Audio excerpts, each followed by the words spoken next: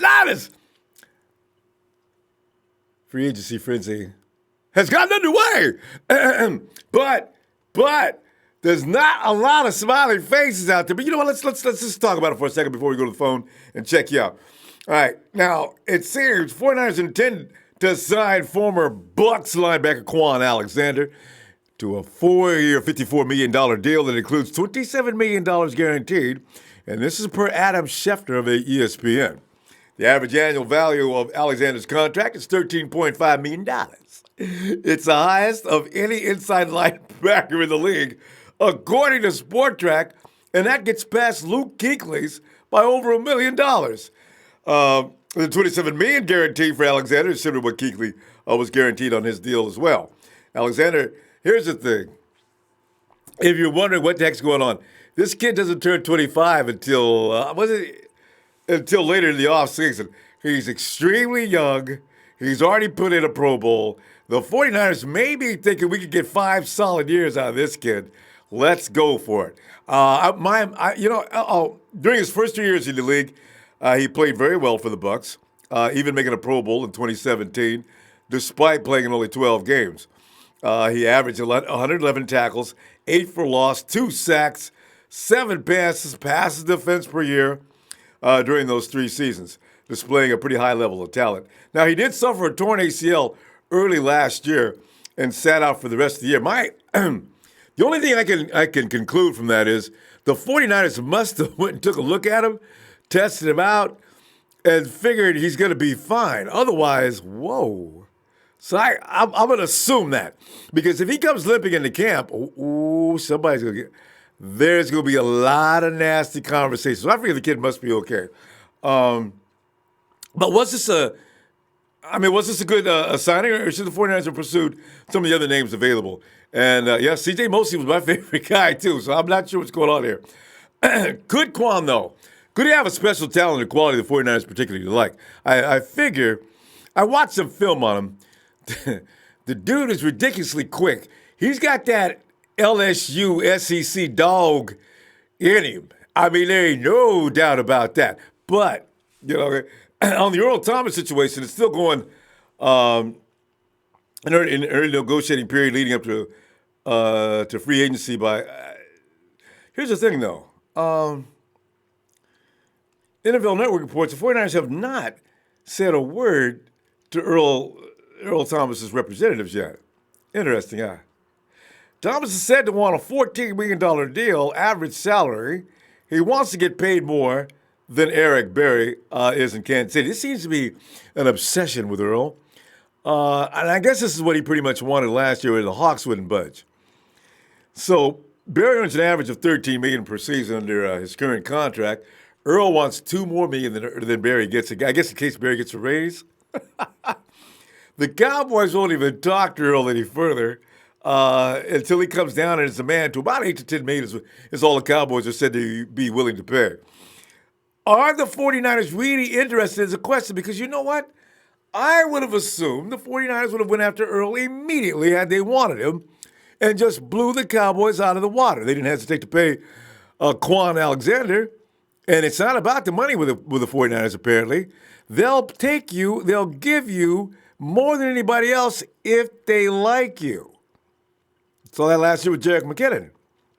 What you think with Jerick McKinnon was there was a lot of competition going on all over the place.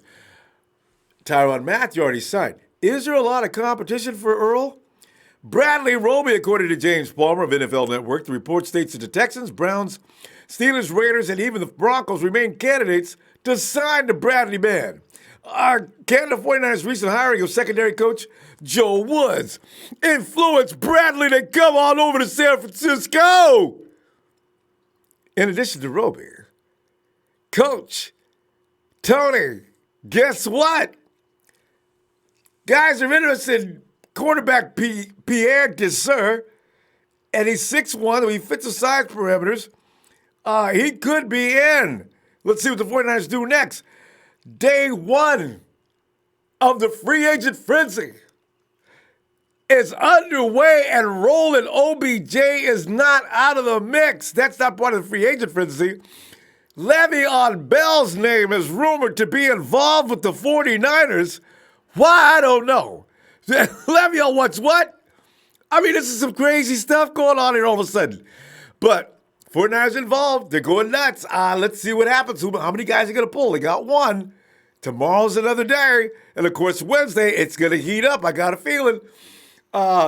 Hey, don't let you like that. Thanks, man. Yeah, we just got that installed in. Got it cool. Thanks. Ralph Delso. Now it's time to get Mark Barron. He will solidify our linebacking core. And Jim Macon says, Houston will cost. Yeah, I noticed there's no word about Houston. West Coast 57257.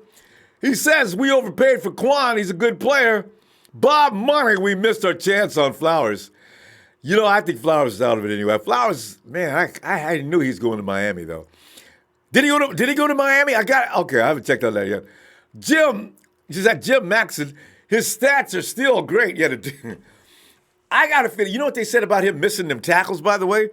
They said he may miss a tackle, but the dude who got hit would be so that his teammates usually come in and clean it up. Oh, Flowers went to the Lions. Okay. Peter Gorman is worth the money to win. It's worth the money to win, yeah. Solstice 11 says, rather get C.J. Mosley. I think everybody would. I don't know what's going on with that. R-Dub, we may have overpaid, but remember, it was us and the Jets, and they have more cap space. Devil's Son, Lynch, and Shanahan like young players, unless it's a player they've had connection with. Example, Morrison Garcon. Good point, Devil's Son. Really good point. Alvaro Cueva says, I'm not happy with this pick. I heard the misses a lot of tackles, and he's coming off an injury. I just want to hear that he's not 100%, and that's why he dropped coverage. Actually, he's very good on coverage. This guy, he's a complete package. As I say, Alvaro, I think they went and checked him out. Maybe he looks like he's okay, and his recoveries must be going fine. I figure he busted ass to try to get it. I don't know, early in the season he hurt his knee, but I figure he must have got on it right away. He's probably looking good. Otherwise, there's no real reason to do this. Ermac 49-49, trade this year's second for Odell and trade down with the Jags. Give them number 2 and a third round for the 7. And Ramsey then use number 7 to draft Gary or Sweat. Yeah, interesting. Aries Niner says Jimmy Garoppolo, Jarek McKinnon, Katavius Street, and newly added Kwon Alexander all recovering from ACL tears. Well, you know, there's a lot of players around the league that have, and they come back and they do just fine. I don't suspect Jimmy Garoppolo's definitely not going to have a problem. He's a quarterback anyway. Jarek McKinnon, we'll get to see Katavius Street. I understand he's lifting trees already. And Kwon Alexander, like I say, they must have checked him out. You don't give a guy who's limping around that large of a contract. So I'm going to assume, just from good sense, they didn't do anything silly. A fun assumption. But anyway, we'll see what happens. I got to tell you, though, the Le'Veon Bell thing is pretty comical. You know, from the way things are shaping up here, though, the 49ers are going balls to the walls on defense. The draft could be interesting. Let's see what that develops between now and Wednesday. Let us see. Hey, Razor! Get ready. Freddie, get ready.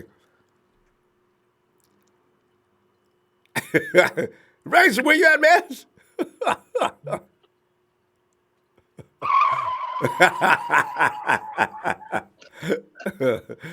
Oh, God.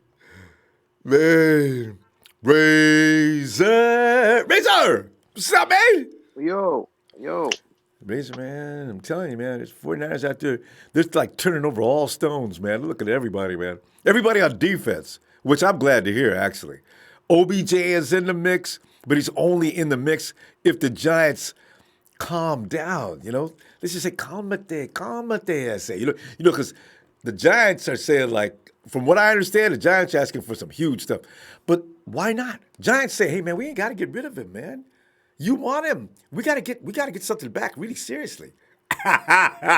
So, you know. But Race, what are you thinking, man? Well, this for sure means we're not taking a linebacker in the first second. First 2 rounds. Yeah. The What first they two gonna let? rounds. What they gonna do, Racer? What they gonna do with them? I'm pretty sure what they gonna do in the first round, but what they gonna do in the second round? And they may Second not need a round will cornerback be tomorrow. second round will be a cornerback, a guard, or a receiver, depending what happens Oh if God. the OBJ thing is true or not. But I think those two positions is a second round pick. And also depending if we get Earl Thomas, because I hear the Texans are in on Earl since they lost Tyrann Mathieu. The Texans got in the mix? Okay. Yeah, they're in the mix because they lost Tyrann Mathieu, and they have a Yeah, I lot of know. money as well. And they also play in Texas, where Earl Thomas is from Texas. So And they just jumped into this mix too, didn't they? Because I didn't see their name mentioned earlier. So yeah, yeah, this makes sense. yeah, And if Earl wants 13 or 14 or no 15, like he's saying, and the Texans say take 16, bruh, 49ers say take him. I know it, but go ahead. yeah. So I think they might be able to steal him away from us, or Yeah, I mean, for sure, Dallas, 'cause Dallas is not gonna pay him what he wants. They have to pay other Dallas people, but Dallas says 10 is their limit. yeah. So I think it's between us and Houston for Earl. I really want Earl. I mean, I think he has some good years left in him. Mm, I'm not worried about the leg injury, but I think yeah, he for sure we need him. And then there's rumors like you said, Le'Veon Bell, OBJ, mm, mm-hmm. and I seen a rumor from the that dude from Baltimore, Zadarius Smith, the Zedarius, edge. yeah, Yeah, edge, that dude's a bully. He's mean. yeah. Hey, Razor, they get him in free agency. The OBJ deal is on, guaranteed. Because they'll go with another round and get another edge rusher, and they'll let they'll let Bosa slide. Yeah, who knows? I mean, yeah, I mean, um, if we trade with Giants for OBJ or whatever happens, just speaking hypothetical, the Jets will probably take Bosa, and then the Raiders will take whoever else is left Yeah, if the behind. Jets But do take Bosa, yeah, because the Raiders are thinking God is looking down on him with a black and silver jersey on. If Bosa slides down to number 4, oh, Gruden and Mayock would be like, they'd be having like orgasms in the office, man. It'd be sick. yeah, Because everything they ever wanted would be happening now. Oh, God. yeah. Go ahead. But getting to K1 real quick, I like him. He has a lot of potential. Um, it's like we never get the guys that are proven. We get the guys that are up and coming. Yeah. And we pay him top dollar. Yeah. So like, Uh, I mean, I would be fine with this pick. I mean, I like him, but I'm saying I would be like, I'd feel safe if he didn't tear his ACL. And I'm yeah. tired of getting ACL players. Like three of our highest top players are coming off ACLs: McKinnon, Jimmy, and now K1. So I mean, Yeah, but Jimmy and McKinnon, they didn't have ACLs when they were signed, though.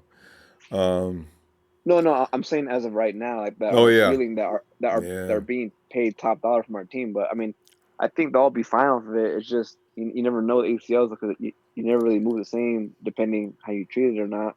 True. But I like K1. He's fast. He's silent. His silent speed. And remember, he's only 25, so that injury, he may be fine. 24. Yeah, 24, right? So I got a feeling the 49ers checked him out. There's no way they went in there and took a look at him and seen him limping around and says, all right, we're going to make you the highest paid. There's no way that happened. I figure he's far enough along that it looks like there's going to be absolutely no problem come OTAs, I guess. Yeah, yeah. I think he should be fine. And the funny thing is, he's a few months younger than Reuben Foster. See, isn't that interesting? But also, if Reuben Foster was never an idiot, we would not have to break the bank for the middle linebacker. We still had a few years Anyway, left on Foster's anyway, contract. yes. Dang it, bro. I'll never forgive him for this, man. Ever. God. Yeah, yeah. But I do see us getting Earl though. I think he's playing the waiting game right now to see where Adrian Amos goes, and I think there's one other safety left in the market. But right now he's playing the waiting game though. So I Earl? think I think he'll yeah I think he'll sign end of the day or early tomorrow. Because see, You're right, because there's so many. Because Adrian Amos is no slouch, and there's about 4 or 5 other guys too, but not so many that fit the profile that Earl does for what we need. Earl's probably sitting back thinking, "Yeah, the Niners gonna come to me. I'm gonna just sit back and relax here because I ain't gonna be paying for no chump change, man. I'm Earl Thomas." So that's only gonna last another 24 hours, though.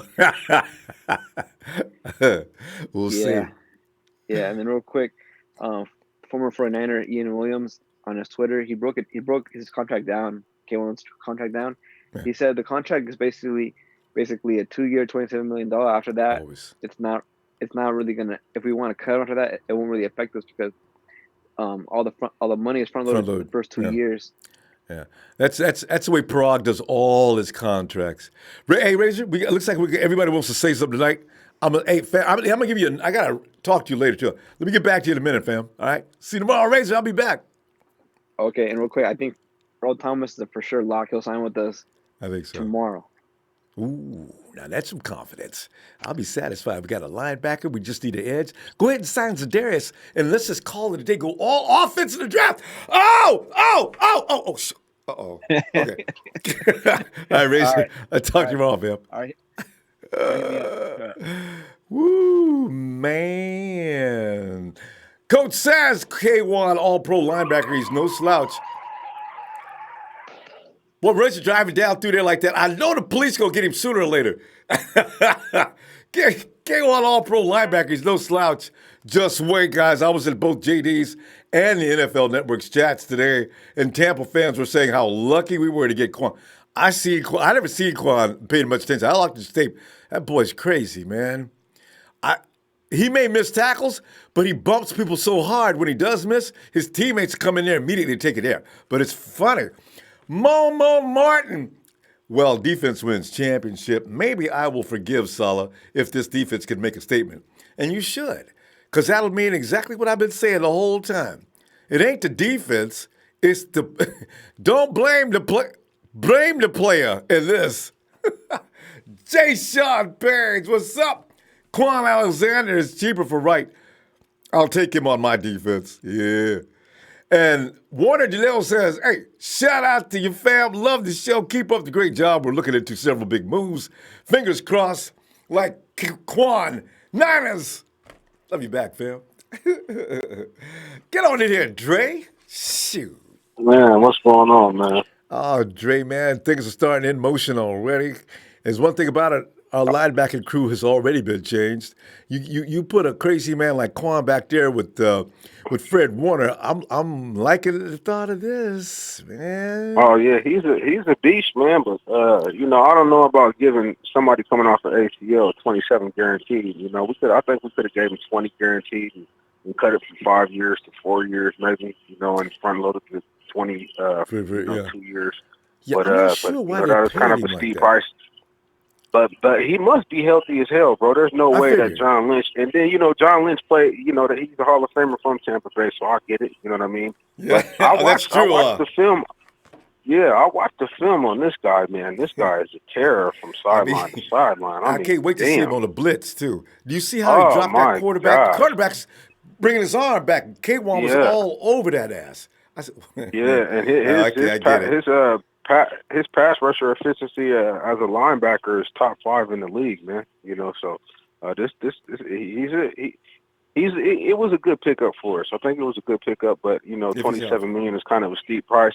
But I mean, shit, 5-6 weeks into the season, we might be praising that we got this guy. You know what I mean? So we're gonna have to trust our general manager on this one. And Dre, I just want to add to that. Dre, you know what the thing is? When you last year we signed McKinnon, this year we signed these guys, we signed Kwon. Free agents now know the 49ers are not going to be cheap. If they like you, they'll take good care of you. They're going to pay you. Yeah, that's a signal they're sending there. Yeah. Yeah, and not only that, if we like you, we're going to take care of you, but we usually stick by guys, especially when they have, injuries. So that's another good thing that we have going for us, man. But I'm just really hoping we don't lose out on Earl Thomas.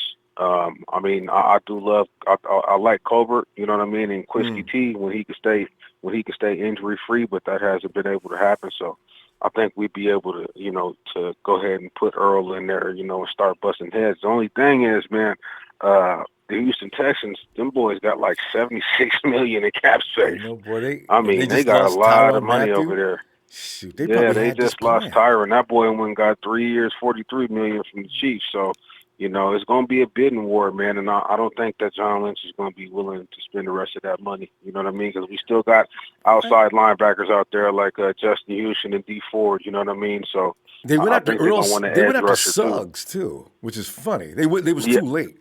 I don't know if I want Suggs, but well, I mean, and his home base now, in the off season, that's where his house is. He lives in Arizona, so that was more of he wants to be comfortable, coming to the end of his career, be close to his family and shit. And he played at ASU, so I get it. I've always liked T Suggs, but man, I really hope that we're able to go get Earl, man. I think we're the additions of Earl.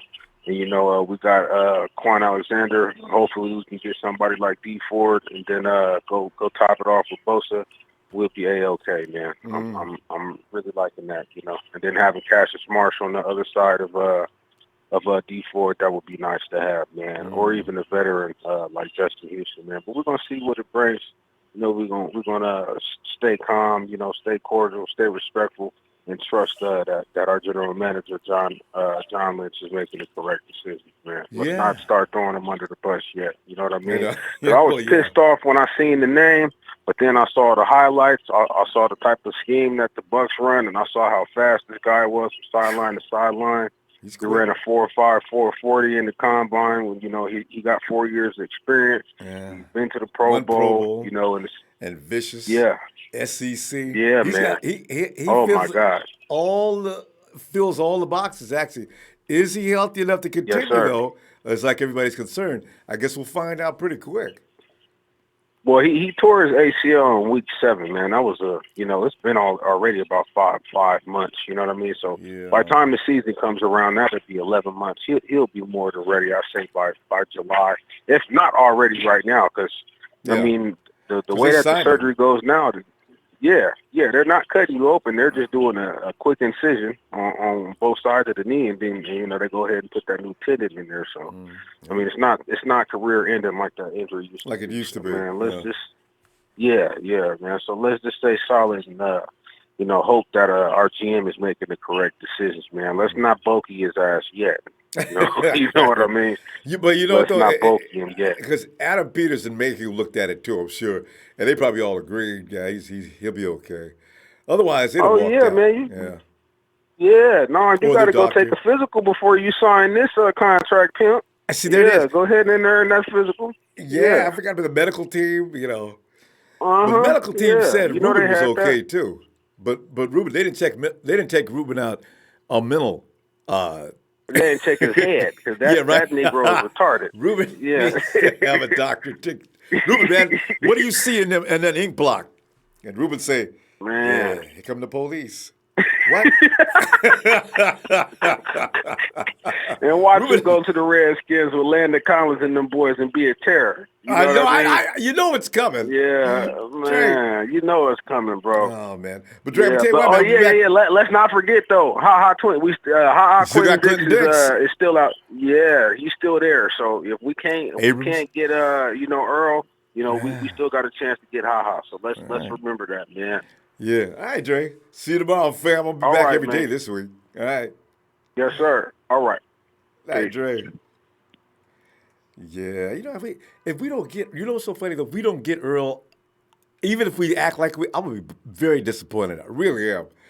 Okie Liner says not down. He's never played full season.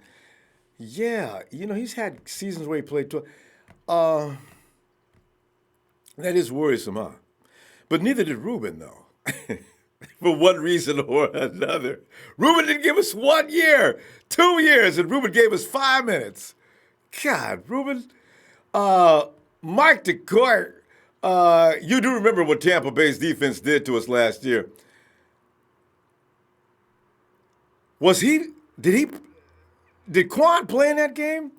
Hey, beat the crap out of us, the defense did. And then the offense just came in, but that was, God, I got to check that game out again. I can't wait to go watch that game later. Chase, DeAndre said, I've been watching you for 2 years now. I love what you do for the Night of Film. Shout out to all the Mississippi Niners. We rep it all the way down south. Yes, Mississippi. Oh, Ismail Delgado. What's up, Night of Fam? Mr. Leaks says, what's popping? Mr. Leaks. Free agency, fam. Oh, I knew it was going to get... This is day one. It's only day 3.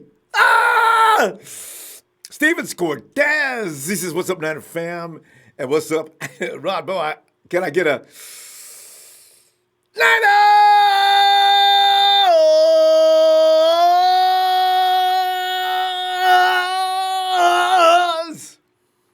Hey, you know what? I got to calm down until these people sign these papers, man. Wednesday, everybody bails. Even Kwon says, I can't do it, y'all. Hey, Will, come on in, Will. Ronbo, what's up, man? Oh, Will, man, the wheels is grinding, man. I'm sure where they round and round we go, where we go stop, nobody knows. What you thinking, man? I'm telling you, everybody's name. We got Kwon already. You got Earl. Earl wants way more money than I guess everybody expected. And Le'Veon Bell's name came up. For what? OBJ is still in the mix. You got Bradley Roby, and you know his coach is over in San Francisco. Look out for Pierre Desir. Oh! Somebody gonna be on our team, man. But Will, what are you thinking? Well, first off, I want to give a shout out to the first 2 callers that just got to come in talking to you. I'm glad they feeling. Yeah, Razor and Dre. I'm glad they feeling the same way I'm feeling, man. Man, look, this was a good pickup, a real good pickup, man. This dude is a wild child. This dude is a terror on the field, man. This dude, man. I understand the ACL injury and everything. I mean, we don't need to go ahead and crucify this dude because he got an ACL injury because we already got players that got ACL injuries and we already talking about how good they gonna bounce back. So we need to give him that same respect. So when the season starts, he gonna bounce back too. But the dude is a terror. The dude can lay a hit on you. Yeah, absolutely. He can hit you so hard that he can stop your momentum, and it can create the other guys to come over to make the play. And man, make you give up and that ball too. Right? Yes, he's got the turnovers. dude you were about to get you made it to my next point. The dude creates turnovers, man, and the dude he plays the zone right. Like the linebackers play their little area, he plays it right. I mean, he looks like him and Fred Warner gonna look. They're gonna look alike. They're gonna look alike out there on the field because they play just like. They support the run. They shoot through the hole like a missile and lay a hit on you, and they can cover. So I mean, so far so good for John Lynch. I mean, I give him a big clap for that. You know what I'm saying? So the deal they gave him.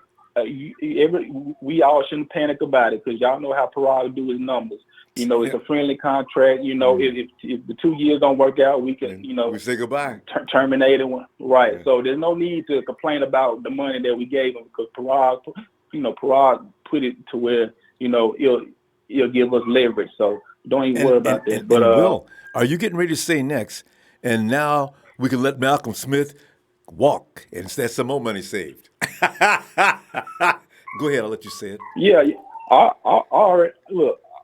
already got his bags at the door. They just waiting for him to come pick it up. So he's gonna be gone. Yeah, really, there's no need for him to be here anymore.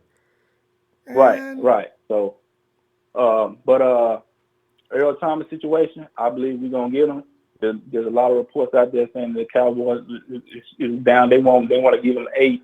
8 to 10 max. They're saying this is what they're saying. Earl Thomas want a 2-year, $30 million contract. So he want to get $15 million for the first year and the next year. He wants a 2-year deal, $30 million.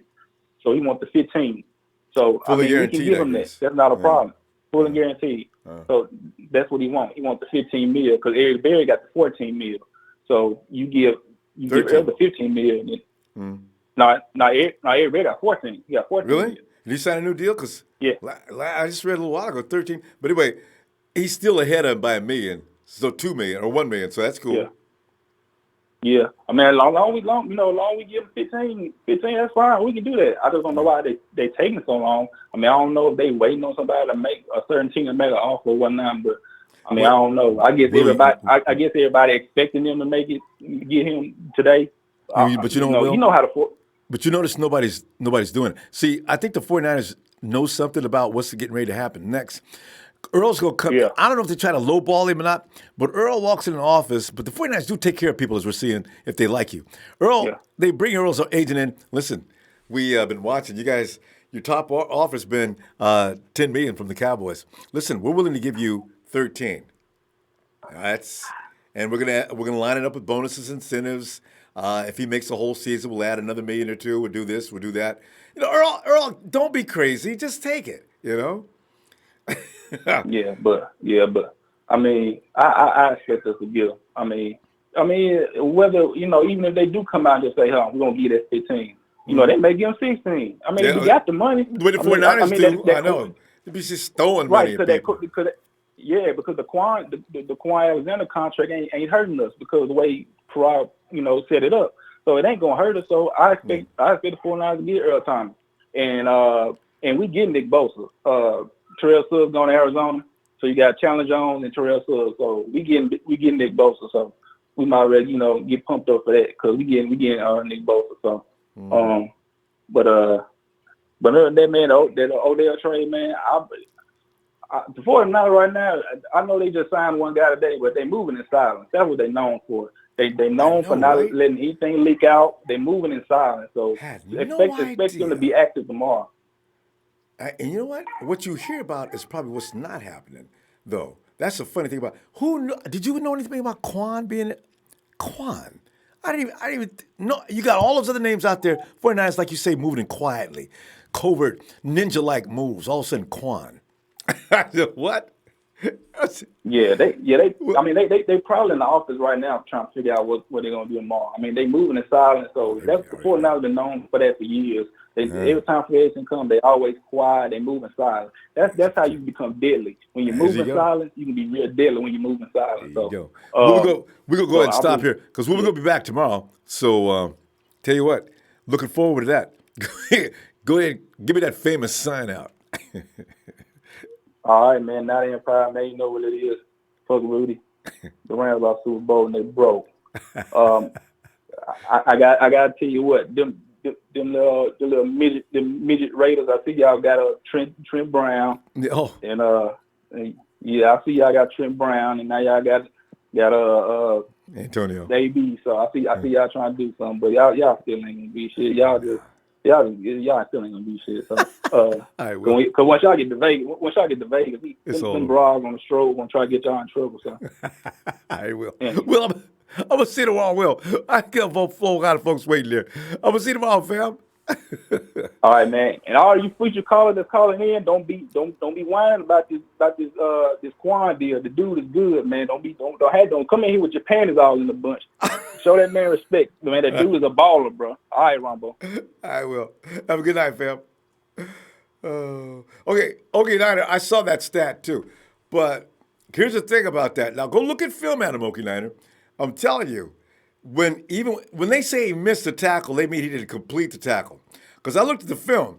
He hits dudes and he rocks them. If you're coming down the field, let's say you're Vance McDonald, right? Now Vance is known as one of the scariest tight ends in the league for being physical, right? Let's say our boy takes a shot at him and slows him down. And if Kwon hits you, you will slow down. And then teammates usually converge because he's the fastest guy out there. This is not a bad signing. It's really you'll grow to appreciate it later. And okay, thanks for the contribution to Honky. What am I getting? Pop. Oh, hey, Sean, come on in here, Sean. Yes, sir. How we doing today, brother? How we doing today? Sean, I'm feeling all right, man. Because when I didn't know who Kwon Alexander was, right, and then I went over, hit the tube, typed his name in.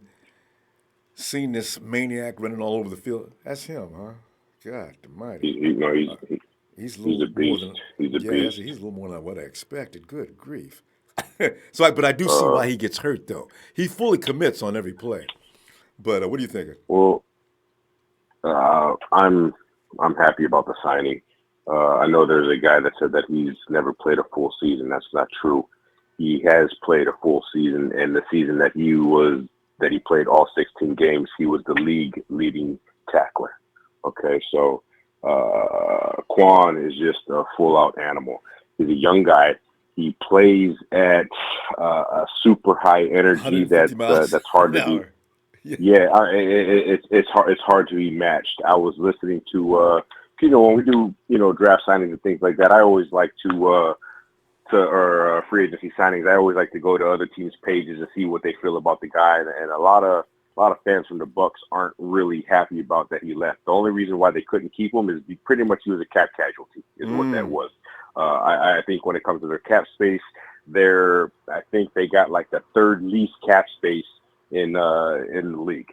Okay, so they really wanted to keep him. They just couldn't afford to keep him, is what it was. When he came into the league, he actually beat out Bruce Carter that played with the Bucs, which Lovie Smith was absolutely high on. Lovie Smith is a true defensive guy.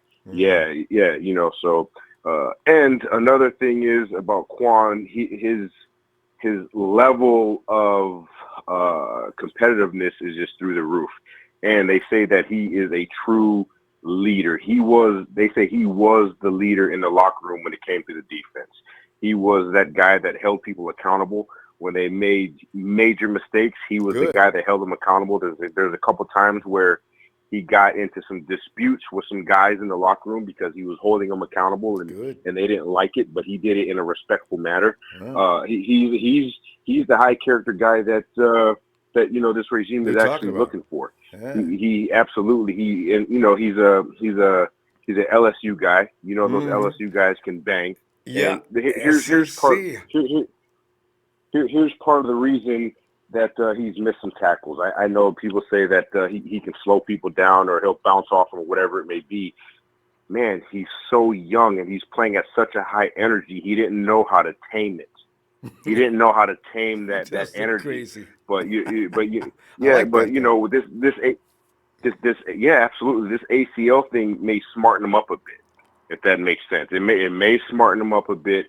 He's coming to a team and we had a lot of missed tackles last year too on our defense. We know that, right? Yes. But it's a whole different type of thing. Our guys were it's because they were just trying to lay the wood, so to speak. But this guy, he just played and missing. But this guy just plays at such a high energy. What it is, he was pulling the trigger too fast. Is what it is.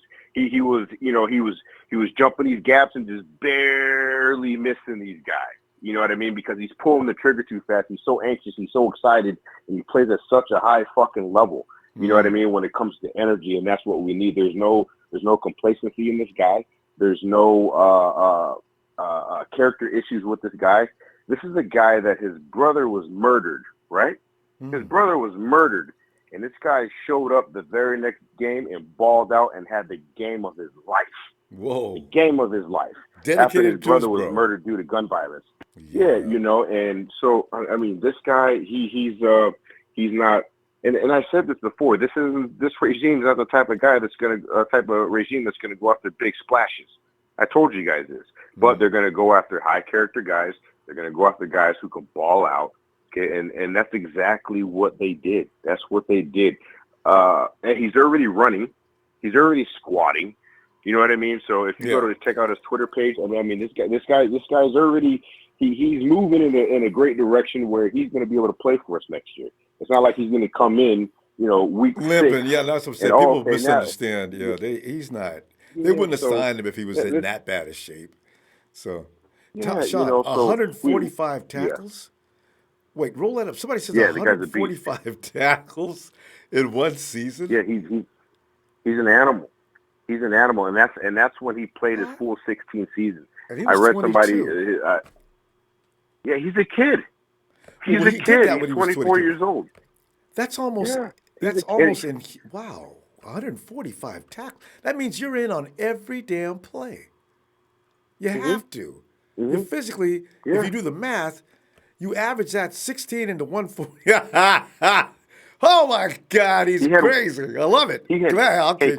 Check this out, Ronbo. In one game, he had 21 tackles. In one game, he had 21 tackles, Ronbo. I've only seen one other guy do that, Sean, and he left the game due to the fact that he thought the game was too violent, and that's Borland. Yeah. Remember Borland was doing them 20, 25 tackles? Yes. We haven't had anybody like that since then, except for Fred comes close. But we got him now. We yeah. got Kwon Alexander. We got him now. This guy had a 21 tackle game. This guy is just yeah, absolutely. I mean, he's a guy that it's like I don't know how to put into words, but just be happy that we got him. I am. Be happy that we got him. And looking at the go ahead, man. I'm just saying. Yeah, just be happy, guys. Just be happy, and we still got a couple more days to see what happens. So feel good about it. Be happy about it. Over and out. Sean, always appreciate you, Phil. Have a great night. Yeah, I'm telling you, man, this is nice. I'm getting excited, but I can't wait to see him in action so we could do things like, oh, whoa, that boy just got quanned. Jordan Barron. He says, E.T. just started following John. I know, I heard about that. E.T. just started following John Lynch on Twitter. Jordan, thanks for the contribution, fam. Eric Sanchez says, what round did our free agency sign come out in the draft? I think was he a third or fourth round pick? I don't think he was a first round. I don't know, but he wasn't like what one would imagine. See, this happens all the time. First rounders do well, but then all of a sudden you see like George Kittles, Navarro Bowmans, Antonio Browns.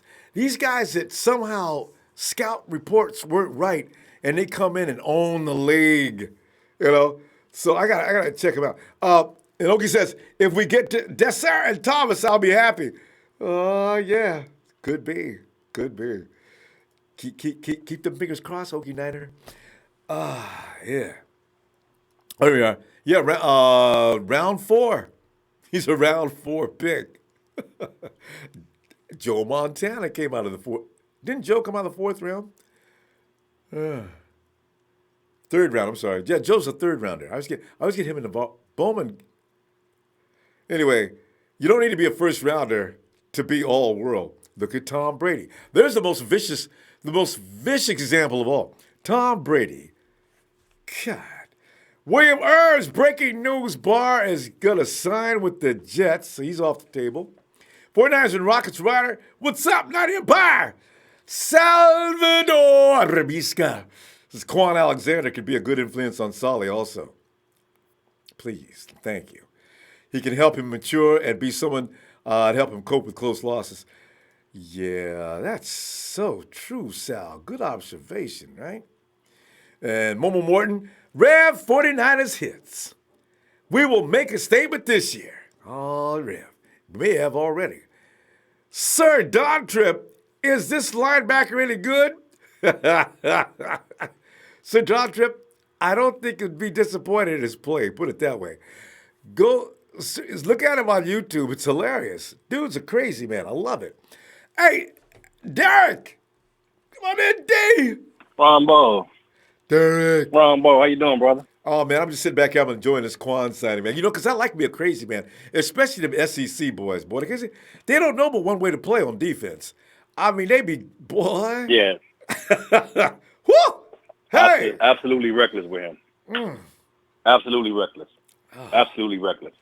Man, yeah, I definitely want to. I definitely want to reiterate what the previous two callers said. This boy Kwon, he's a beast, man. We definitely need somebody like him in the middle of our defense. Yeah, that's going to be holding it down. Cause we got to stop that running game. Yeah. And stop being so polite. I want crazy men. You know. Yeah. Exactly. Well, you know, we had a crazy man they drafted, but he didn't work out because he's too crazy. He doesn't know how to be mature enough off the field yet. You know, so. We gotta clean it up a little bit. So hopefully this next signing, John Lynch loved those Tampa Bay guys. So yeah, it was to be expected. It's to be expected. But I'm still looking at the Earl Thomas thing. I think all of us as 49er fans, we want Earl Thomas. And I do. again, and I've been reading stuff all day, and I just don't want to discourage people, but I really feel like he wants to go to Dallas. Oh, bad. That's because he's from Texas. Yeah. And it's not about money. You can have all the money in the world. That doesn't necessarily mean you're going to be happy where you're playing at, because he wants to be in Dallas. So, I don't know. I don't know what's going to happen. I'm on pins and needles right now because every time I see a news flash or breaking news, I get nervous. So it's about Earl, right? I just. Derek, oh, absolutely, yeah. Because I mean, all the other safeties are signing now. So and quickly. And Derek, you heard about the fact that Texas let Tyrann Mathieu walk. Could they have been setting the table for Earl the whole time, knowing he likes Texas and Dallas? And as soon as they sell, Dallas ain't got no money. All right, let Tyrann go. Let's get a hold of Earl. Well, yeah. You know. Yeah, but, I mean, well, that's a good way of looking at it, also. But I don't know. I'm just. I'm just saying because that's another opportunity for him. Because I'm saying if Earl insists on getting paid more than Eric Berry, Dallas will have to try to figure out how to give him that. Because if he's serious about that, I mean, he put that out there. Maybe somebody else, their agent, but the 49ers can do that. I guess they're going to wait and see what happens next. So. Right, absolutely. And I just got word from one of my boys that when you had the guy on the YouTube show last night was talking about that corner from the Colts, Pierre Desir. I heard he just got his option denied. So he can't leave? We want to go after him. Right. Tagged? He can't. Ah, okay. Yeah, Pierre. Because remember, when Coach said Pierre be giving Hopkins trouble, I said, what?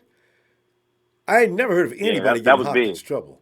But somebody stopped Hopkins in that playoff game. It must have been him. It must have been somebody from the Colts because he didn't do anything. you know? Yeah, you know? So, that rush was making Deshaun crazy too, but still. I mean, you know? But they've always had trouble with the Colts though. I mean, that's like their nemesis. They They gotta consistently beat the Colts before they can be ready to move to the next level and come. Yeah, well, I mean, really, us with the Rams right now because we beat Seattle last year. So. Well, finally, yeah. But we've been beating Rams for years. But, I mean, the thing is, Rams just recently got worth a while. But, I mean, the Hawks have whooping our ass for how many years? See, and even this year we didn't sweep them, you know? So I'm so sick of the Hawks. No. Damn. Ooh. No, but, you know, we just first and foremost, we got to stay healthy. Let's stay healthy going into this week one. Let's just stay healthy. And see how it goes from there, you know. But we got to get this right with free agency. We got to get it right with the draft. Let's focus on that. Let's get that right, and then just see how it goes. Because I think all of us as 49er fans, we want everybody. We want all the best players. Like Shaq said, we want all the best players. You know, you want all the best players because that's how. I mean, you can't win in this league in the NFL if you don't have any talent. You need talent to win. Yep. And it's just that simple. So. If we can get Earl, I'm like, you know something, our defense going to be lights out next year. It's going to be lights out next year. Because you already put a crazy man to join Fred Warner. You get Earl back there to solidify that area, and him and Sherm together will educate whoever's on the other side of the field. And now you get whoever to put on the edge. We got the defenses patched. Oh. Yeah, but I'm still a little concerned about that left corner spot, though. I'm a little, you know. Sherman? I don't know about that left corner. Sherman's right. I mean, I'm sorry, the other side. That's what I'm talking about. I thought Sherman was right. Yeah, you're right. I'm looking at the wrong side of the field. No, you're right. And that's why I think the 49ers go. Bradley Roby's still out there, fam. I don't know. Right. I don't know what's going to happen there. But Joe Woods may be already on the phone. You never know. You never know how it's going to turn out, man. I mean, and like the previous caller said, you know, the 49ers don't let you in too much on what they're doing. They keep it real hush-hush until it's done. It's done. You know, they don't leak too much stuff out. So, if anything, you know, and all this potential and maybe and somewhat, the 49ers don't do that. They keep it tight until it's done, and then they release it. So, and everybody goes, you know, we just got to be patient and sit back. Yeah, exactly. We got to sit back and be patient and wait. And then you just announced that Anthony Barr signed with the Jets. Yep. Well, he's bars off the table. That's going to hurt. That's going to hurt Minnesota, which is good for us because that's NFC. Yeah. So that just made Chicago Bears that much better There because they took that's a big hit right there. There you go. Derek, D, let me tell you what, man. Let me see you tomorrow because we're going to be in all week long. Yes, sir. And see what happens tomorrow. See what happens. It's going to be crazy again. I just know it. All right, fam. Appreciate you. Absolutely. Niners Nation. Go Niners. Appreciate you having me on, man. Take care, buddy. Derek, remember, Niner Empire. People be calling and writing in afterward. It's terrible. Niner Empire. He didn't mean it. He just meant Niner Empire. Niner Empire. Let's go, baby. Let's go. Derek, have a good night, fam. Do the same. All right. Let's see here. It says, I got no caller ID here. Who is this on the phone? Hello? Rudy, is that you? Rudy, I know that's you. Boy, hey, fam, you know what? Get ready. Because between now and the season start, Raiders and everybody else going to be doing this. We're going to be getting, what do we call them? Crank calls. Hello, who's this on the phone, please? Hello? Especially when they have no caller ID, because then we can't bother them. Hello? Yeah. let me check out here first while you try to work on that. Chase, DeAndre, get that D right. I agree. Brunel Jacobs, would you sign Jamie Collins for depth? Man, I don't know if he could. So actually, I hear somebody on the phone now. I would sign Jamie Collins, period. Area code 480. Hello, 480. Hello. Hello. Yeah. Hey, what is your name? What's up? What's up, Ronbo? Yeah. How you doing? I'm doing good. How are you? Yeah. Awesome.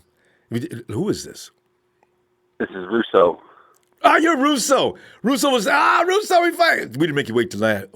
Russo, now we know who you got me in. You got me in tonight. I appreciate it. Russo, what's going on, man? You heard about us getting Kwon, and you seen the rest of the guys on the menu of what the 49ers want to do between now and Wednesday. What are you thinking? I like the Kwon signing a lot. Everybody pretty much touched on everything. He's honestly top 3 available linebackers, period, out of everybody that was in the free agent pool. I was actually watching the Bucs Browns game when he tore his ACL. I bet the under. I was in Vegas. I actually watched it happen. It was like a 3-0 game in the second quarter, and then final score like 50 points on the board. So how did he do it? He was obviously Russo. I mean, did he do it on a tackle, or how did that happen? I'm pretty sure. Like, he was involved in like 3 straight plays, from what I remember. Like, he made a tackle, he had like a pass breakup, and then like there was like a weird play. It was like in the middle of the field, and it was just like one of those freak accidents. Like, pretty much when you tear your ACL, it's generally not a normal play. So it's been months since I've seen it, but it's just one of those things that happens. And man, it's strange. ACL injuries aren't what they used to be. It's just not what they used to be. People are come back. They're bouncing back in 6 to 8 months easy. Yeah, hey, we got definitely ourselves a linebacker. We were worried about that, Russo. I mean, Malcolm Smith is not something you want to look forward to. Now we got a kid that's only 24 years old. He'll be 25 in a few months. Hell of a signing. I like it. It's a great signing. I mean, the contract, it's all front loaded. I mean, it's really, you got to pay to play. I mean, you want to get good players. We want to get back to the playoffs. You got to pay people. You got to have these kind of guys too. Insane in the membrane. Bam! Oh, and like what was everybody's on CJ Mosley. Like, dude's a stud. But honestly, I don't think he's leaving Baltimore. I think they let Weddle go. They let Suggs go. Darius Smith might be gone. I think they're kind of shedding cap, and they're like, hey, look, we want you back. We don't want to lowball you. We don't want to overpay you. Go see what your market is. See if you find something you're happy with. And I honestly think he's going to end up back in Baltimore. That's what I really think. So, because that would be a I terrible don't think he's even really on the table. And in that case, they might bring Zadarius back because in the first place, they were trying to make room for Suggs, which makes no sense. And now Suggs is out of there in Arizona. Well, why not bring Zadarius back? We'll see what they do, though. Yeah. Yeah, I live in Arizona. I live in Phoenix, and I've seen Suggs at the casino like 10 times over the last several years. He's there you spend all a lot the of time there playing too, poker. don't you? Yeah, I mean, I hope you win it, Russo. I do pretty good. All right. But there's another guy, middle linebacker that I like. His name's Preston Brown. He was on the Bills for 4 years. First 4 years, he's been in the league for 5 years. So his first 4 years, he played all 16 games. His rookie year, he had over 100 tackles. Ooh. All 4 years, his tackles increased up to 144. And then last year, he got injured, like week 9, something with the shoulder, I believe. And I think it was a 1-year deal because I know he's available. And I think that he's a guy that we could easily go out and get and save some money and then not really have to worry about the linebackers in the draft. You know, that's exactly what it was. You know, they're going to want to get a kid anyway. I think their blueprint now is to keep somebody in the wings. You keep your frontline guy out there. You know, some of the kids we got already, they're in their second, third, and fourth years. And you draft another kid at certain positions, those key positions you need in order to win. Because as much as everybody thinks it takes a wide receiver or it takes another position, it's all about edge rushers are now about as valuable now as quarterbacks, according to what study says. If you're going to win, absolutely, you better have an edge, and they're as valuable as a quarterback. Your secondary has to be strong. Safety is number 2 on the list. So, linebacker comes right in there next. But linebacker, it's funny, they're not as high of importance as I would imagine. I think they come in around 4th. But your frontline defense, linebacking group, or your secondary, and then linebacker group. But yeah. And the thing is we're blessed with the second pick, and this is like the most loaded pass rush draft probably ever, honestly. I agree. Like we could stay right there. We can get Bosa or we can get Allen. Mm-hmm. If we decide to trade back, there's multiple options there. You got Burns, you got Sweat. Yeah. There's guys everywhere. So there's so many. I see us easily getting we got Kwon, we got a linebacker. Earl Thomas, it's seeming like it could be 50-50 at this point. I'm sure everybody wants Earl Thomas. We all wake up tomorrow and we see we got Earl Thomas, we're all going to be extremely happy. Party time. If we don't get Earl Thomas, there's other options. And honestly, this is the one thing I was looking towards is we traded up to get Reuben Foster. We traded up to get Pettis. There's this kid named Taylor Rapp from Washington who is an absolute stud that they're projecting either the Texans would need a safety, San Diego is possibly looking at a safety, and Kansas City is looking at a safety. They all pick in the back end of the first round. Mm-hmm. If any of them actually gets Earl Thomas, we could trade up with one of them and get this Rapp kid. Yeah. And I think that would be a really good option for us. There you go. Because I keep looking at Nasser as being a possibility. But what's this kid's name? Adderley. See, now Adderley, they're actually saying he might be a corner. He might not project as a safety in the NFL. Oh. They're saying that he might be more of like a Jimmy Ward type player. All right. And I think he played at Delaware. The competition's not quite the same. That's true. Taylor Rapp, he played at Washington. That conference isn't great, but this kid watch his tape. He's lights out. And another guy. His name is Rapp, you say? Yep, R-A-P-P. Taylor Rapp. He played at Taylor Washington. Rapp. Okay. I think he's the best safety in the draft.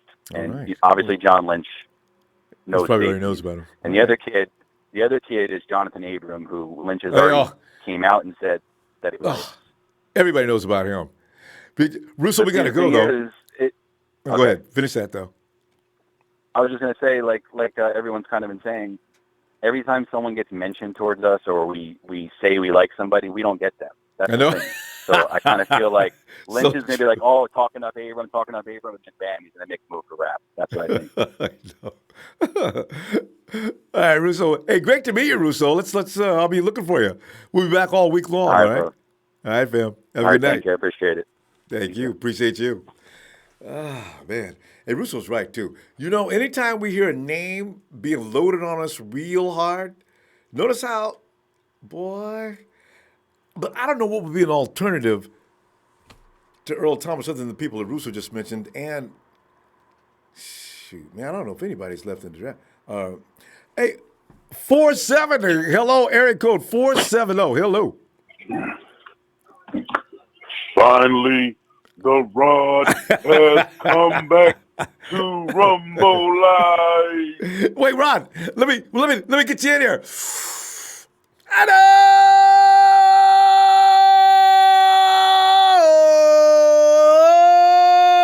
Rod.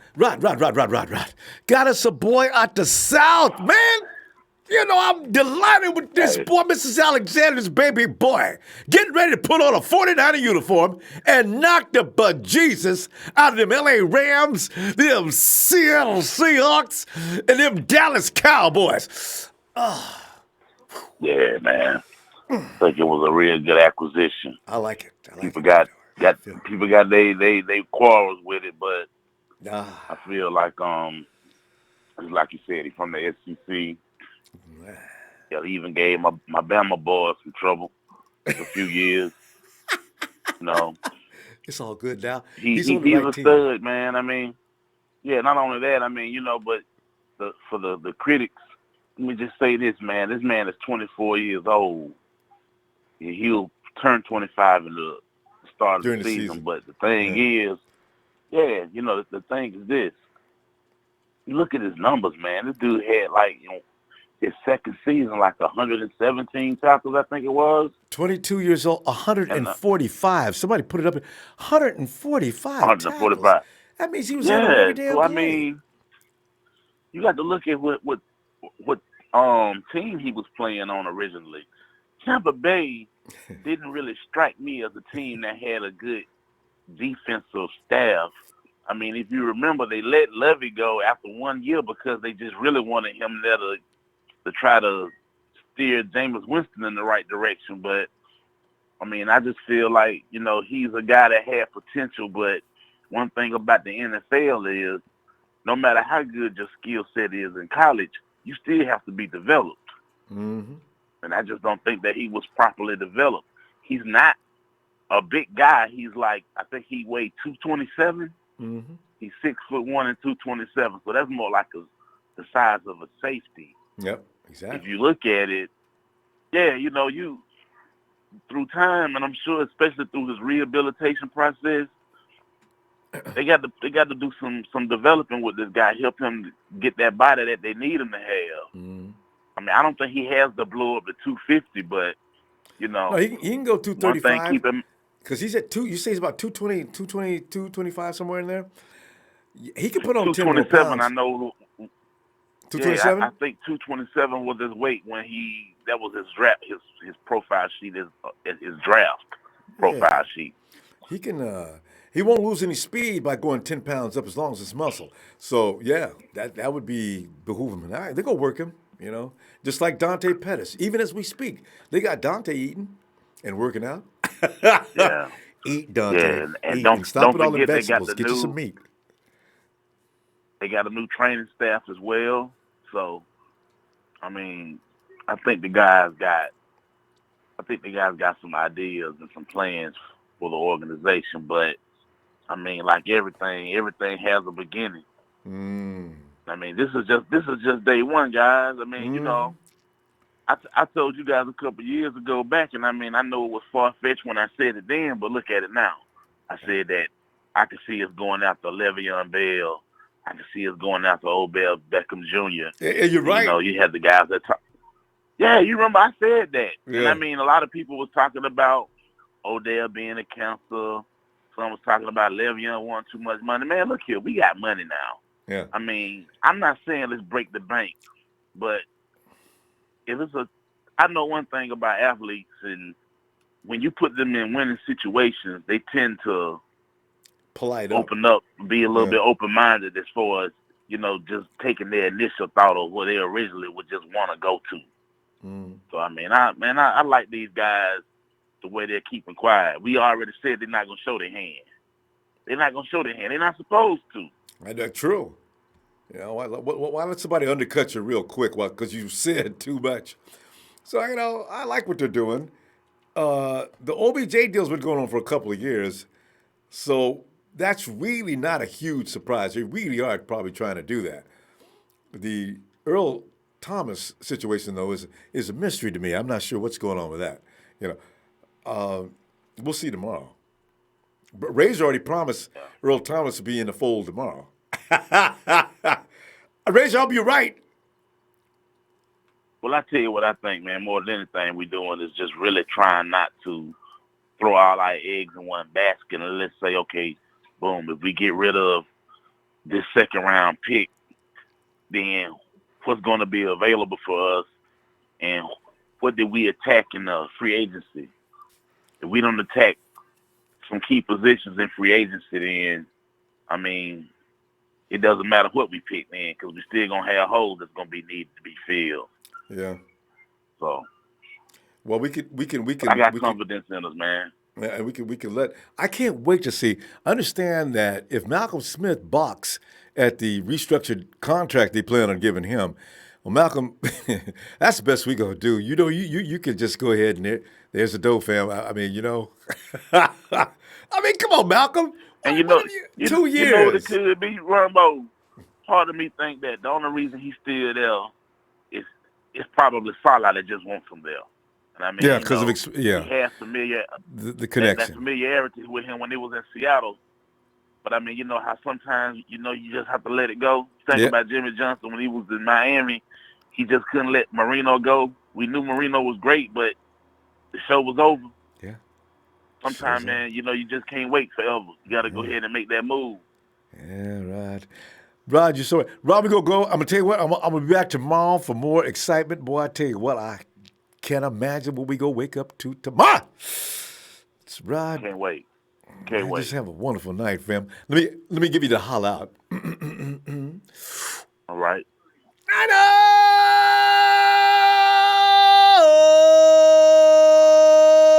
You see how I drag that? Oh, simple man, Rod. All right. Ronbo, now you say that win for me now. My birthday in 2 weeks. I know you got to sing for me. You know I'm gonna be ready for that, Rod. All right. Hold it down now, the Empire. Yeah. Oh, let me go ahead. Coach says the prior caller was saying something about this option being denied or something. He has no option. He's an unrestricted free agent according to the Overcap site. Okay, so, and I noticed I just saw the flash on the screen. Desir is, they got the 49ers name all over underneath him and everything. I guess it was a 49ers site. Brunel Jacobs, Brunel, we ain't seen you in days. He said, would you sign Jamie Collins for that? Well, we did that one. Okay. Yeah, I would. And get rid of Earl? No. Earl, well, I hope Earl ain't watching. Boy, because he said, boy, I ever see that Negro on the street. Earl, you know what? Earl, you all right. You know what I'm saying? But, you ain't did nothing for us for 2 years. Did nothing but collecting money, man. In fact, you need to let me have some of that. Just because you got so much extra. Hellcat AK says, if we suck again, you have to call for Lynch's head. All these head-scratching moves are really annoying. Hellcat, you're one of the only people scratching your head, though. These are not head-scratching moves. Kwon can play. Do this, Hellcat. Go look at the film of Kwon, and then you tell me if you're still scratching your head. Dude's a menacing fiend. Big homie in them says, I love our acquisition. See what I'm talking about, Hellcat? He says, I love our acquisition of Kwon. Young, productive, full of potential. Kyle Lynch knows what they're doing. Nikita Love says, what's up? I was wondering, do you be texting Kyle? Kyle doesn't have. Boy, I bother John Lynch on almost a daily basis. I be tagging him on every other post. John, I don't know why John hasn't blocked me. I never say anything rude or nasty or anything, but I'm just constantly. Every time John looks at this, oh, there he is again. My God, let me do my job, okay?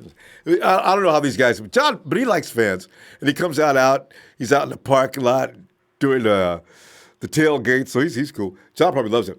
Uh-oh! And it's Monday night. Introducing one half of the TNT Connection. He hails from Virginia. He is Trey.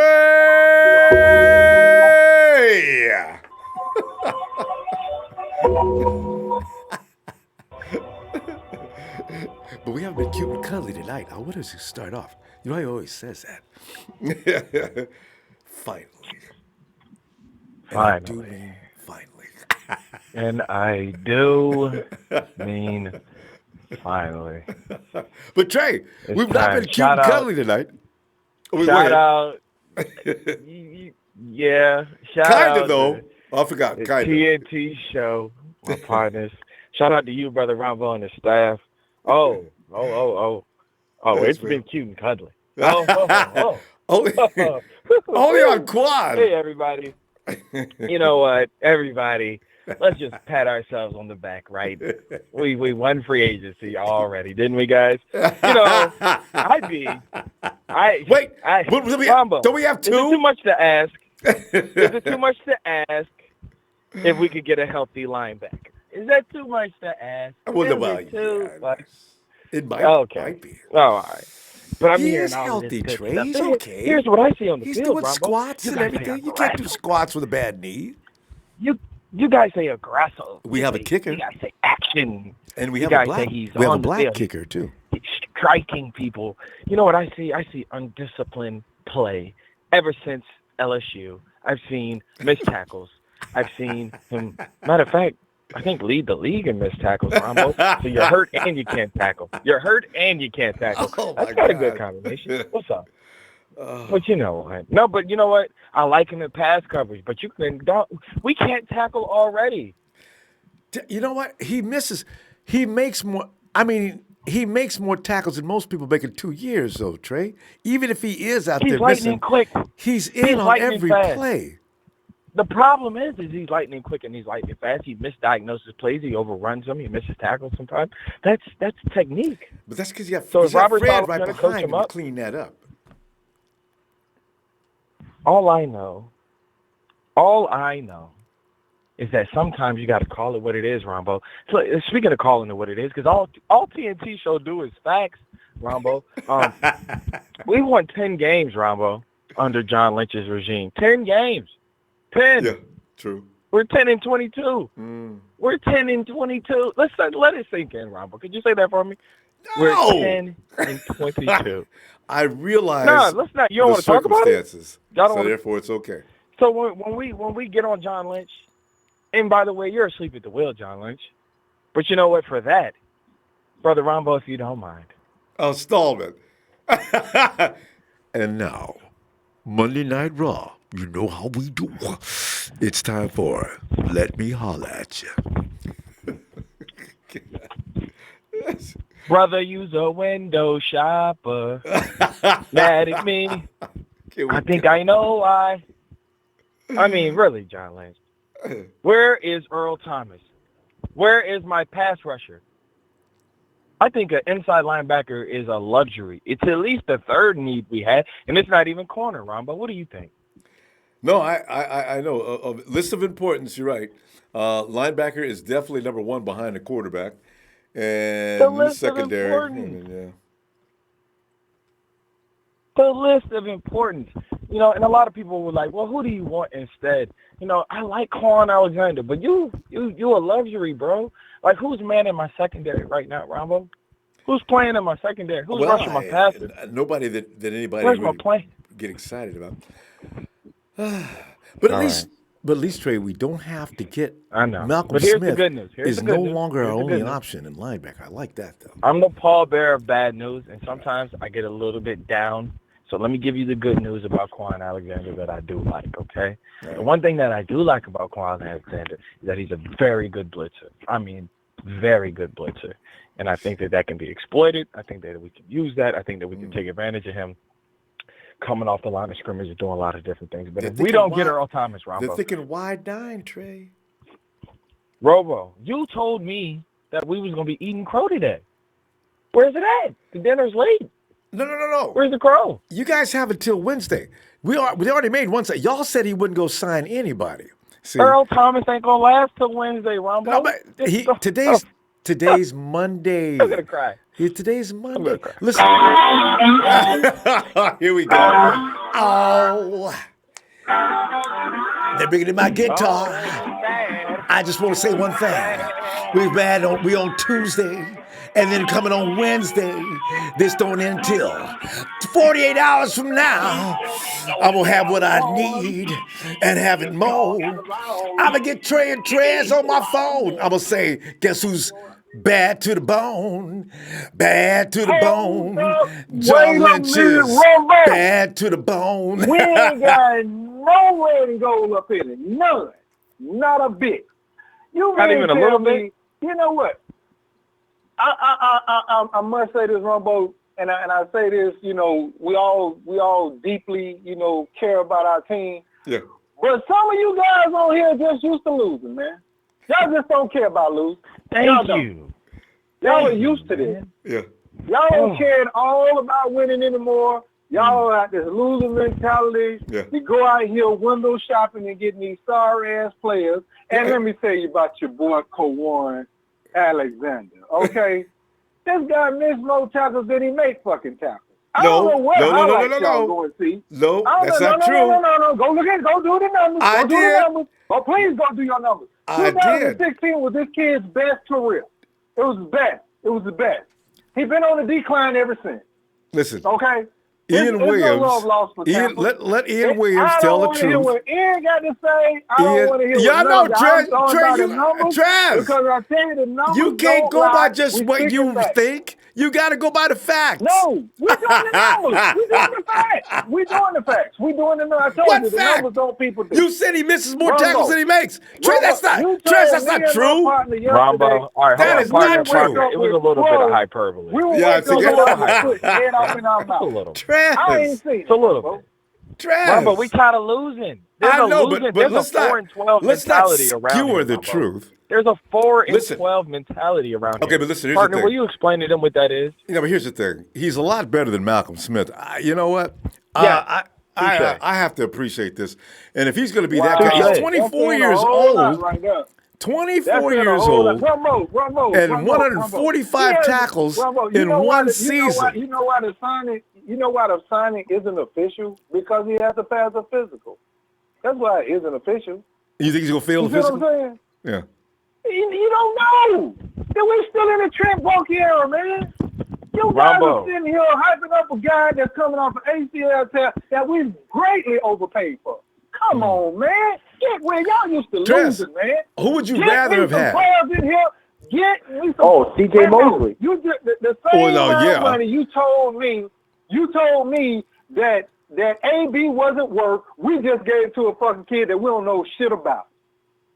Yeah, we don't know shit about Come AB on. without Roethlisberger either. Come on. I mean, that goes both Come on. ways. No, it don't. This Yeah, it man put does. up numbers. You Listen, ain't Derek know. Carr, He's I'm the sorry. best. Derek He's the Carr best. is not Ben Roethlisberger dropping that ball 60 yards downfield right into, between two defenders, right into AB's. He better get used to hold not. on 1 second. I think You better be used to that We're not just not concerned about happening. Kwon. All right, not let's go just back to concerned Kwon. about Kwon. It's No, other. you know what, though? There's other. No, not just Kwon. There's other positions that John Lynch hasn't upgraded yet. Well, you know, we need to upgrade our slot receiver. I'm sorry, but Trent Taylor is not good at Trent. Trent, with his broken back, it's he's not good day enough. one. It's day one. Our assessments of their players don't necessarily have to be accurate either. Now, you don't think Trent's any good. How many? But you and Trent don't think I didn't anybody's say any good, Ronbo. I didn't say any good. I said a broken back is hard to come back from, and he was not a guy that could beat press coverage. That's all. It's a fact. I'm not saying he was trash, but he wasn't a shifty guy. His back is. Who would you pick have up? you had back surgery before? No, God, no. Hey, but Trey, Yeah, who me would you neither, pick but up? from the people that I talk to, they say Trey, it's over. Once they have back surgery. And right now in free agency, who are you going to pick up then? I would have picked up Adam Humphries. He was a little bit better. I mean, he's actually produced. He stayed healthy. Kwon Williams, I mean, I'm sorry, but he's finished 16 games once out of 4 years. That's not impressive. That's not impressive. I like him. I really do. And it ain't just because they picked him bet up. you did. I didn't know who he was until I looked at this film. No, this isn't about him. I like his skill set. Yeah. I am saying this, that John Lynch is asleep at the wheel, and it's happening, Ronbo. We are going to come up with LaMarcus Joyner or something like that. You don't and like not that? even saying that that's a terrible player. LaMarcus Joyner LaMarcus would Joyner, be a good he can't get idea. it. He's a turnover. The guy makes a lot of turnovers. Ronbo, I think Earl Thomas had more interceptions last year on one leg than LaMarcus has had his whole career. I agree. I do want Earl T. But when you mentioned him as a bad example, doesn't find the I ball. was just saying. Enough of these safeties that can't find the ball. Enough of these guys. And enough of this losing mentality. And I know that people say we're a downer. We're going to get out of here. I know they say that we're Debbie Downer. But I'll tell you this. So is losing on the field year after year. 10 and 22 is just not going to do. Well, forget 13 and 3 because we got Jimmy G. Listen, 10 and nobody appreciates it. We didn't have Jimmy G. That was the problem. But anyway, listen to what. Tell you what I'm going to do, guys. All right, Rombo. Rombo, you know what let us look and see. You know the biggest thing is. You know the biggest thing is everybody's saying about the signing today. I hope he works out. See what I'm saying? Here we go again. Only because of his injury. And people think ACL is the end of a career. It's not. Why would you go out there? Why would you go out there? Why would you go out there and sign such a player then? Why? Because he's a good ball player. If you got to use the word, if you got to use the word, so is Mosley.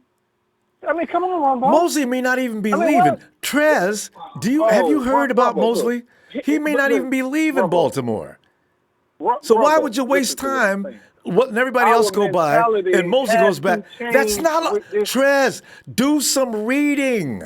Oh my God, guys! Tomorrow mentality has to change. Tomorrow, you all are good. Tomorrow we'll do this again. Trez, in the meantime, would you go check on these people? I mean, they're not available. Give Earl his money. Give Earl his money and we gone. Give him his money. Okay, what he wants. He's holding us up. Obviously, let me tell you, Ronbo, I do the numbers first. So obviously, y'all haven't did this guy's numbers because if you would look at his numbers, I did. He's been on the decline. What? He's 24. Okay, Trez, we gotta go. 2016 what? We gotta go. What? Oh, now we gotta go. But you told me and my partner was going to wake up. It was going to be this big splash today. We will wake up with our foot in our mouth. That is not what I said. I said this is the beginning. I said this is the beginning of free agency is tomorrow. That's exactly what I said. And you guys were making judgments 24 hours before free agency even started. That's what I was talking about. Trez, right now you're rolling right. We've not done anything huge. So as I'm saying, Wednesday, if that remains to be the case, then you have a case. But in the meantime, I got to go. I'll see you guys tomorrow. All right, Ronbo, look here. You and Coach, because Coach loves to pick too. You know, y'all buddy on your pick. You know what I'm saying? Trez is feeling it tonight. Y'all real frugal, boy. Y'all real frugal. Okay. We will see. We will see. Cheap ain't going to get you a championship. I'm going to tell you that. Being cheap will never get you anything. Well, look, all right, Ronbo. We go, Ronbo. Okay. You guys have a good night. Love you. See you tomorrow. Love you too, Robo. There he goes. He's bad to the bone. My man, Trez and Trey. The TNT connection. Being frugal, they may have overspent on Kwon. I do go along with that. So I don't know about being frugal. Adam Garcia says, Raiders just signed Joyner from the Rams. The Raiders signed Joyner? Man, the Raiders are moving quick. But the Raiders, 49ers, I wonder if they want a Joyner. Maybe they feel the same way about Joyner as Trez and Trey do. Adam Garcia, the signing isn't an official. Let's see. The signing isn't official because we are. Oh, the signing isn't official because we are still in tampering period. Yeah.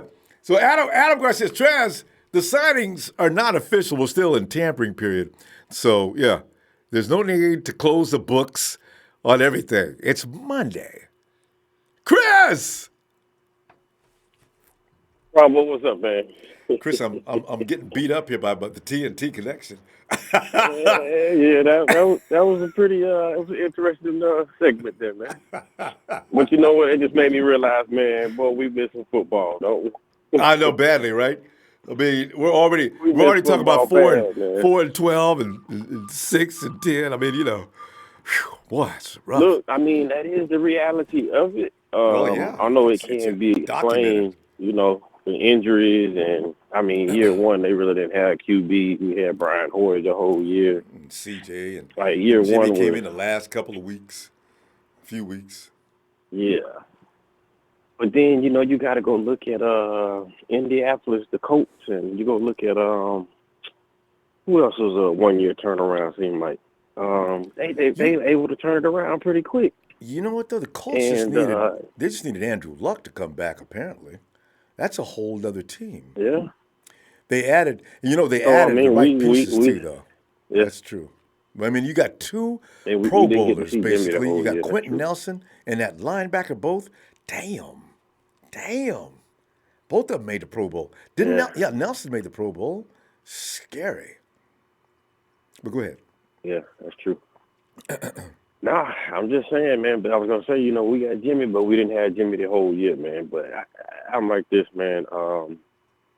Nobody talked about it. I didn't hear it. Well, I don't know. Y'all probably did. I missed a little bit. But what's up with these OBJ rumors and the Le'Veon Bell and we're going to draft?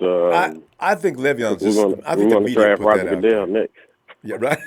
No, I think the media put Le'Veon. Anybody name come up? Yeah, OBJ was in. Remember, Chris, last year OBJ was in the mix. They was trying to get him last year. The Giants. I wish that we could get the secret audio tape for that game. Because before the Giants game, you saw OBJ said something to John Lynch. Yeah. And everybody speculated on right then. He said trade for me in the offseason. But I'm really wondering what was he telling him in his ear for real. Because it would be crazy if he wound up out here. Everybody will go play that video. Yeah. They'll swear it was tampering. Yeah, this is the 49ers. I think if they could just get the Giants are asking for a lot. Somebody said the Giants, rumor is this. The 49ers said, we'll give you the first-round pick. And Giants says, no, you'll give us your first and we'll trade with you for the sixth. No, we're not trading you for the sixth. We're keeping our sixth. What do you think about that? And you give us, and I think they wanted a third one. They're keeping their pick. So they'd have first-round pick, their own number 6 pick, and something else. Anyway, the Giants are making it basically like, if anybody wants OBJ, know this. He's 26 years old, and we are going to add for a lot. I mean, a lot. So if you really want him, come get him. And then that's, so it's a little rough. Because we need our draft picks. We don't have a fall in love with a certain quarterback. Who? Yeah, rumor is they really want that quarterback. Which one? That they do want to move up for it. I thought it was Haskins, but now I'm hearing something about Murray too. But no, I don't really feel he matches what they do. No, in fact, they made a big point to say, but like they do. You lie and say you don't want somebody when you really do. Because they said he's literally not a giant, meaning he's too short, So, for the Giants. Right. Yeah. Yeah, they don't want to miss out on that again, though. But, man, I tell you, man, Trent Brown got himself paid, didn't he? Didn't he? Highest in the league. He had to go cross country. My man got a Super Bowl ring. Yeah. And got the check in the same year. Boy, look at him, boy. And now he gets to go to Oakland. That'd be the highest paid dude in the league, offensive lineman. And, Trent's worth it. If Trent ever learns to run block, they could pay him some more. Your quarterback is safe, though. Because he ain't letting nobody in. They got rid of Osemele. So, yeah. Right. But what else? And then, what about Earl Thomas? Are the 49ers going to get Earl Thomas? Man, the little article just came out and they said that they haven't even talked to him. Yeah, I saw that. But we know that Chris, you know what it could be? But they said it could be the 49ers are going to see who throws what at him. Okay, the Texans are in line next. 49ers probably knew about that the whole time.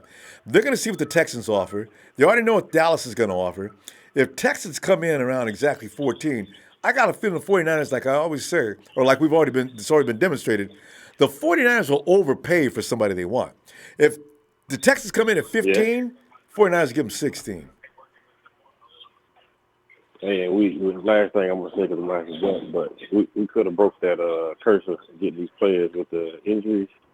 Sherman worked out last year. So. Nobody's gonna get over that till they see him play. ACLs aren't what they used to be, Chris. It's just it's people aren't crippled for life anymore with ACLs. He'll be fine. We'll see. Okay, he's gonna do I think he's gonna do examination between now and Wednesday. If he fails, okay, everybody can say you were something right. come up, they'll renege that contract. Believe that. Yeah. All right, Ronbo, I'm gonna catch you tomorrow. All right, Chris, be looking for you, fam. Have a good night. All right. Yep. And my girl, Ronbo. Michael. Can you hear me, buddy? I can hear you good. Yeah, it sounds a little muffled though. You must be in a different area or something. Yeah, Mike? I'm on my cell phone right now. Oh, yeah, that's cool. It's working. I can still hear you though. Mike, all right, good. Yeah, Mike, we're going through. TNT has come in and showed their unappreciation for the first day signing or the first day promise signing, and we're still waiting. What's going on with Earl Thomas? If you're on Earl Thomas, Le'Veon Bell's been mentioned. As you know, OBJ is still in the mix. Pierre Desir is in the mix. Also, Bradley Roby's in the mix. There's a lot of things going on, but nothing's been materialized completely yet. But what are your thoughts on what's going on so far? Right. Well, hey, first shout out to TNT, man. Trez and Trey, you guys are you make the show great, man. I'm telling you, you make it great. It's I agree with a lot of what they said. By the way, the ACL thing is it's getting a little old, especially since we went through a lot of that with Balky and true things like that. But you know, the thing is I'm kind of in between on this Kwon Alexander because I see a guy. And you talk about the numbers, okay? Trez was talking about the numbers. 46 games. He's got 380 tackles, Ronbo. 22 passes broken up. 7 sacks, 6 interceptions. And I know he's got some fumbles in there, too. He ripped some fumbles out. Yeah. But this guy's been productive, and he's a playmaker. He's made some turnovers, and I like that. You know how I am about turnovers. Yeah. I mean, turnovers, man. And we haven't had any. That's right. And he's a young guy. He's 24 years old. Yeah. And so him and Warner together, there's a couple of young guys that can grow together, you know, and it could turn into a really, really good tandem. I mean, they're going to grow with each other. They get this guy to, what was the contract? Was it 4 years? 4 years, right? Yeah, 4 years. Yeah. I forgot the total dollar amount. I know he's, go ahead. Yeah, I thought it was like 54 or something like that, like 16 a year or something. I don't know. Guarantees 27. He gets paid, I think, one more million than Luke Kuechly per year. So, yeah. Right, but I mean, this guy's it's 4 years, 66. Well, no, that's Trent Brown. Look at the wrong numbers. I said, wow, I didn't know Trent was getting paid that much. But anyway, 54. Yeah, but for Kwon. 64, yeah. 54. So, I was off 10. Oh, 54. $27 million guaranteed. Yeah. Right. So, yeah, I mean, that, you know, it's a lot of money to pay for a guy who's coming off an ACL, but then you look at what he's done, and you know what? I'll tell you another thing about missed tackles. When you're seeing that stat, you got to be careful with that stat because you're envisioning the running back's coming through the hole that he's in, and he's just missing it. He's getting beat up. These guys are diving all over the field, Ronbo. They're flying from sideline to sideline, diving for players. And sometimes those missed tackles, they're not really missed tackles. You know what I mean? I mean, that probably means that he's flying around all over the field, you know, trying to make every tackle or something. And didn't necessarily wrap him up, but his teammates did. He slowed the guy down, but they're going to call it a missed tackle. So, yeah. Exactly. I mean, he's running somebody down from the backside. He tries to trip him up. He doesn't do it. Oh, he's got a missed tackle. Yeah. You know, boom, missed tackle. So, I mean, you can get a lot of missed tackles during the game. Especially when you're involved in every play, Mike. It sounds like he's involved in every play. Now, I like that. That means he's always available. I like that, too. And I looked at Malik Hooker in 2017. He went down with a torn ACL on October 22nd, and he came back on August 11th. So that's kind of our timeline. What we're probably looking at with this guy is probably because he went down October 21st. Yeah. So we're looking at August. So that's like preseason games are starting. But you know, Mike, question. Yeah. Was that before Malik got drafted? No, that was after he got drafted with the Colts, 2017. Ah, okay. Oh, that was his first year, right? Yeah. Good. Yep. When Trey, I can't wait to call back in here I want to know how you feel about Malik Hooker now, since all of a sudden ACLs are inexcusable and we shouldn't be touching it. How do you feel about Malik Hooker? If Malik Hooker was on the 49ers radar, I'll bet you he'd be in support of that trade. I'm waiting. Get back here tomorrow. I'll be looking for it. All right, go ahead. I started something here. Sorry, Trey. I need ammunition against TNT anytime I can get it, because them dudes, man. Boy. But go ahead. Oh man, but no, Ronbo. I think it's going to be. I mean, if he comes back, he's going to miss. He's going to miss some training camp and things like that. So it might take him a minute to get adjusted to this and everything. But I like, and like Trey was saying, he had a good point. He said that he's a really good blitzer, and I like that. Quick. I really like that. We need some linebackers that can blitz and stuff. Because, Warner's really good. He's he's really good. He's hustles and he makes a lot of plays, but he's not like a real playmaker. We need that real playmaker. Yeah. And I think this guy, along with Warner, will really help out that linebacking core. And now it's like, okay, so we got the middle linebacker. Now let's start focusing in on Earl Thomas, and let's lock that up now. Yeah. I mean, don't wait, man. Let's get that guy. Go get him. I mean, the safeties are dropping like flies, man. I mean, Tyrone Matthews gone, and now I just heard Lamarcus Joyner. Raiders. I mean, these guys are getting swallowed up, man. So I mean, but and the Raiders, shout out to them. The Raiders. But why didn't they go after? I can't. Why didn't they go after Earl? What's that? You know what? Why didn't they go after Earl? Why is nobody going after Earl? Is Earl pricing himself out? Because they know the Niners are going to get him, baby. He's ours. He's ours. The thing is, because Earl fits our scheme better. And, honestly, Mike, does Earl fit every scheme in NFL? With ours, he is the ideal. He is the standard for that defense.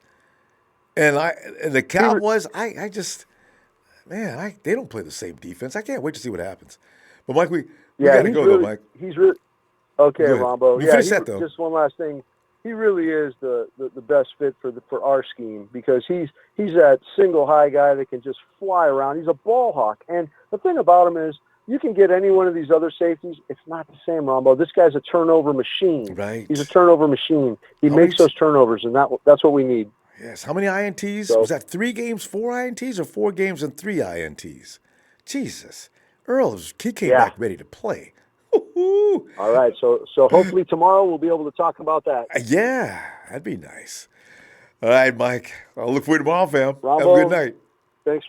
Thank you, Ronbo. I will. And you too. And shout out to the Empire, and everybody have a great night. And let's go get some more. Let's go get some more guys. We're just getting started. All right.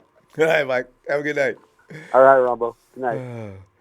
And Coach says, for TNT, all potential Hall of Famers, here's a list: Brady, Jay Charles, Jay Macklin, A. Peterson, Frank Gore, R. Wayne, Gronk, Joe Thomas, J.J. Watt, M. Yada, Von Miller, T. Davis 2 times. Should I go on? That's only a partial list. I could really make this ridiculous, but I think I made my point. ACLs don't mean a whole lot of these days, affecting a great player's career. And guys, both Trey and Trez no ACLs don't end no careers. Especially, anyway, we're going to find out. Anyway, Richie Lowe, he says, you see Kwon already recruiting OBJ? I did see that. He's tweeted out to OBJ. Yeah, wait. Bashar says, Ian Williams said the missed tackles were due to poor D-line play, giving the runners open lanes. And everybody knows Tampa Bay's defense has been very shaky for the last how many years. Hopefully he plays the run better with us. And because we got people who can stop the run, no question about it. Linwood.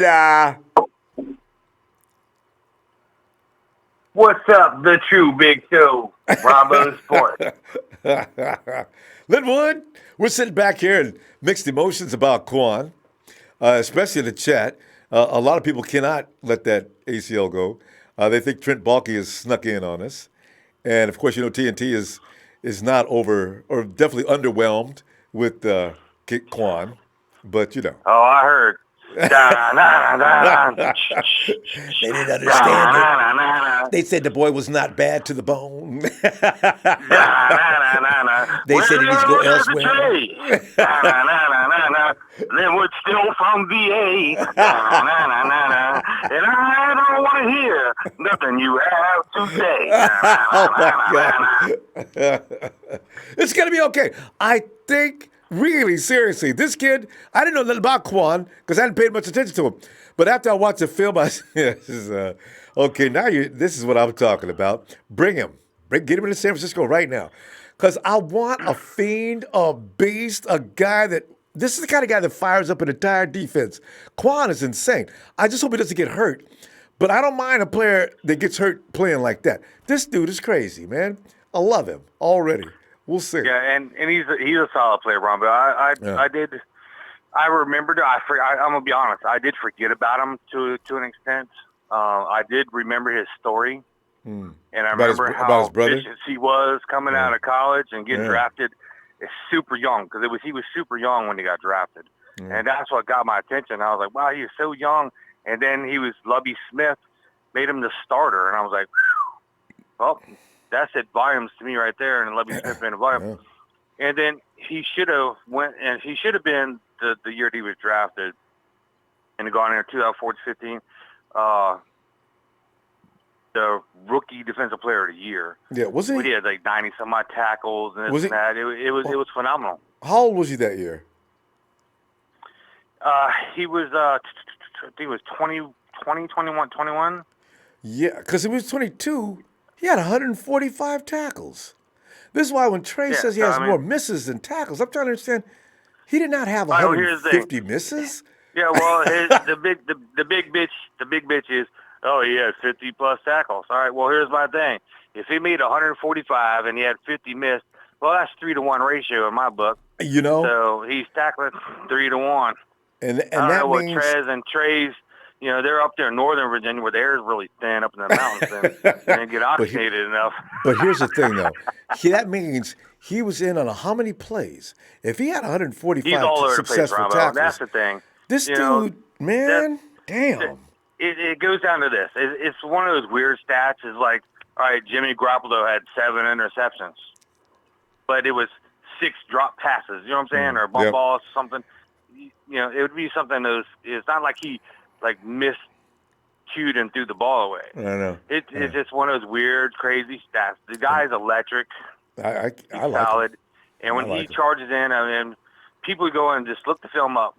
Empire, look the film up. That's all you got to do. The guy goes in and he guarantee you like what you see, himself boy. in there for the ball hawk. He's a ball hawk. He launches in there and he tries to get the ball. And them shots up the middle to get the quarterback. That dude moves. Oh, yeah. Ooh. Like Trey even agreed. I like the way he could get to that blitz, though. I put him on a blitz, boy, the quarterback's in deep trouble. Yeah, but he gets there quick. He'll do that, but he's so much better at ball hawking. He goes for the ball. Yeah. And he's a ball hawk. But he hits the receiver at the same time. Oh, my God. Him and Fred Warner is going to be dynamic. And see, they looked at that. The staff looked at that. So, you know what? Fred takes care of this, and this. But we get this. We kid, have some talented, and now we talented. got double activity going on right around the middle of the field. That's what we need. Because any kid that thinks he's going to run a pattern across the middle of the field and get away with it, you put this kid here. Pattern. You're not running. You're not running your tight ends against us. Yeah. Bam! You're not running short screens and pass plays for your running backs. We're going to light their ass up too, strip the ball from them. I mean, it's ridiculous.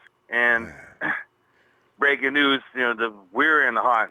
Major. Everybody's concerned about Earl Thomas. I will not disagree. He would be a great addition. An overpaid addition, but look at the theme that we've been doing for the last couple of years. Super talented, but still young, healthy players for the most part. Right now, the 49ers are in bidding wars for the weakest spot, I think, on our defense. Secondary. Is on Akilo's side, and they are ball hawking hard. They are going really hard right now for Pierre Desir and Bradley Roby. They they're the two. We're really trying to gun these two players to get them to lock that side down. Sherman on the other side. Then we got two super speedsters in there for our linebacking core. Malcolm Spitz, yeah, you signed your shit, but you can get the fuck out now because we got the guy that we wanted. You were the backup play. I right. seriously doubt Malcolm Smith will be in there. He's gone. We saved $2 million there. Poop. And then if you do that, you sign that other lockdown corner, it makes it look so much prettier for the safety. Yeah. Now you get them little pass plays. Now it's covered in every direction. So now the safety. They probably got a plan as to what they're doing for sure. Yeah. So now the safety's looking at it saying, "Hey, well, damn, they got some speedsters, some Pro Bowl linebackers in there. Yeah. They got Richard Sherman on one side. Yeah. They got another lockdown corner on us. Well, hell, my job should be pretty good. Hell, because if he cart back over in his natural position and knock some people out. Then we got to stop it. And then we focus. If indeed Earl's got to be looking at that, how hard is this job going to be? He goes to Dallas, they're going to work him to death. They don't have a front line anymore. As David Avery's gone. DeMarcus is not going to sign that contract. And that's the truth, Ronbo. Yeah. That's the truth. He had to look at the whole picture. Why do you think that the Honey Badger signed with the Kansas City Chiefs instead of Dallas? I know. Right? Better than what? He's got to look at our offense and say, "Oh, they're going to be top touch." Yeah, I know. And they're going to get I the never best worry about the defensive offense. passer and they're going to get the best defensive end in the draft. All they need is the back end. There you go. Just got to get that. Yes, indeed. Linwood. Here he comes. I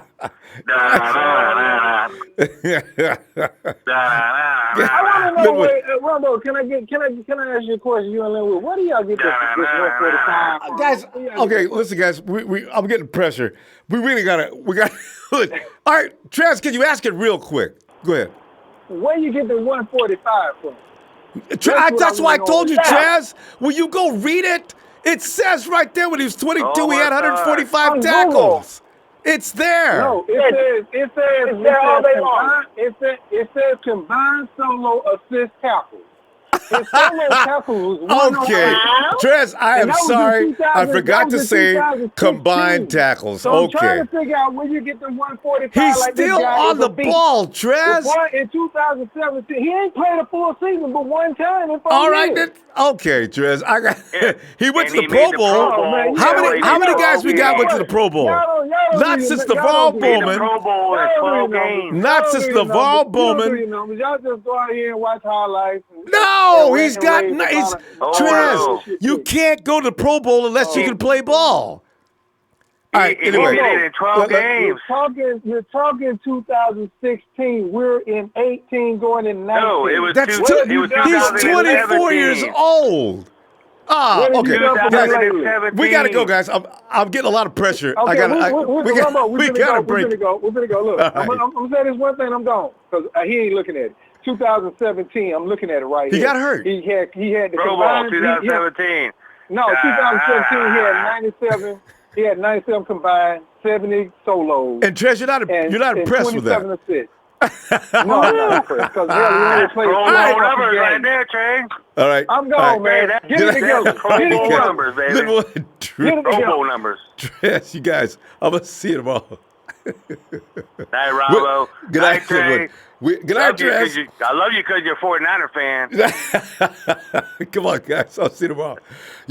This is going to be fun because between now and draft night, if you're viewing this program for the first time, this is what it's like. Be ready. It's fun, but it can be a little insane. All right, because everybody believes they're right. And we all love the team, but opinions are strong. In fact, look, here comes Jersey Joe. Jersey! Hello? Jersey. Trez.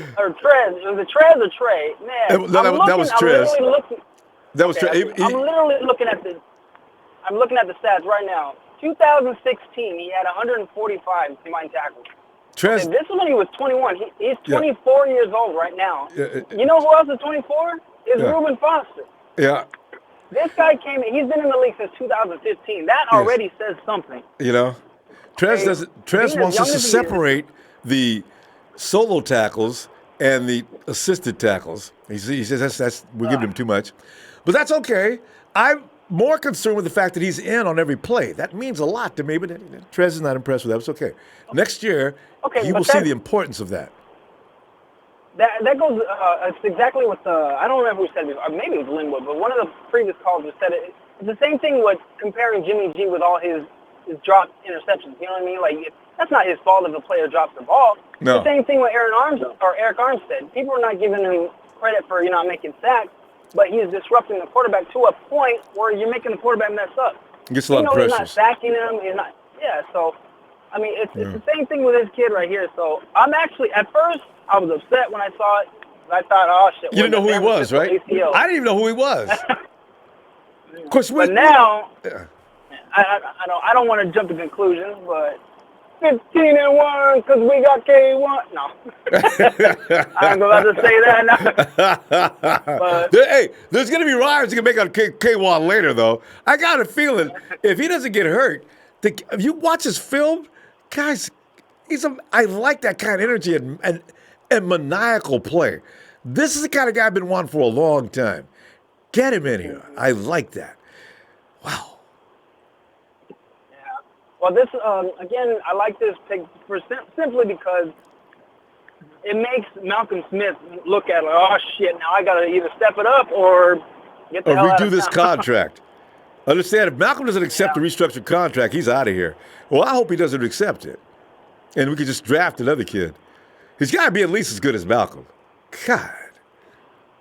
And Ronbo, don't waste your time sending tweets to John Lynch. I mean, if he don't listen to Jerry Rice, I don't think he's gonna listen to me, bro. He sure as hell ain't gonna listen to me.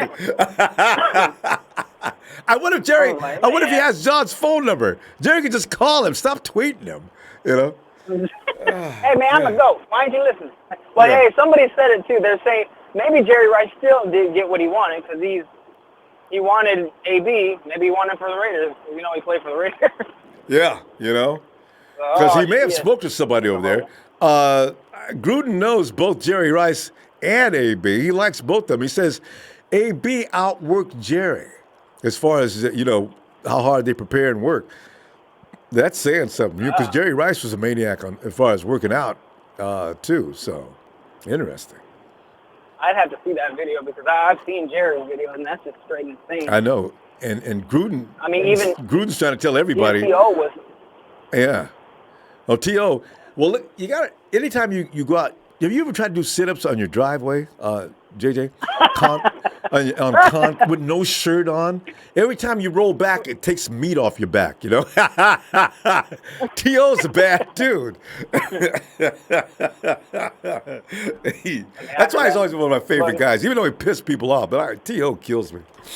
God, what a maniac. Yeah, but all I gotta say is with John Lynch and Shanahan, I mean, you gotta trust it. You know what I'm saying? I know it's believe me, guys, I have no patience. My patience is very short. I want to win like yesterday. Yeah. I'm still pissed off about that last Super Bowl. But again, you're like, Shanahan is as smart as he is.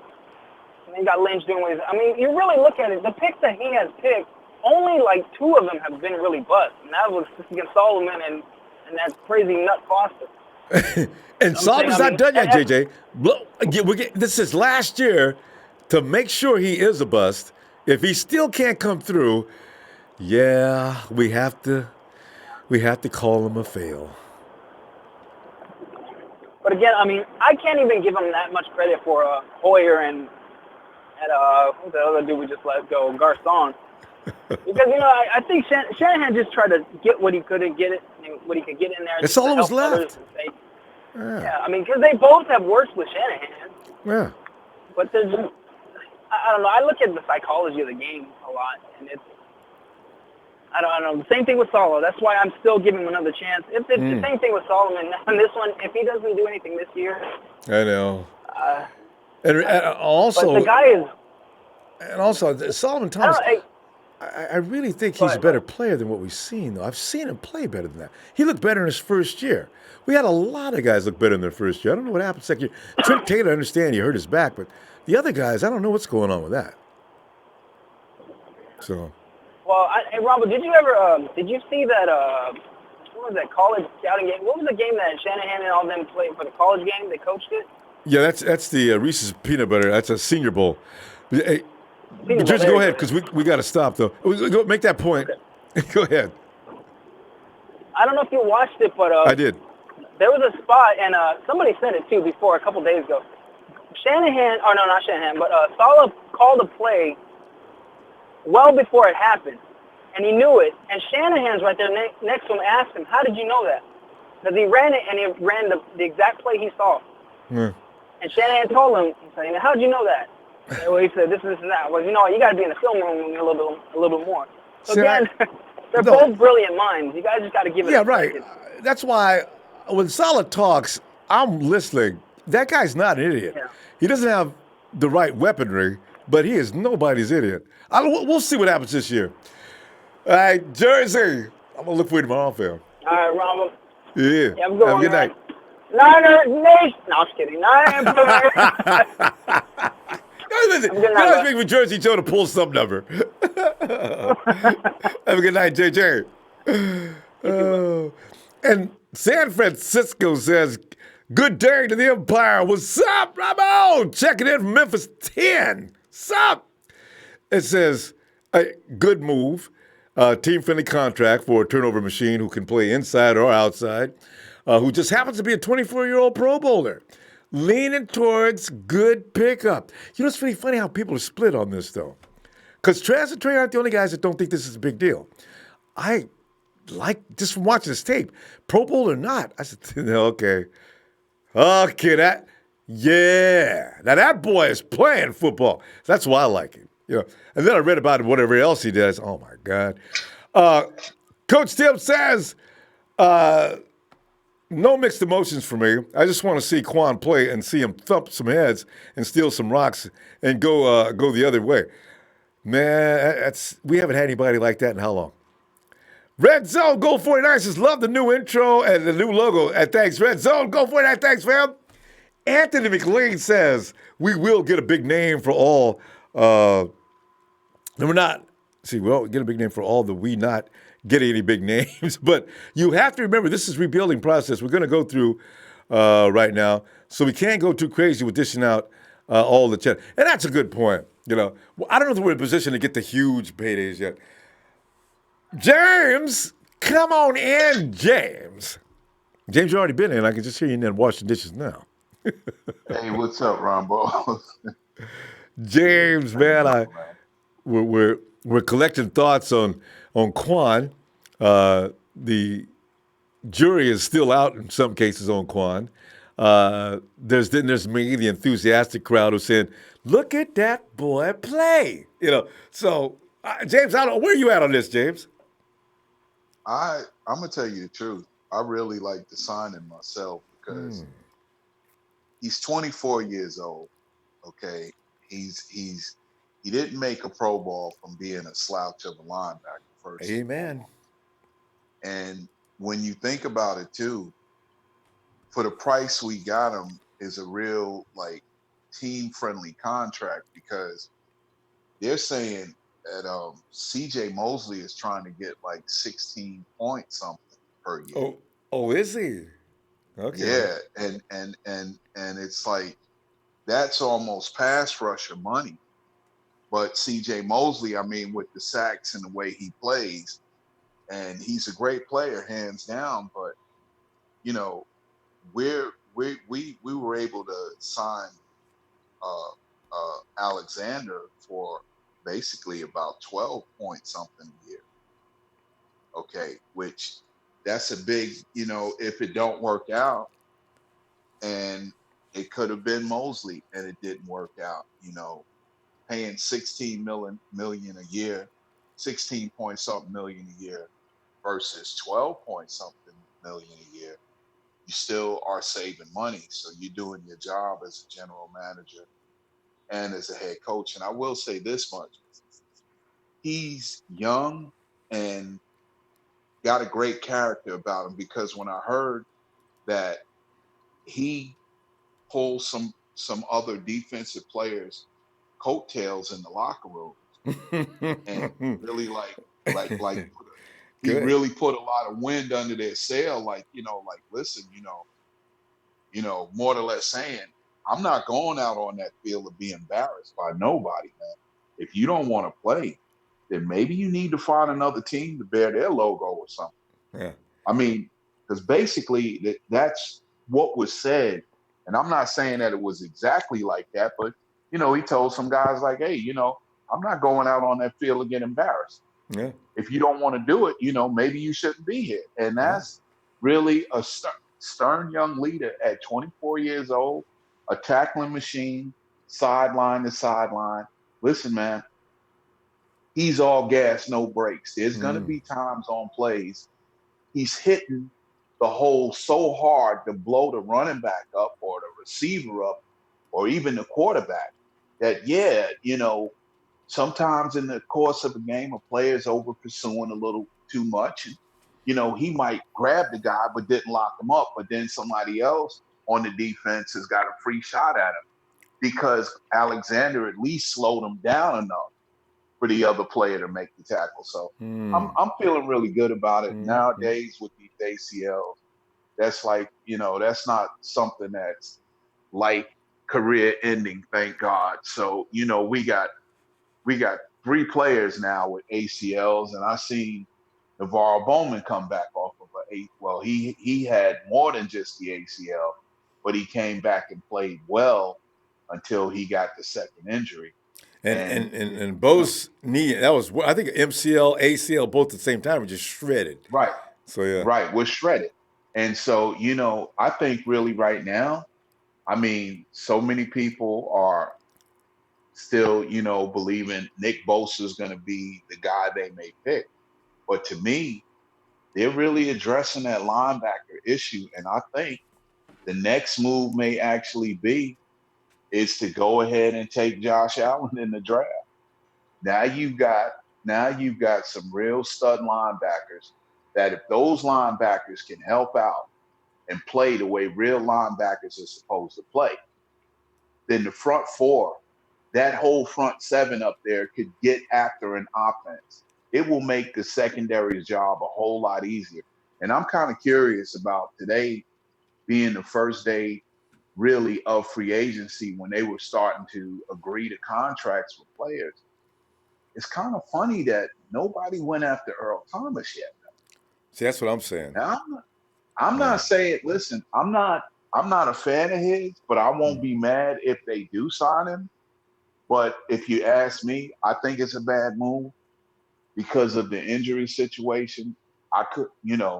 He may come to San Francisco and actually play lights out football. And then again, I still have to think about if you were going to play for the 49ers and you had interest in playing for the 49ers, if your children were in Seattle, Washington, which I think a plane ride from Santa Clara up to Seattle is maybe an hour and 10 minutes or something like that, if that far. Yeah, it won't take long. You moved them all the way to Austin, Texas, which is really closer to Houston than it is Dallas. Okay. It really is. And it just kind of, and it's been said that, he's hung up on this. He's got to have top money. He's got to have that. He's got to have that. I'm the highest paid safety in the league. And got to be above Eric Berry. James, we're going to have to stop there, though. I tell you what, we're going to find out about Earl probably tomorrow. It would make sense that tomorrow would be the day. We probably shouldn't have expected anything today, but let's see what happens tomorrow. Well, it's a couple of more guys out there. I mean, they're drying up, but it's you would true. I would have thought, and not trying to stay on too long, I would have thought that the Raiders would have made a move on Earl Thomas the way they're snatching up people. They got Trent Brown. They may have exceptional blocker. But they picked up Lamar Joyner. But James, we're really going to have to go because there's a lot of folks I don't want to make too long. But listen, get on back here, and I'll be looking for you tomorrow. All right, man. Niner Empire, Niner for life. Thank you what you do, Ronbo. Have a good Thanks, James. Appreciate you. Bye. All right. And Dolomite, boy, don't be putting up those science fiction, man. That ain't true. Bo said Jimmy G's interception came via. He just does not like Goodwin, boy. That Dolomite, take that down. Hey, is that Sheik? Ronbo, day one. Day one. Is this day one? Yeah, it's day one. Are we still waiting for day one? No, day one's here. You don't appreciate the signing today either, huh? I don't know. How many people took 2 players today? I think the Raiders did, though.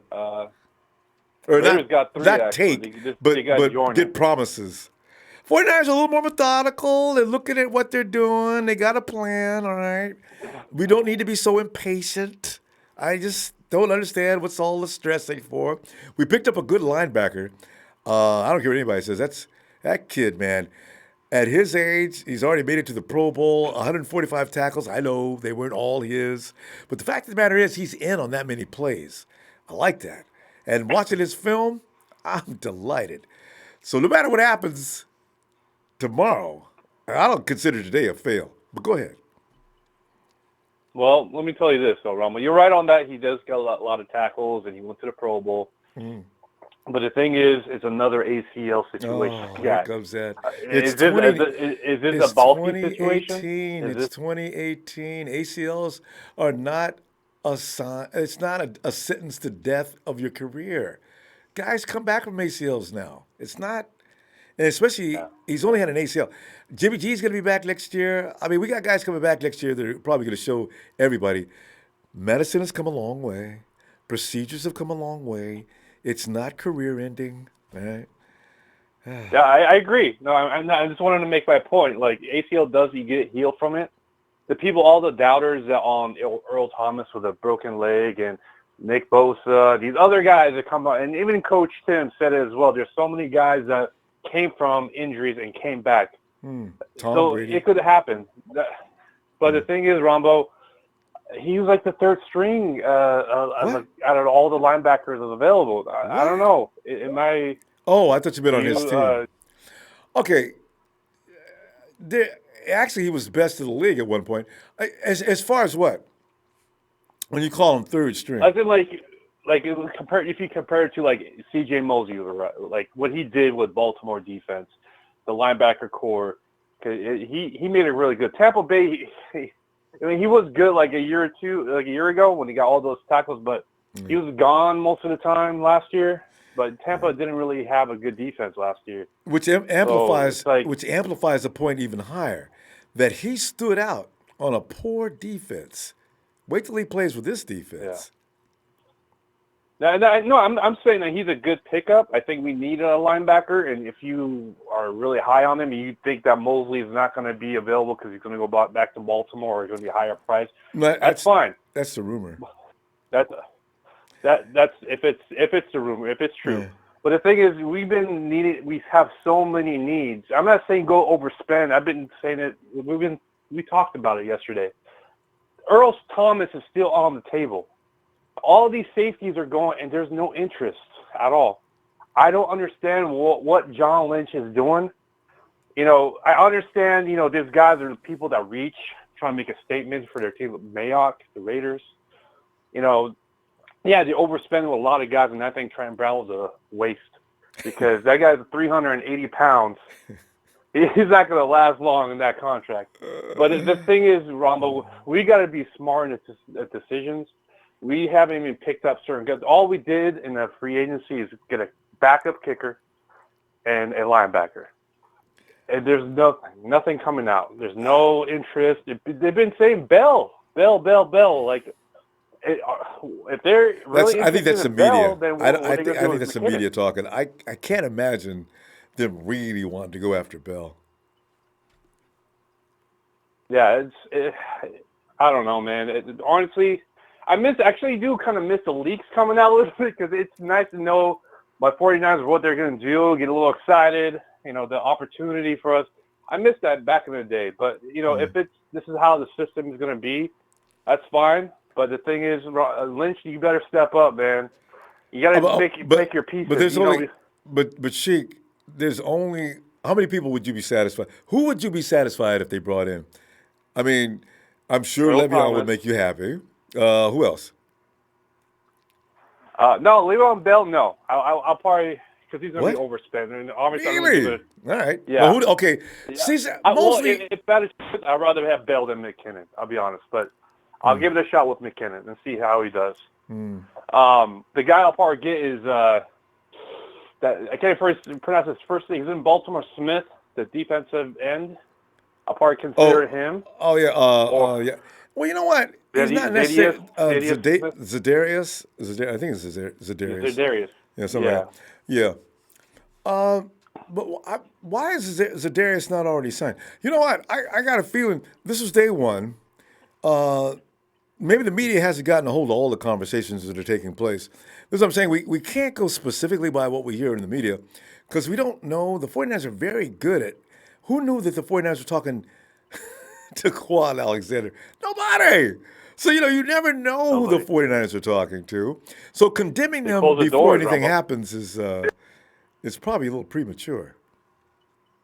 I'll tell you this way. If you don't get Earl Thomas, fire Saleh right now. That's what you're going to do because if you don't get your general, Saleh's not doing fire him. Hey, I got to tell you, Sheik, if Saleh had hit his waist, Earl Thomas would have been here last week. I pretty much believe that. Yeah. So then he should be stepping up because if he doesn't, he's done. And it's not his call. He's got it. John Lynch and Mayhew and Peters are going to make that call to some degree. I guess Kyle too, but he can't go in and say. I mean, he probably already spoke for Earl, and I think people should wait a minute. It's not over. Earl's not with another team yet. Can we all just settle down and wait a minute? That's all I'm saying. It may be the reason. The reason why I'm bringing it up because Houston is in the mix as well. He did his I heard about that. Yeah, for Earl. But Sheik, we got to go. I'm getting every time I go overtime, I get a lot of flack. So you guys, I gotta go. Flags. Stop throwing flags. All right, Ronbo. People, hit that like for Ronbo Sports. Day 2. Here we go. Niners forever. Empire, stand up. Let's go. We're doing it. All right, Sheik. Thanks, fam. Look for tomorrow with that Earl Thomas signing end to toe. Oh, God. Later, bro. Thanks, fam. Wait. Wait a minute. JJ says y'all lying about Kwon. He finished second season ranking and fourth in the league in tackles with 145, 108 solo. Whoa. The next season, he went to the Pro Bowl, and last year he was hurt. Wow. See, that's... What, Trez? I'm going to wait for you tomorrow, man. 108 tackles. Hey, Mark, come on in, Mark. I'm with the man, the myth, the 49er fan, legend, Ronbo Sports. Thanks, What's going on, Ronbo? Oh, Mark, I'm in here. I'm representing the front office, and I'm getting their beating. John Lynch, you should be here taking this. I mean, people are mad about Kwon. Well, TNT's mad about Kwon. Actually, as I read down, there's a lot of people aren't mad about Kwon, though. But go ahead. The conversation Trey and Trez had, I was ready to have it tomorrow. I was going to have it today. I'm leaving work, and I'm like, man, we really didn't. But I said, today's just day one. Yeah. Tomorrow, we don't do nothing tomorrow. But everything they said, I'm actually cool with the signing. I understand we're going to overpay. Free agency is just you overpay. Everybody, not only us. Yeah. You're right. I don't know the dude. I'm like you. I looked at the highlights. I was cool. I'm okay with. I don't got a problem with him. But when I just see, like Le'Veon Bell, I see his name. Even OBJ. These are guys, of course, I'd love to have. But I don't like. Trey was saying window shopping. That's what we're doing. Like, I need to see the name Earl Thomas. I need to see. Signed see him. up. Like that's. I know we. In the office. I feel like we just throwing our name out there with everyone. Let's commit to somebody. If we're going to overpay, we're going to make somebody the highest paid player in their position. Like, if you're going to make Earl Thomas the highest paid safety. Yeah. Like, well, remember, we're getting conversations that the 49ers probably just as soon not be revealed. They're probably getting away with some conversations with others that we don't even know about. Like I say, Kwon came out of nowhere. So the 49ers, I think they do their best to avoid that, Yeah, so they're trying to keep it under wraps. It's just, I just don't understand, like, okay, my point on bringing up Bell and OBJ is it's kind of going back to the Trent Brown situation. Bro, we had a tackle here. Like, you just signed McKinnon. How are there even leaks with us about Le'Veon Bell. If we get him, cool. It's all exciting. It's a name. I'll get the jersey. Yeah. It But may why not are be we true, even, though, why Mark. is that even? I think, as I said, the media fabricates some of these things for effect. I wonder. It doesn't make any sense. It's just like the It didn't make 49ers no are tied sense. in with AB, but that was never really true either, apparently. So.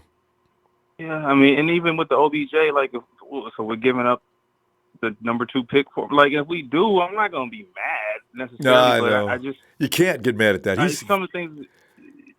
He's a It's just not premier making guy. sense, Ronbo. Yeah. So again, this is all speculation. We could call tomorrow could be a whole. They could somehow get. We're all speculating. We don't know nothing, obviously. So that's why I didn't want to call in complaining today.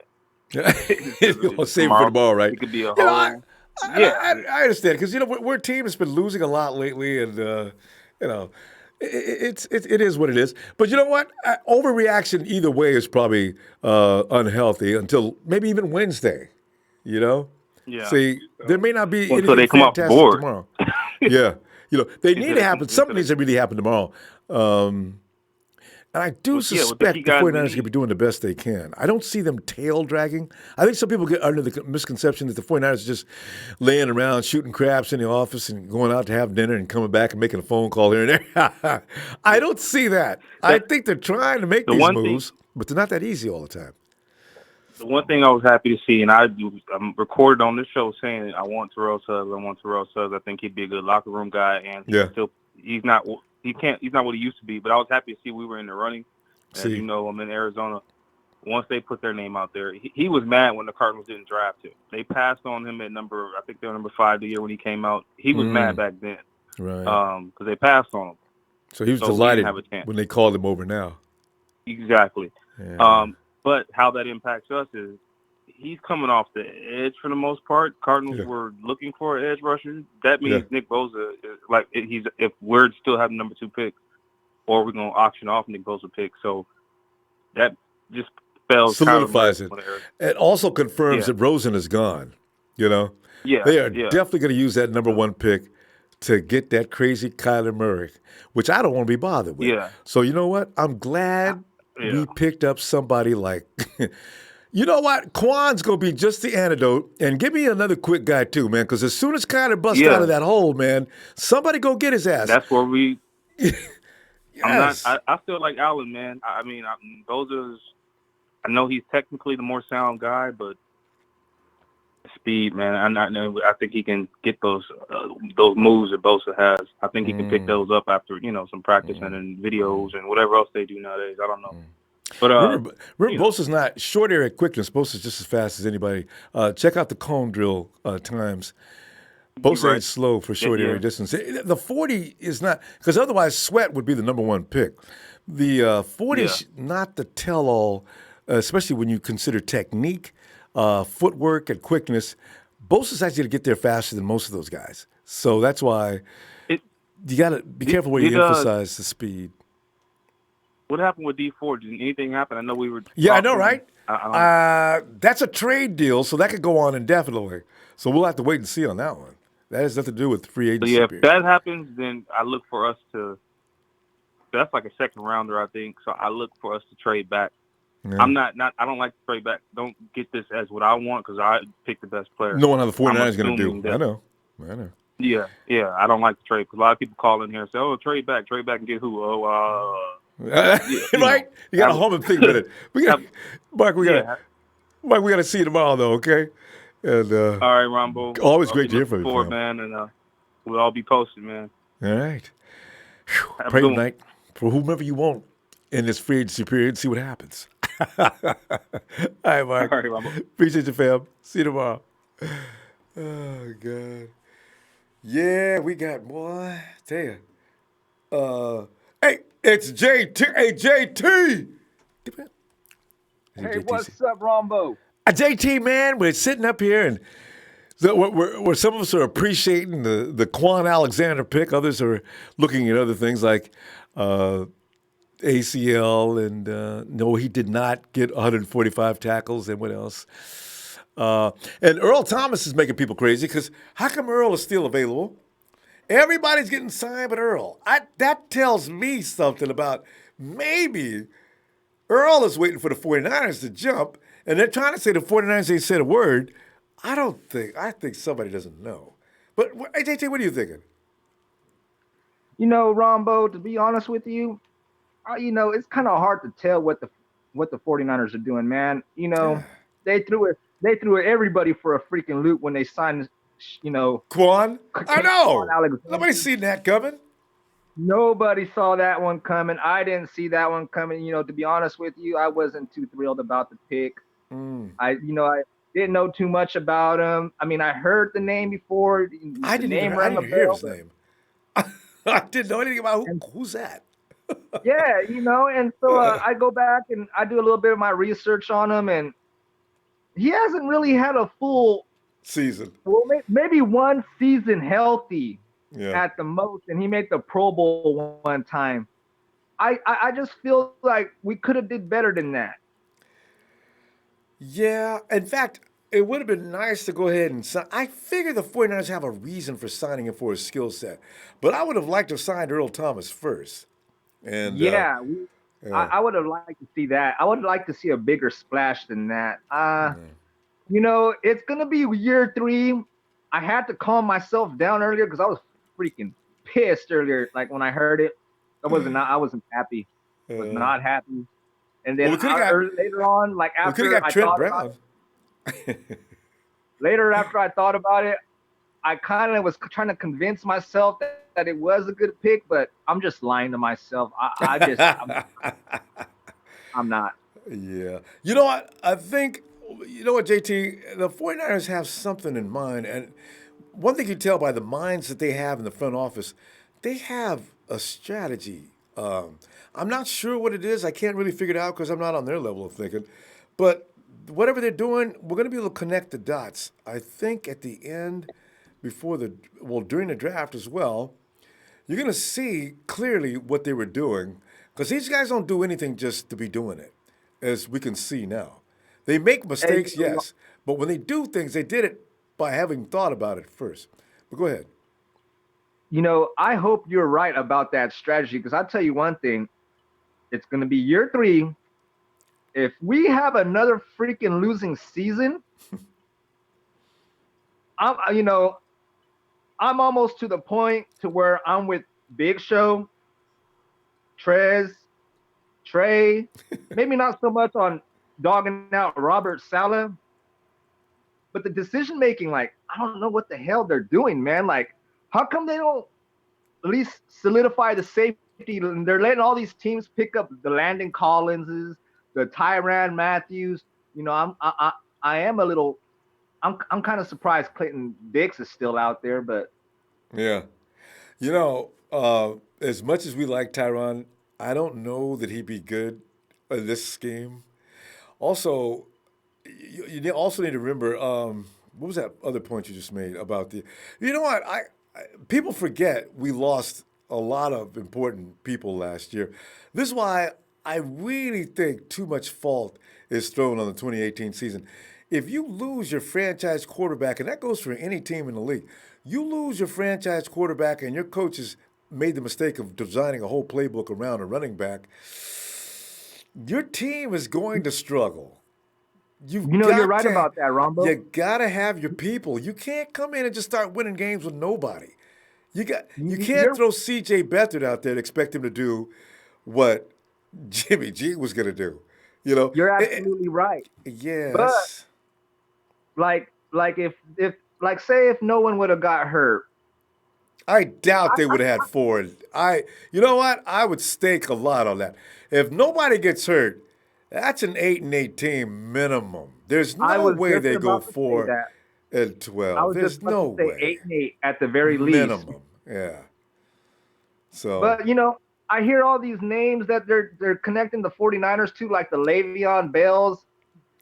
I think that's media produced. Le'Veon Bell with the 49ers. I want to give Jerick McKinnon a shot and see what he can do. He's got some explosiveness. Yeah. I really think that media said, because Le'Veon Bell, just throw him in the mix. Everybody read it. They got their mission accomplished. That doesn't make any sense. we'll see. Not only that, I don't want to trade our first rounder when we still haven't even solidified the pass rush yet in free agency. We need for OBJ. Yeah, no, I'm not trying to give up the first pick, second pick overall for the Giants to get OBJ. No. We need to solidify the pass rush because I'm so sick and tired for quarterbacks to be sitting, taking their sweet ass doing what time they want to do. Want to throw the ball to. I know. JT, we got to go, fam. I'm telling you what, though. Tomorrow is another day, as Brett would tell Scarlett. Although Scarlett told Brett, huh? Anyway, JT, I'll see you tomorrow, fam. Have a good night, will you? Let me just say one more thing, Ronbo. Go ahead. The Niners tomorrow better make something freaking happy. I don't want to get off work tomorrow and come home and see nothing happening, man. Come on. Something's going to happen. Even if it's nothing but another kicker. I just kidding, JT. All right. I see you tomorrow, fam. Niners fire. Oh, God. Hey, let's go. That was it. 270, Bowling Green. Hello. Ronbo. Yo, who is this? And this is my first time calling Ronbo. Yeah, I just had to call in with all this chaos going on, man. What is your name? Tell us, introduce yourself. Who are you? My name is Sean. I'm big homie in them in the chat, man. Oh, you big homie? Are you big homie in them? All right. I'm big homie in them, man. I told you I was going to call Ronbo. Man, what is going on with these people, Ronbo? Oh, they don't like Kwon. And the patience is growing thin because we went 4-12. Like, are they expecting us to have it all together by year 3? Really? At least, you know what though, Sean? If the 49ers stay healthy, they ain't got to worry about it. That team will beat people up. But they got to have all the horses. You can't go out there losing all your thoroughbreds with a bunch of mules and donkeys, man. You can't run the same race. So, and you know, Ronbo, I see what our coaches are doing. And what they're doing, man, is they're not really investing money in these people unless, A, they're coachable, okay? Yeah. They buy into the culture, okay? Right. And then C, they young, man. Yes. So they want to have a group of guys playing together consecutively year after year after year. We don't want to go spend all this money. Yes. Yeah. So in 3 years, they just be a machine. Doesn't even have to be. They don't have to tell them anything. They already know what's up. You know, like the car. I mean the Panthers. Kuechly and his boys been together for how long? And look what kind of damages they do. That's what you want. Not bringing in new free agents every year. Preach. Come on now. Now look, I know you got a lot of callers in there, Ronbo. So I'm gonna say one more thing. I won't interrupt you. Go ahead. So here's what I'm thinking, man. I'm not buying this Bosa hype. I'm gonna be honest. I don't want him. I'm gonna be honest. I don't want him. I like Quinnen Williams. You see me in the chat all the time talking about Quinnen next to Defoe is crazy. Look, man, I think we need to get us an edge rusher in free agency. Hopefully we can get one left. I know everybody's getting franchise tagged and shit. I know, but look, if we can get one of those guys, just one of those guys, we'll give Marsh another chance to back him up or whatever, and let's go get Quinnen, man. We just got Kwon for the middle linebacker. We put Quinnen next to Defoe on the D-line. I've already thought about that. Weeks ago, I says, Quinnen next to DeForest Buckner, that would be a wrecking crew right there together. Tell me about it. Look, don't let them beat you up, man. And look, shout out to everybody, man. I know they listen, man. I love everybody. Love the Nana Empire. We go through this every year. You know. The every TNT season. Show. Yeah. You know, Lynn Wood's hilarious. That's my boy. You know what I'm saying? James. Hey, shout out to James, man. He always showing love to people. He never forget to show love. So, man, look, let's go get it, man. Let's get it, Ronbo. Let's do it. And you know what? You could be right because the 49ers, nobody talks about nobody knows what the 49ers are getting ready to do. They could very well pull Quillen in the first round. Watch for the edge. If they pick up an edge rusher in free agency, look out. Anything's up then that first day. Anything. They pick up a rush. There's a lot of pass rushers. Second round, third round. You can pick them up. We'll see. Come on, man. Oh, now you got me thinking like this. Man, Sean. Big homie in there. Got it all figured out. Sir. Hey, man, I'll see you tomorrow, Ronbo, man. All right, be looking for you, too. We'll see what happens. If we get a good sign, it's going to be a happy day. All right, fam. Me. Preach. All right, fam. Have a good night. Oh, big homie in there. Shut it. Hey, Tyler. Ronbo. Tyler, listen, you know what? You are the guy tonight that's going to be the host until I make my run to the little boys' room. So, Tyler, take it away. I'll be right back. Yes, sir. I love to leave Tyler in charge. All right, you guys. The Kwon Alexander signing was fantastic. All right. Now, sure, he has had some injury history, and we did pay a lot for him. But pairing him with Fred, we had a linebacker need, and if we had gone after C.J. Mosley, he would have cost a lot more than we paid for Alexander. And Alexander is 24 years old. He's the same age as Reuben Foster. He has like a 4-year experience in the league. He has already made a Pro Bowl. He had a season with 145 tackles. Very solid. I mean, I knew who he was when we signed him, and I was like, yes, because he's a very solid linebacker. He's done an excellent job in his career. People haven't really paid enough attention to him because he has been injured. There's no way around that. He has been injured. However, he has been incredible when he has been on the field. He is a game changer. Him and Fred Warner together, as long as they can both stand the field. Fred Warner is very durable. So I think this would be a great pair. So Tyler, I think it sounds like you're talking about. Incredible. It sounds like you're talking about today's pickup. Yes, sir. Go ahead. Oh, that was a great signing, man. I think so. I knew who he was the second we signed him. Did you really? Because I went and looked at his. I play a lot of Madden. So okay. I looked at his film and I says, whoa. And I said, dang, okay. I understand why they picked him up. So he's a good, he bounces off of Fred perfectly. You got the high energy, extreme battering ram, and then you got Fred. They're like yin and yang. This is going to work. I can feel it. They've thought about this move, and it's the right one. Where do you think we're going to put him? Do you think we're going to put him in the middle or outside? I think it depends on who we're playing. I would put him, I always want Fred at the top because Fred can diagnose an offense quick. He's very good at that. Yeah. Man, I would. He's very good in the middle, so. I'd let him stay. I'd even put him at the Sam every now and then because of his rushing ability as well. Give him a little outside. Kwon apparently is a freak on the blitz. Yeah. Anyway, he's real flexible in what you can do with him. And now he's going to be with a decent defense because some of the guys he's got in front of him are going to be a lot better than what they had in Tampa Bay. So, I like what He may not always get the big sack or the big play necessarily. However, he puts that pressure on the quarterback, forcing the quarterback to make bad decisions. So, and I think our defense really, I will be 100% satisfied if we get. I mean, I want to get Earl and Bradley Roby, but if we don't, hey, there are other ways to fill those voids. So we just got to we got to get somebody at those spots because and also here's a deal that I would propose to the Giants for OBJ. I would and you might get mad at me for this, all right? But hear me out.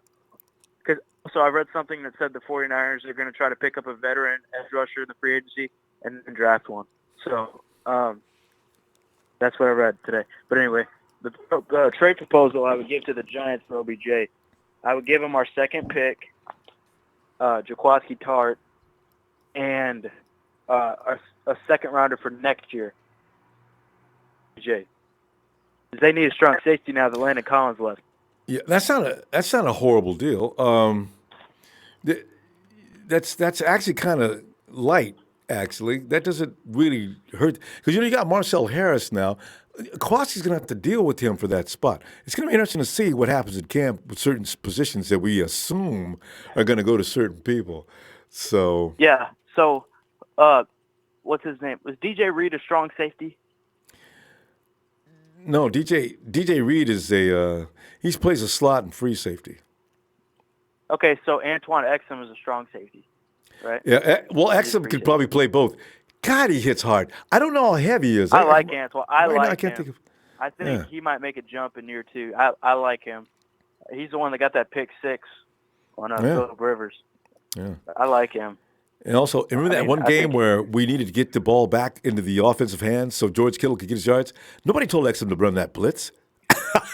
Yeah. I like him because what a good Antoine. That was ballsy, man, because if it didn't work out, he would have been chewed out. But, if he fails, he's big trouble, true. Yeah, and then, so, you know what's really cool about the 49ers fan base? What? I went to a basketball game at my school the other night, and it was over. It was a playoff game. It's over. I'm walking out. I see this big dude wearing a Jimmy Garoppolo black and red uniform. Okay. And I was like, hey, because I had my 49ers hoodie on. Walk up to him, handshake, hug. It's like, I got myself a Jimmy G jersey too. He's like, yeah, man, you know what's up. And then, 49er fans, they just see each other around, high-five each other, high-five strangers, and hug each other. It's just so cool. It is. It's going to get cooler, too. Anywhere you go. We have to win, though, and people will be better. I can give you another example, too. Tyler, we're out of time, though. Tyler, save this one for tomorrow. We got a bunch of callers. We're trying to get them in tonight before they get upset and hang up. So, Tyler, save that story for me for tomorrow, will you, fam? And thanks for holding it down for me while I went to the restroom. Yeah, no problem. I actually think I did a good job this time. Oh, well, I think you did, too. Nobody's mad. I don't see any Last time I didn't, but this time I did. I pissed a lot of people off last time. I know. That's what I'd love to hear. All right, Tyler, appreciate you, fam. I'll see you tomorrow. No problem, Ronbo. Love you, man. Hey, love you back, fam. Niner Empire, Niner for life. Kwon was a great signing. Forever faithful. Bye, Bo. And the name is Harsha. Hello. Hey, Ronbo, what's up? Harsha, man, we're just sitting here raking over the coals. What I thought was a pretty good signing, everybody's not amused. Harsha, how do you feel about Kwon Alexander? Yeah, I listened to the whole show, and, I'm taking it all in. Yeah. And lots of different opinions I'll have across the board. Yeah. I'll say this. I was pretty critical. I've always been critical of this front office with Lynch, and I thought, I really wish they spent a lot more money, at least like in the previous years. But so I think it's hypocritical of me when they do spend money and they go after too much? They go after a person. Yeah, they go after someone, and then I'll say, oh well, they overspent or whatever. You know what I mean? So I think, and I understand, there is something to, saying like, okay, well, it's a linebacker, it's not, position in need like an edge or, a corner or a second or a safety, things like that. But for me, it's like I like it because from day one, before free agency even started, I said we need to be aggressive, and that's all I wanted from them. I wanted to be aggressive, and I wanted to go out and spend some money, and they did. Maybe so. For me, I don't want to look at the player and say like, well, I don't agree with it. To be honest with you, I didn't watch any film on him anyway. I'm probably going to watch it. You got to do that when you get a chance. You'll enjoy what you see. Yeah. But to me, it's like, why?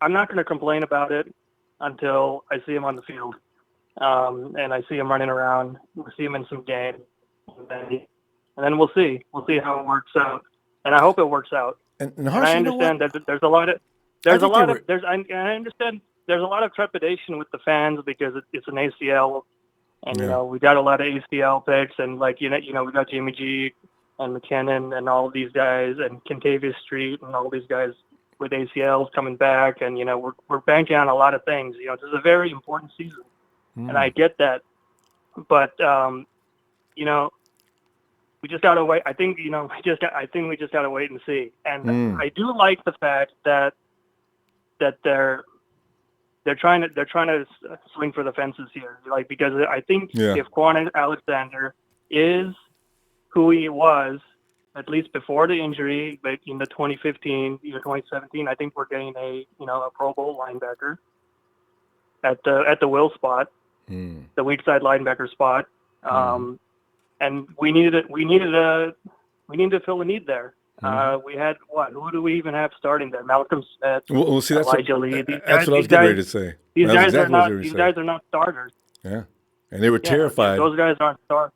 And they were terrified of having to have him start this year. See, can you see Malcolm Smith still aching and talking about this hurts and that hurts and I can't go today? So we've got one now. He's not going to have any problem. You have to make him sit down. So I like him. Yeah, so, day one in free agency, I mean, let's see what happens. I mean, Earl Thomas, I don't know. I mean, I think Houston is gonna go in hard. So unless we go in hard, I don't know about that one. Maybe we can go for a Clinton Dix or something like that. I do like the corner that we're going this year. I like that one. We should go for him or Roby. I think we need to lock down that other spot. God. And I think honestly, I think that's I don't know. I don't really see. I don't think we should. I think we're good in free agency with safety and other corner, and I think I'm ready for the draft after that. I don't know. What do you think? Yeah. There's no need to spend every last dime in the till this year. So, little by little, every year, pick up a couple of guys here, pick up a couple of guys here, because we still got young guys that are drafted and that need to have their time on the field. So you got to give them some time to grow. So, but picking up Thomas is a good idea. Yeah, we could spend an edge rusher, but I don't know if they will. I mean, but I think they will. Why do? If we might, but on the other hand, I can see the argument where, why spend $15 million when, we've got the number 2 overall pick. We're probably going to pick an edge rusher. Although there is that talk with OBJ, and I'm not really sure what's going on with that. And only because you don't want to take a chance on a rookie failing. We cannot afford to fail on the edge again. This is why I know if Bosa's available, they got to go for Bosa because he's the safest pick coming off the edge that's there. I think that's more than just an opinion. I was wondering about that today. It seems like they're. I don't know. Did we? I didn't see any reports. We weren't really looking at any edge guys at least in day one. So I'm wondering, maybe they have an idea on who the Cardinals are taking, and maybe that's why they're kind of easing up on it a little bit. Could be. Maybe that's just my conspiracy thing. No, and we didn't see Kwon. We didn't see a linebacker coming in. These are 49ers are doing everything very covert. So we'll see. Hush, we're gonna go though, and see you tomorrow if you get a chance. Will you? Yeah. All right. See you tomorrow. All right, Thanks, have a great night. Thank you. And quickly we go to Dean. Hey, Dean. Ronbo, what's up? Dean, Kwon Alexander, man, he's up. I am so excited, bro. I love it, man. See, you and I are his fans, all right? And there's a few people here. His mom, she likes him. I really think we got a good football player in Kwon Alexander. I like him. Oh, dude. So do I. Hey, so I got some stats for you real quick. So last year when he was with Tampa Bay, I got rushing yards when he played before he got that ACL tear. Okay. So, all right. First game, total rushing yards, 43 when he was there. All right. Next game, 91. Not 100, so that's good. Who were they playing? Game, 78. Dude, yeah, I know. I knew you were going to ask that too, but I just found that stat real quick. Yeah. Because I heard Trey and other people, down on him. They're all about fucking stats. So I was just like, oh, God, I got to find something real quick because this guy's good. But, yeah, so I don't know who they were playing, but these are just stats. Okay. Okay, so the next one, 139, so did a little bit right there. 70 on the next one, and then when he got that ACL tear, because I think he got it like second quarter or something. Yeah, I think that was Cleveland. When he got that. From what somebody said earlier. Yeah. But then so then after he got that tear, so the next game after that 119 is 138. 179, 116, 163, he's 148. He's a run stopper. All right. Dude, oh man, he is a major run stopper. Yeah. All right, and then last four right here, 100, 242, 80, and 109. And I understand his coverage skills are not bad at all, too. And this guy forces turnovers. No. So he's a busy, beat up the dudes on the other side of the field kind of guy. That's why I'm liking him. And I've watching his tape, I see what kind of damages he can do. So it's a good move. Yeah, I have a buddy that's a Tampa Bay fan, and he right when it happened, man, I was at work, I sell insurance. I was selling some insurance, and then all of a sudden I get this message, and my buddy's like, "Oh, dude, fuck you." What, he knows you're a Niner fan? He's like, have you seen the news? He's like, "Oh, the Niners just picked up our linebacker." I'm like, "Oh, what?" I was like, "Who is it?" I'm pretty excited. I watched a bunch of film on him today too. It's just oh man, I'm so excited. The ACL scares me. I mean, any injury is going to scare anyone. Yeah. It's a thing, and as I say, I got a feeling the 49ers must have checked him out at least some. I mean, there's no way you just go in there and throw a guy that much money and are thinking, I'm not sure if he's going to make it back or not. They must know. The doctors must have reassured him something. Yeah, they know something because D Ford was right there. It's either us or the Packers getting them pretty much is what I was reading, Yeah. And I mean, D Ford, man, last season, 7 forced fumbles and then 13 sacks. They're looking for those kind of guys, That's exactly. And Kwon is, D Ford is. Keep an eye on that. Yeah. Guys who can cause turnovers are going to be high on the 49ers list of guys to do. People aren't going to like it because they might not know what the 49ers are doing. But like I said, I think they've got a plan going here. We're going to be able to collect the knots later. Oh, dude, no, they definitely do. I mean, Warner right there, and then this guy. Oh my God, man! It's gonna be really interesting.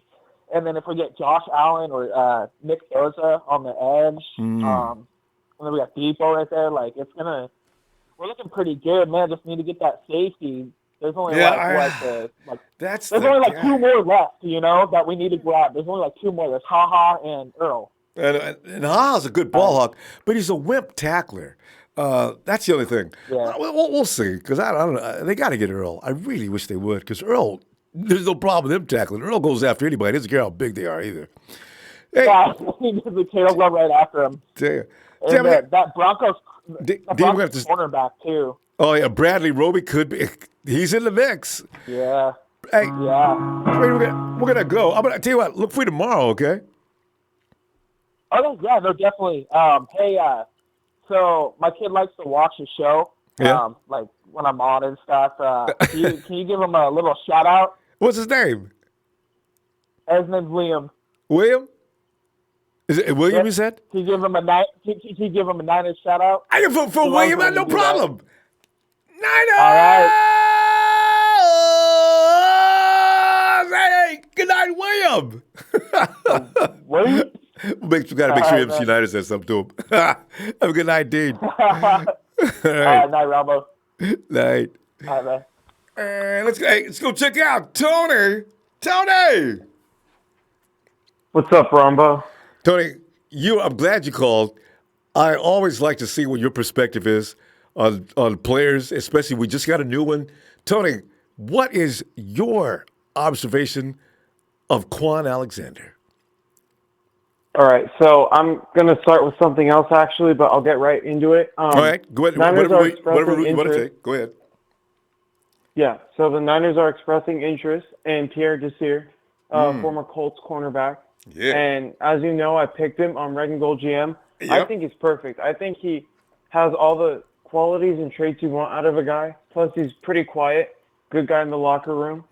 Something Kyle said, he will always overpay for character. He doesn't have a problem overpaying for it. So I hope we get him. Bradley Roby's 5'11", so I'm not quite sure if I want him. Plus, he's more of a slot cornerback. If you see with Aqib Talib and Chris Harris Jr., his best days were in the slot when he had those two guys on the outside. Once he moved to the outside, he had problems. So my guy is Pierre Desir. I think we need to try and get him in there. I think we need to pay Earl Thomas 2 years, $30 million like he's asking, or we go to HaHa Clinton Dix, who I think is being overlooked by a lot of people. He creates turnovers. He's pretty good in the box. I think he's a ball hawk. I wouldn't mind paying for him as well, probably $12, $13 million per year. So now that those two guys are out of the way, I think Kwon Alexander was a great pickup. I think we overpaid for him, definitely. I think it probably should have been $11.5 to $12 million. But Ronbo, the three most important things you can have in a linebacker in this scheme are speed, coverage, and penetration. And I think he's incredibly fast. He has elite coverage from what I saw on tape. And the only red flag with him, besides injuries, are that he has 78 missed tackles in his 4-year career. He's averaging about 1.5 missed tackles. Oh. Since 2011, 9 players have had more than 50-plus missed tackles, and he was drafted in 2015. Did you see the company? I mean, somebody famous is only 60. Somebody had 64 that's right behind him, and it seems to me it's another Pro Bowler. He's at 70. The next person's 64, and the next person was 53. All of them are good players. Bad. Yeah. You know something, Tony, though? One other thing, though. People did point out, missed tackles sometimes can be misconstrued. It doesn't mean that he went out and whiffed on a tackle. It means he may have got there first, maybe slowed the guy down, but didn't complete the tackle, and then the rest of his guys came in and killed it. But they count that as a missed tackle. So I'd like to see the tackles he missed to see exactly what they mean by missing that many tackles, because this is a guy that seems to be in on every play. So in that case, he's probably going to be, Like I said, he's fast. I think penetration, the third thing I talked about, that is essential for a linebacker. I saw it many times. Just like Reuben Foster blew up Ezekiel Elliott in his rookie year, I think Kwon has that exact same potential. Now, if we look at C.J. Mosley, who hasn't signed yet, and Anthony Barr, who got signed by the Jets, Anthony Barr is so inconsistent. I don't think he fits the Mike linebacker role at all. Honestly, I thought he had flashes at times, and he's a freak. Just physically looking at him, he's fast, right? And he's 6'5", but I don't think he's a better player than Kwon Alexander, just from what I've seen and based on how he would fit in our scheme. And then C.J. Mosley. I was talking to this guy today who's a big Ravens fan, and he was saying C.J. Mosley can do everything but cover. And if anyone knows anything about the 4-3, our Mike linebacker is in coverage almost every single play. So I think it's essential. Kwon was the best cover linebacker in this free agent class. So I think we did well. And if you forecast, it's very possible that the Cardinals select Kyler Murray, right, with the number 1 overall pick. And we don't have any guy besides Fred Warner that can run with Russell Wilson and Kyler Murray. And I think if we've seen anything, you're right. We have 2 guys. We might even get 3 if we had someone in the draft. But if there's 2 things we've seen from John Lynch on the defense, he wants fast linebackers and tall corners. Those are the 2 most consistent things we've seen. And they're going to send him on that blitz too, Tony. I tell you, man, I seen him shoot that gap. Oh my God, the offensive lineman didn't even see him. I don't think. Whoa, he's in there. I know, it's crazy. And the great thing is, Fred Warner has experience at the weak side linebacker, strong side linebacker, and Mike linebacker. So they can switch. We can move them around as we need to. Right? I like it. My only problem right now is we don't have an edge defender to close down the run lanes and to get pressure on the quarterback. And that's our most important need, because our linebackers can't hold up in coverage and our back end isn't going to do anything if we're not getting pressure. Now, hopefully they address it. And that's going to happen. But you know what? either tomorrow or the draft is going to be all out on that. But the scary thing is, Tony, it has to be the draft. Yeah, hopefully they pan out. I'm not trying to pay $14 million plus for per that. year to a guy in free agency. No. Yeah, but quit spending money. All right, Tony, great stuff as usual. Let me see you tomorrow if you get time, huh? All right, I'll see. Thanks, Tony. Have a good night. You too. Oh, damn. Hey, Jay. Finally. The J has come back to Ronbo Sports. I mean finally. You've been listening.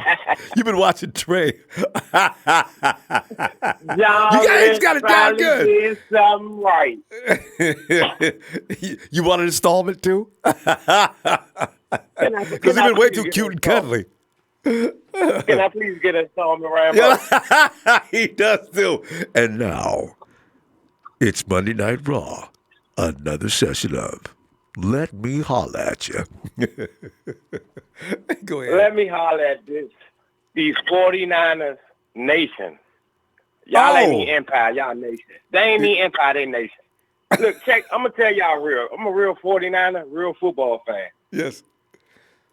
We act like 49ers been good over the last, since Jim Harbaugh left. Mm. We ain't had no free agents here since Dante Hittner. Don't no free agents come to San Francisco. We got to remember who we are for real, what we've been through. We got to remember, ain't nobody. Richard Sherman came here because he wanted to play against his old team. Everybody, look, we got to overpay some play. When you a sorry team like we've been, yes, you got to overpay for some good players. And Alexander is a dog. How y'all like a dog? I like him. Y'all must don't know football. Y'all don't know the NFL teams. There's only 32 teams. If you're a football fan, you know every player on every team. Alexander is a dog. Got lots of Speed, cover. And this is what he do. He plays on the offensive side of the line of scrimmage. Come on. And he hits. He ain't scared to hit. Oh, no. That's one of the reasons why I worry about him. He will get hurt because this dude will kill himself to take that dude out. I like that attitude, but I want our sports science people to make him as strong as a rock because he's not, when Kwon goes after a play, he ain't playing. He is serious. Whoa. Oh, yeah. Ha-ha Clinton Dix, please. No, please. Oh, please. Have anybody ever watched Ha-ha Dix play? He get one interception every year. Yeah. And he can't make no angles on no tackles. Yeah, I saw he his get burnt. He can't tackle. I mean, this my cousin a Green Bay fan, so this has been happening for years. His whole career been like this. I mean, he can't stay nowhere. Everybody gets rid of him. That's a bad sign. Why is everybody getting rid of Ha-Ha every year? Yeah. I don't understand. And then ain't no defensive ends in this pass rush except for Flowers. He was the only one. Yeah. Who else was out there for real? Nobody. Well, Za'Darius is about the only guy left that's worth a least look at. The rest of these guys. But I'm talking about in the beginning of free agency. It wasn't nobody. Flowers, not really. I mean, and teams have locked them up. It wasn't nobody. Yeah, it wasn't nobody out there. So they moved on to the best next thing. And Earl Thomas, he got too many offers right now. Just like they said, there's 16 out of the top 20 free agents not even signed. So there's a lot of people still out there. Yeah, we got one of the best linebackers. And him and Mosley, they like the other caller said, he a better pass cover than all of them, and he still runs side to side, and he's faster than all of them. Yeah, that's what our defense needs. Ronbo. Yo. Hey, so let's say it's not an empire. It's not. Oh my God, I just screwed it up. It's not a nation. Wait. Sheik, I know what it is. He was pointing that out. He was putting people who said some of the things they've said. He put them in a nation. That's what he was referring to. That was like a dirty name. Let me slap my hand. There you go. It's okay. He corrected it as soon as he said it. I mean, he explained it. All right, brother. All right, man. Later. All right, no problem. All right, Sheik. But anyway. Yeah, but look, I got one thing I wanted to say that I like. If we get D4 with that second pick, and go ahead and get Earl Thomas, and then get DK McCaffrey with that number 2 pick. Are you a DK fan too, man? Yes, sir. God. I need You know what, though? I need that superstar. I miss T.O. But you know what they're doing now? They're starting to find every analyst. I went to NFL Network, they bad talk Deke. I went to CBS Sports, they're bad talking DK. He can't do this. He can't do that. I said, God, man. He's a combine warrior. I said, come on, man, y'all. He wasn't that bad at Ole Miss.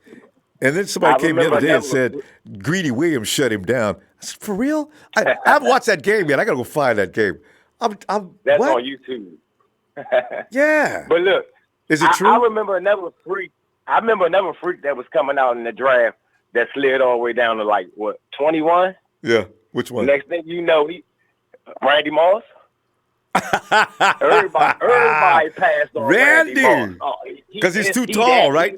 Especially during that time. Nobody wants a receiver that long. Too tall and too fast. Yeah. Too tall and too fast. And look what he did. Hall of Fame. Dominated. Man. And Hakeem Butler can't get no love. I think he dropped another notch. I think he's down 4th to 5th round, 4th to 6th round is available. I said, really? I think he looks better than that to me. I ain't had no love on him. I need you either. Dog. So I need dogs. I got a real feeling about it, but I thought he was a little better than the 4th to 5th round pick.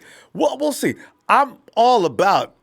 I mean, Metcalf has been my dude for weeks before they even had the combine. Man, look, this dude, I know, man. I know. Yeah, he's awesome. I mean, he's gonna be the next superstar. Our offense need it. They got. And if watch not, Kyle. we get a receiver next year. Watch Kyle fool everybody and pick him up. Because the thing is that the 49ers pick up, as you just mentioned, if they pick up D Ford and they pick up Earl, right there. they can go all offense and shock everybody. Yeah. First round, I'm not sure what they would do. But second round is definitely, oh, man. Hey, Jay, I'm going to have to see you tomorrow, fam. The adventures of free agency continue. All right? Already. Good night, Rambo. Good night. Hey, appreciate you, Jay. Have a good night.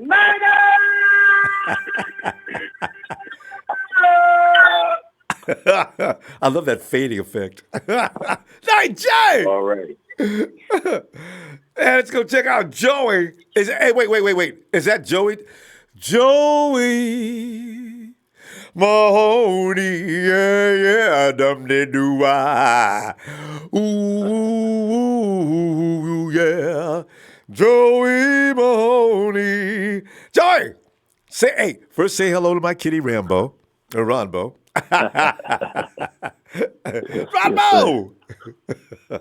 What's going on, man? Joey, man, I'm telling you,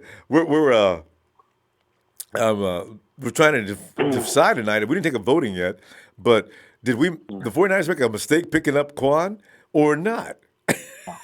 No mistake. That guy's a good football player. Ain't no mistake. So. Man. I'm happy for Kwon, man. It's finally something good happened to him, you know. I don't know. I was reading about this earlier, but it's kind of sad. But did you know that his brother? Was it last year or this year? Yeah, his brother. Yeah. Got shot. And then he said he came out and played one of his best games of all time. The next game, the next day. Tragedies like that are scary. Like, wow. Most of us would be a basket case. Your brother gets gunned down. I don't want to play football. Yeah. I mean, God, I'm just devastated here. You know, it's just like when you see Marquise Goodwin come in after he loses his child and has his best football game of the year last year against the Giants. Man, so it's rough. Got to give him credit. It is. Yeah. So, what do you think? You like the signing? No, I love the signing. At first, I didn't know who he was because Tampa Bay. He's playing in Tampa Bay, so I'm not really paying a lot of attention. Yeah. Then when I looked at his film, it says, "Oh, okay, now I understand why they picked him up. This kid's out of his mind. I love it." Hey, did you see the video that I sent you on Twitter? Not yet. How long did you send look at it, man. I sent it while you were on air. Oh, okay. Is it Kwon? It is. It is. Yeah. So I'm gonna share it too because Kwon is people don't understand. Well, what it is, it was Kwon, but it wasn't the play on Kwon. It was it was a pass against the Seahawks, the deep pass. The safety intercepted it, and he came out of nowhere and there was a tackle running at him, and he literally just lowered his shoulders and just freaking just knocked the tackle right on his ass. I was like, wait, I got it up now. Here comes the play now. Yeah. Hey, where's Kwon? Watch it. You'll see him. You'll see him. He's coming. Bam! And that's a big dude, 79. 79, get up. Big dude, man. Breathe. That's a tough dude, man. Oh, that was nice. And no flag. Because you can't call it unnecessary roughness. He came straight into Kwon and thought he was going to run Kwon over because he was shorter. Shh, better recognize. Don't mess with him. I like him. You know what he is, Joey? He's what this team needs. An element of fiend, of beast, of just plain mean. I like him. I love it. I love it when you say that name. How you say it? Fiend? Fiend. But F-I-E-N-D, just a fiend. God, that's a badass. He stood there, and that big dude's coming down the field. Kwon said, "Come on down, baby boy." Like you said, wham! Dude fell out like a truck hit him. Oh, I like him. I didn't even see that clip. I'll take it. Oh, I'll take him. Yeah. So I saw that, and I had to send it to you. Thank you. I saw some Dante Hittner in that shot. Damn. Yeah, right. that was a big shot right there. Man, I can't wait to see what we do in free agency now. Yeah, let's just today. You know, my three. Oh, sorry. I was gonna say my three things that I wanted to do in free agency was I wanted a safety, a linebacker, a pass rusher, and I got one of the three. So I'm hoping. I mean, I have my strategy of what I'd like to see happen, but I'm sure they won't do what I want. But I got my linebacker, so maybe I'm hoping maybe we could trade for Ford. If we could trade for Ford and get Kwon, I'd be happy with that. I hate why it's quiet. I don't know if we're gonna. I hate it when we don't hear anything. We didn't hear anything about that trade. Now, what's going on with it? What are the Chiefs thinking? You know, they signed Tyrann Mathieu, so they're definitely going to want to get rid of Ford if they can now. How come no one talks about Ziggy no more? Remember, everyone was so talking about him last year. No one wants to talk about him. Remember when we were talking about Ziggy? The first thing everybody says, if he could stay on the field. Well, Ziggy last year did a Ziggy. How many games did he play last year? Yeah, but Ronbo, I looked at it closely. Yeah. The thing with Ziggy is you might want to sign him to a 1 year deal, and I'll tell you why. The thing with there's logic to it though. Every other year he has a really good year. Go back and you look at his stats. He'll have a good year, and then he'll not have a good year, and then he'll have a good year, and then not a good year. it's like one or the other. But Joe, he's not gonna sign a 1 year deal though. He's one of those guys, I'm sure. And the 49ers say, listen, Ziggy, what we're going to do is how about a 1 year deal? But listen, before you get upset, we're going to give you this is the promise. You have a good year this year, and next year we're going to talk, reopen and negotiate, and we'll give you a 2 year contract. So that means 3 years potential, but you got to show us something this year. So I would. You know, Joey, I'm not. Sheik wants Thomas, and a lot of people want Thomas. But I'm not one of those people. I don't want Thomas. I do not want him because there's a few, and James doesn't want him either. Yeah. So you guys, I don't. I mean, Joey. I'm not saying I wouldn't. I'm not saying I wouldn't be happy. I'm just saying the thing with me is that Thomas is 30, and you have a couple safeties. That you could give a 4 to 6 year contract to that are gonna, be legitimately like. More years and like longer, or maybe more. You get more time out of them. Yeah. And so, but with Thomas, you're only going to get maybe 2 to 3 years out of him, and then that's it. We could be in the Super Bowl. So are we going to? And you know what, Joey? Joey, we got to go. But you know what? I'd like to see our guys learn behind him and Sherman for just maybe a couple of years. That's all we need. We got to get another guy in behind him. So you draft a kid and bring him in and let these guys work behind Thomas and Sherman for a minute. And when those guys leave, and they're probably going to leave in a couple of seasons, they come in and they know what to do. That's the thing. Because what I want to do also is I want to trade down to the Jags, and I want to get hold on one more thing. Real quick. I want to get real quick. What I really want to do is I want to trade back with Jacksonville, get Ramsey, and then draft DK. So if I could get those other three things that I said, I mean, think about that. You had Ramsey, DK, And then you get your linebacker, pass rusher, and your wraps it all up. It sounds good. Like, Joey, that's good. We'll continue tomorrow, Joey. But I like your idea. That would be ideal. All right. All right, Joey. All right, Ronbo. Hey, have a good night, fam. You got it, buddy. And we zoom over to Hank. Hank.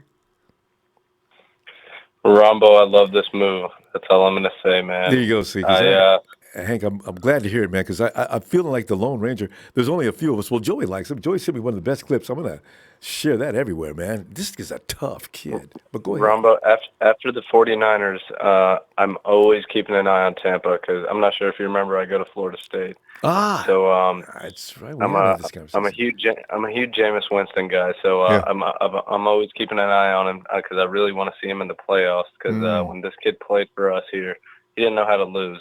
So he picked up how to lose when he got to the pros. I'll give you that. But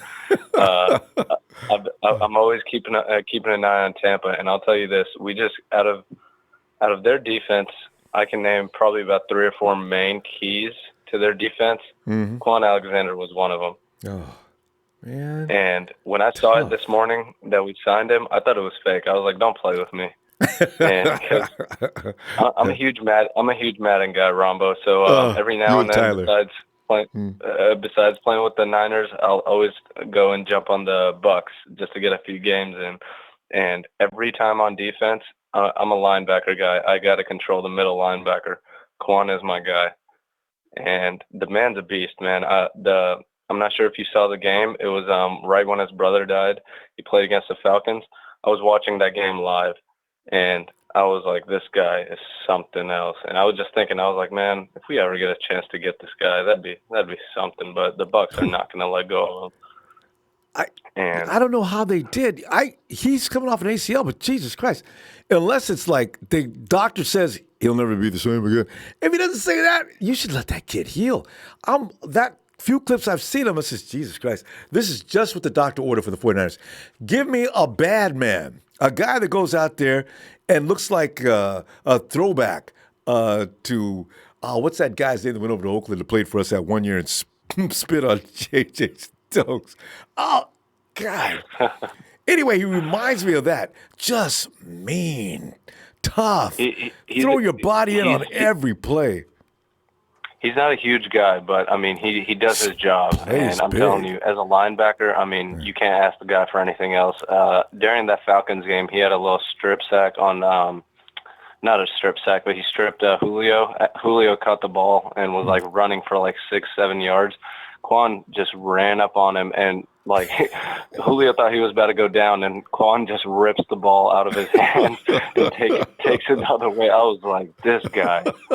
And I just see them hit what appeared to be a lineman or a tight end, and I'm talking to dude's arms and feet, everything's flying in the air. I said, Jesus Christ, what kind of shoulder was that? That's awesome. He's a dog, Ronbo, I'm telling you. And, I mean, just thinking of him and Fred together, I mean, honestly, we just solved the Reuben Foster issue right there.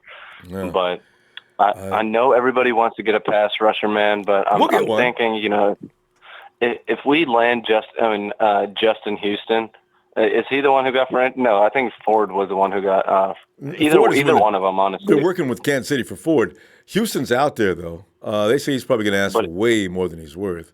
So yeah, maybe. But the thing is, if we sign Houston or Ford, I kind of see it as 2-1 because that can solve, you know, our pass rusher issue, and we'll also have a decent linebacker in it too. I agree. You know what? If you can administer these problems, and you got the 3 positions covered, you got safety, edge, and cornerback. And I don't know if we're going to get a cornerback. Pierre Desir's out there, but if you get those 3 positions covered on this defense, it's going to change the complexity of that 49ers defense overnight. And that's what they're probably looking at. So, yeah, honestly, to be honest, I would rather have Earl and draft a cornerback because, I mean, the experience Earl has and the chemistry he has with Sherman, I mean, you can't beat that. And he can erase anything Akello does now. And Akello's got enough time in, and I thought I saw some improvement in Akello. even if we're forced to go with Akello next year, and I suspect he takes another step up, now you've got a guy that can erase the mistakes. Because a lot of times the safeties were late last year, and Akello's point and everything, because the safety was late. He didn't read the play. He didn't know what was going on. And Akello turns around and chasing the guy downfield. That is not supposed to happen. Everybody blamed Akello. I says, friggin' safety. You know what? That's the safety. But Akello's going to get blamed for that. But, that wouldn't happen with a safety that knows what he's doing in this defense. I'm behind Akello. I mean, if honestly he can start playing like he did his first year or those last 5 games when Jimmy first started, I mean, I'd be happy with Akello. I mean, the guy was playing great, but I mean, he did get hurt, I believe, last year, and he was out a couple games or so. But end of the year, he picked up. I remember he was doing pretty decent. A lot different. I mean, he was doing a lot of things right. So, hey, Hank, what do you think it's going to cost us? Oh, okay. Oh, yeah. Let's I was going continue to say, what do you think it's going to cost us? Okay, man. Just one quick question for you, man. Worst case scenario, what do you think it's going to cost us to get Earl? Because I really don't want to see him go to the Cowboys. Earl's bottom line is $15 a year, from what I'm understanding now. $15 a year for 2 years. And, 49ers, if they like it, they don't mind overpaying. So they might throw a couple million more in. I don't know. Just to make sure he's happy. I mean, I'd say to be safe, make it 16. Make it 32 mil 2 year. There you go. And, what is the difference between 30 and 32? He's ours. Might as well. I like him. And you have a couple. And I have our guys, young guys behind him. They can learn a lot in 2 years from Earl too. So yeah. Yeah, right, I mean, the only thing is we won't be able to pick up anybody else from a big name, but, I mean, that's a big enough name to me, to be honest. They don't need it, And no, 32 is okay because how much they pay? Well, yeah, it's cutting into the pocket then. All right, Hank. See you tomorrow. Yeah, Let's see what happens tomorrow. All right, Ronbo. Good talking to you. See you later. Good talking to you, fam. Have a good night. You too. And we go to 007. Let's talk to 007 along. 007. Dun, dun, dun, boom, boom, boom, boom, boom, boom, boom, boom, dun, dun. Bond, are you there? 007. Let me get a couple of these. I haven't said anything about this in a long time. Because Coach says, for the detractors, did any of you consider that they actually know what they are doing better than us? Man, just trust the process and see what materializes. Simple. Coach also goes on to say that's where Hakeem Butler started a month or so before the combine, about 4th to 5th. Yeah, that might change. I haven't seen any. I got to go back and look and see where he is nowadays. Jim Thorokill says if we trade down to 6, get OBJ, get DK at 6, and we go D in free agency, Lynch and Kyle won't be the only dudes having orgasms. Big show. Oh, God. Looking at Buck, there's a bit Buck games in the past. Kwon always looked better than Levante David to me. All right. And Smith Ash is usually a very critical person. So if he likes Kwon, that's all I need to know, man. And Niner Vegas says, some people act as if Lynch is using their money in free agency. JJ said, faithful then, shameful now. Surprised some of y'all. Okay. But, it is that time of year when we start taking sides and battling. But it's all love. We're all one big happy Bama family. It's like Thanksgiving when you only see that couple of relatives a year that you didn't really appreciate seeing. But Mom said you better come to dinner. Hey, 007, are you there? Yeah, what's up? 007, man, and Kwon. We're looking at Kwon. Man, listen. Yeah. No, look, listen. I'm one of the guys who, when I saw the news, I was like, because I'm more of on the camp that CJ Mosley should have been our guy. Yeah. Because when you get someone like that talented going into free agency, I mean, CJ Mosley's a 4-time Pro Bowler. He's 26 years old. I heard some people say that he doesn't defend the pass very well, but he's got 9 interceptions in 5 years. So he averages 2 interceptions a season, and here's the thing, my problems with Kwon Alexander, here are my problems. Number one would be he's coming off an ACL, number one, obviously. Because the two things that the Niners really struggled with last year. The two big things, number one, we couldn't stay healthy. Players were going down left and right. We fired our conditioning coach because we had, hey, maybe they're not getting trained well enough because we had guys dropping left and right. And number two, which we didn't have a lot of interceptions, but besides that, was we were missing a lot of tackles last year. So when you make some guy the highest paid player at his position, where he has injury history and he's known for missing tackles, when C.J. Mosley is available, that leaves me going like, what the heck are you guys thinking? You know, but I know the jury's still out on him. I'm not saying this is the worst signing ever, but I mean, you know, it's disappointing. I'm disappointed. My three free agents. So I heard you asking people earlier, well, what free agents would you have liked to have brought in? I have a big three in my mind, which would have been C.J. Mosley, Earl Thomas, and Justin Houston. I think those guys are difference makers. They're veteran players. And I think in C.J. Mosley's case, he's someone who can help you right now and in the future. Yeah. Do we know for sure that the 49ers didn't talk to C.J. Mosley, though? I don't know. The only thing I could think of that the Niners didn't want to sign C.J. Mosley is maybe they didn't want to pay an inside linebacker $16 or $17 million, like he's probably going to make. I would figure, because the Colts and the Jets want him, and they have a lot of money. And the Ravens do too. But they can't. I'm kind of thinking the word is now he may not be leaving the Ravens. They may have told him to hold off, please, or something like that. So I really don't see that, man. Just they don't have the money to pay him. They don't.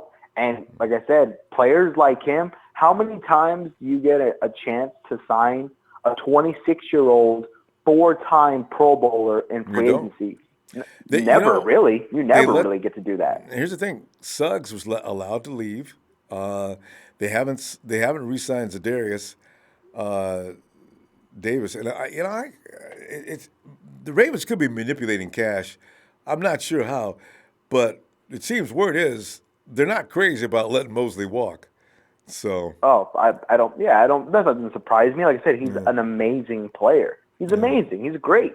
He's great. Like I said, I watched Kwan Williams tape, and he has potential. He has the speed. He can cover and all this. And the thing is the thing that concerns me about him is rookie season he had the PED suspension. In college he broke his ankle. He had hamstring issues in 2017. He tore his ACL. And then he has, like I said, his tackling is not his biggest strength. That's too many red flags. Right now, the Niners should be going for players they 100% know are badass. And to me, I don't know about his tackling. I mean, when you go well over 100 tackles, that means you kind of do pretty well. Well, to me, he misses I look some at because his stats. he commits, but I look at his stats, and he's had one season with over 100 tackles. So, I'm like, all right, you've had one. He's only had one season with over 100 tackles. He came in, and that came on his best He came in the season. league what year? Well, he's been in the league, I think, 4 years now. So Has he been in the league 4 years? That would have been 2000. Yeah, it's been 4 years. He was 20 years old when he came in? 21, I believe. Or 20, perhaps. But now, let me. I heard someone say about Levante David earlier. I think you might have said that you thought he was better than Levante David. No, it wasn't me. Somebody in the chat. I was reading what somebody said on the chat. Check this out. Look at Levante David's numbers. Okay, look, from 2012 2018 as a rookie, he had 139 tackles, 2 sacks, and interception. His next year, 145 tackles, 7 sacks, 5 interceptions. Absolutely amazing. 2014, 146 tackles, 1 sack, no interceptions. 2015, 147 tackles, 3 sacks, 3 interceptions. And then 2016, he must have got injured because he only had 87. But then after that, another 2 years of over 100 tackles. His last year, 120 tackles, 3.5 sacks. Now that's amazing. How many years has Devontae been in the league? That sounds like a lot of. I remember him from back when the Niners were good. He's been in the league since 2012. Yeah. Yeah, he's been in the league since 2012. So he's been in the league now for 7 seasons and only has 1 season under 100 tackles, and he has 4 seasons with over 140. And like I said, that his second season where he had 7 sacks and 5 picks, and then that's a special talent. But like I said, for me, it's not that I don't think Kwon Alexander is a good player, because I do see it on tape that he has explosiveness and that he has these qualities. But to me, I would never give out that kind of money with someone with that many red flags. You have injuries, you have the PEDs, you have PEDs at his age. What year did that happen? His rookie year. He came in his rookie year, got caught on PEDs. Okay, well, I don't know. I got to tell you, 007, exactly. How many times have we seen guys that were doing that and didn't even realize that was an ingredient in whatever they were eating or drinking? Yeah. It's still a red flag. Yeah. Still a red flag. Sure, but I think this is a pretty good pickup for the reasons I stated. He's 24. He can learn a lot. He had a bad year. He got hurt. Okay. But he fits right in with the 49ers because all of them get hurt. But maybe he'll work with our people. He'll work with the new people we got now, and maybe they'll strengthen him up as well. So there's a lot to go. And it's a violent game. It's all luck. Some guys survive and some don't without getting hurt. We'll see. Like I said, the jury's out on him. Like I said, I personally wouldn't have paid too many red flags. Too many. And here's the thing. This was my thing, is if you're going to sign him, go ahead and sign him. But to make him the highest paid player, that's because to me, I'm a real big numbers guy. It's like, well, what did you give up for him? Because obviously he has talent. Are you telling me he's the best inside linebacker in the league? He's the most recently signed linebacker. Let's see where these numbers go from here. CJ may be the poorest guy in the league as far as linebackers go from here, because now the standard's been set. So we'll see. But we'll see. I mean, to me, if the Niners don't land Earl Thomas or Justin Houston, like one of those two guys, because Justin Houston, that guy had 10 sacks last year. And that guy is really damn good. You watch him on tape. He's slowed way down, but he's still effective. We got to go, though, fam. I'll tell you what I'm going to do. Tomorrow, maybe you'll appreciate tomorrow's signing even better. Let's talk tomorrow, okay?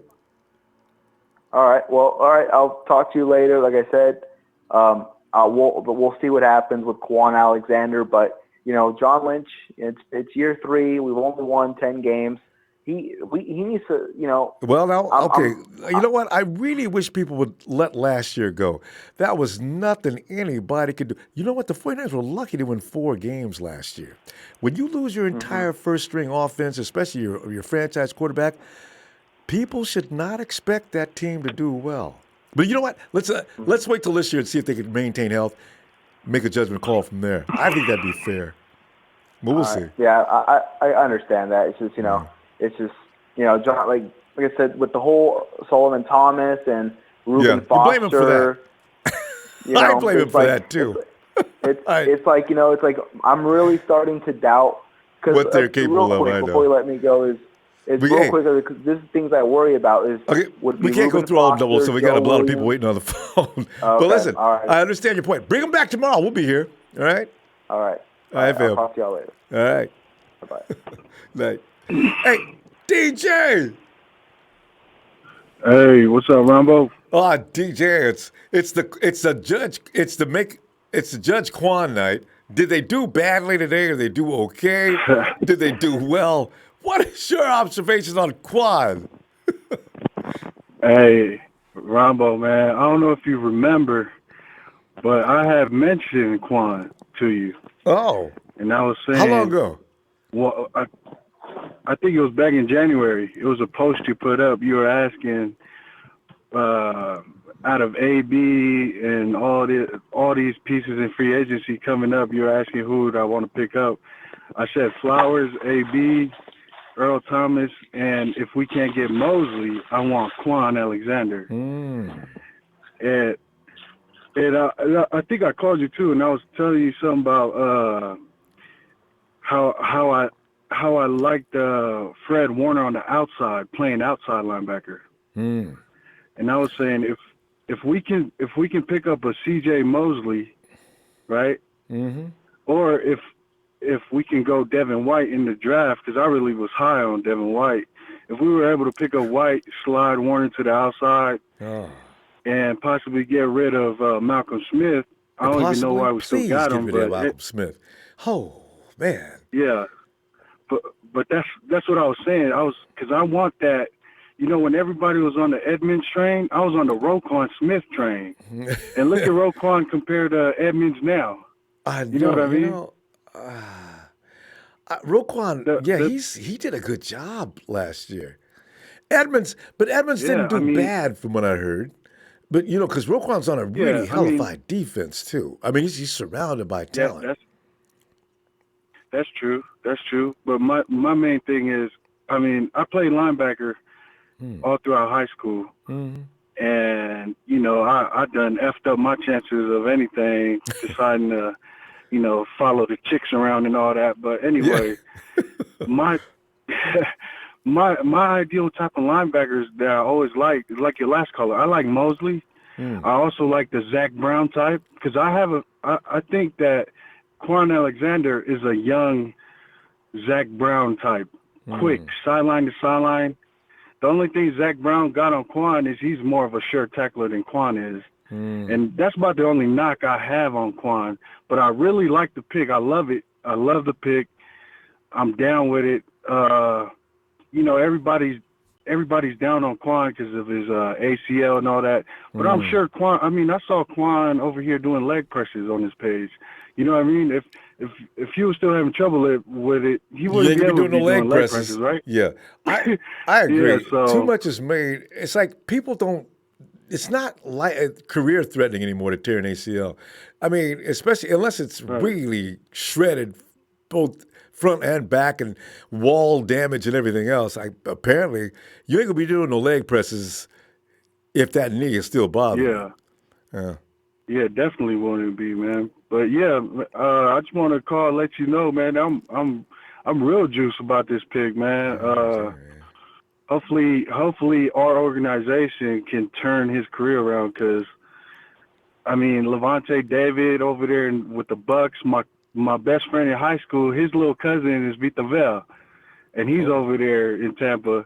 Did you say Vita? And my best friend, Vita Vea. I'm a huge Vita fan. He's from the Bay. I was sitting there thinking, man, if we could just pick him up, put him next to Buck. Yeah.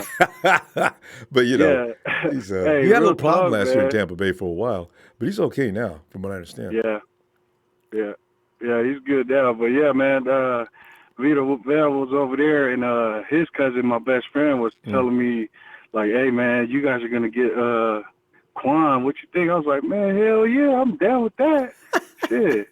Well, my little brother, he just got picked up by UW, so he's gonna be over there. Hopefully, he'll be the next Vita Vea over there. All right. Shoot, yeah, Vita, so man, I'm juiced about. Dude is light on his feet with all that size, and I love the way he just throws people out the way to get to that runner, man. I like the way he does that. Dudes be coming at him trying to block him. Vita just moves him out with one hand. Moves this guy. He does a step here, left, right. Here comes that running back. Boom! Oh, look at that skill and technique. I liked watching him. I really did.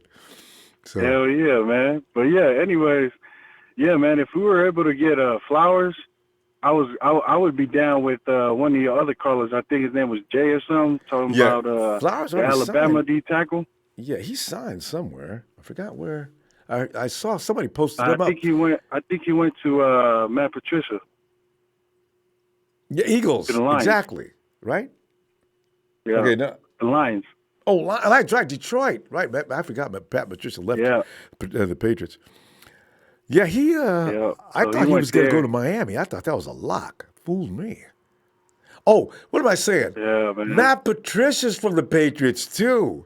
Even though his head coach, that's what I meant. His assistant was over in Miami, but Matt Patricia was the boss. So, yeah, he knows what Matt Patricia's capable of defense. Okay. Yeah. I'll tell you what, so, fam. yeah, man, what's up?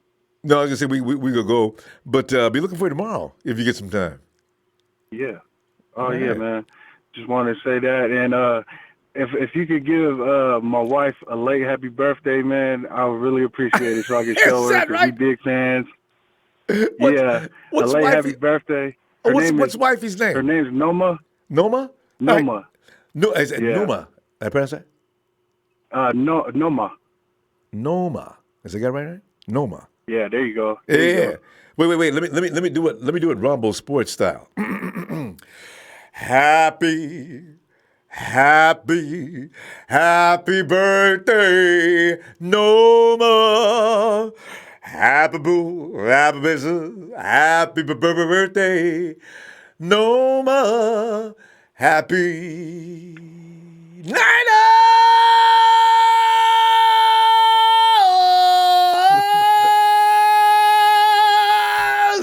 birthday to Noma. Hey!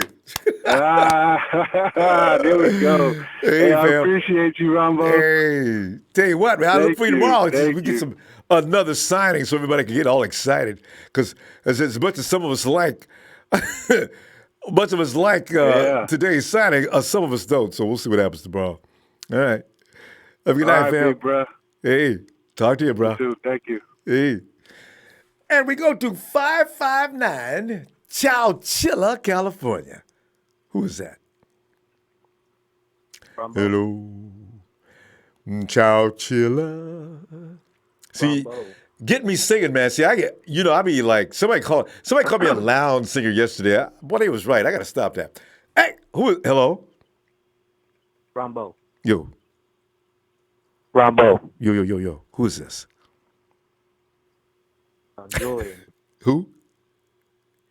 Julian. Oh, Julian. Julian, what's up, man? Yeah. Yeah, come on in, man. Yeah. What's going on? Yeah, it's not Chowchilla though. It's Fresno. How far is Chowchilla from Fresno? Like 35 minutes out. Yeah, I don't know. Them zoning things. Because I think Fresno is like a bigger deal than Chowchilla. I don't know why they make that mistake on the on the ID. All we got is Derek Carr and our pride, pretty much. But I ain't a Raider fan, so. Julian, I can tell right now. I like you already, man. That's funny, man. I'll be kind of Derek Carr. Yeah, it's but. Derek's gonna be okay.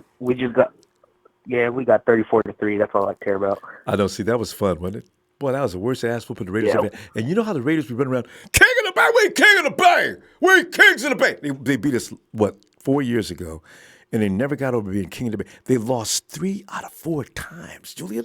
And they was talking about being the King of the Bay for 4 years. We had to listen to that. And then this last game, the King of the Bay, I ain't heard nobody in Oakland say King of the Bay since then. I'm delighted. Julian! But anyways, Ronbo. Yeah. Anyways, I love the Kwon Alexander signing. Hey, all right. Yeah. How come? I remember the first time I watched him is that game he had against Atlanta. I remember that game because we got our ass handed to us by the Rams in the channel. The last time Kaepernick played in like that season with Tom Sula.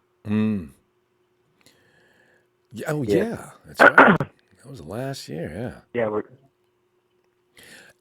Todd Gurley Kwon ran across everybody. Yeah, was Kwon on the where was Kwon in that game? Kwon he's with Tampa Bay. He's always been with Tampa Bay, right? Yeah. He's been with Tampa Bay, but I had changed the channel because it was already like 27-9. Because we we're getting I was like we used to get some serious whoopings, didn't we? God, boy. Yep. Yeah, I love the signing. Yeah, go ahead. Well, how come? Go ahead. He's a consistent tackler, very consistent. And I don't know why people are ripping on it, but I always say this: you cannot buy your playoff spot. You got to build your playoff spot. Boy, now that's true. That's why the spending Rams, all your money, their playoff spot. Yeah, and then everybody leaves the following year. Yeah, that's why you do not buy your playoff spot. Build your playoff spot. And I think we have a very strong chance of getting D Ford. Just remember, Kansas City loves being a trade partner with us. Seems like, right? This goes back a long, long time. All the way back to Joe Montana. It went from Joe Montana, A.J. Jenkins, Alex Smith. Hopefully we get D Ford. There's been some other players probably too. I just can't think of any right now. But yeah, Kansas City and this might be the thing, tradition. Yeah. So. Yeah. And I think we have a chance again, Earl Thomas, but I like Adrian Amos pretty much more. You like Adrian Colby better than Earl Thomas? No, I like the Bears safety, the free agent, Amos. Oh, Amos, yeah. And there's certain guys that nobody's talking about. When you don't hear the 49ers say anything, something's up. Now, if tomorrow we hear about Amos coming over to the 49ers, people go pass out because everybody thinks, even I thought Earl was going to be the target, right? It's his. Yeah. I mean, Earl is a guy who defines that position in this defensive scheme. Him and Rich have been playing forever. Them two don't have to look at each other. They don't have to say a word. They already know as soon as the ball is snapped what to do because that's how long they've been together, right? So obviously you go get Earl and sign him with that 2-year deal. But 49ers could switch right around and say, this kid's younger. We're building this thing for the future, guys. We are not splash in the pan guys. And everybody wants to see him win right now, and these are the things that would happen right now. But the 49ers, Kwon is 24 years old, not even 25 yet. 49ers are thinking about long-term killing. Younger than Reuben Foster. Yeah. He's younger than Reuben.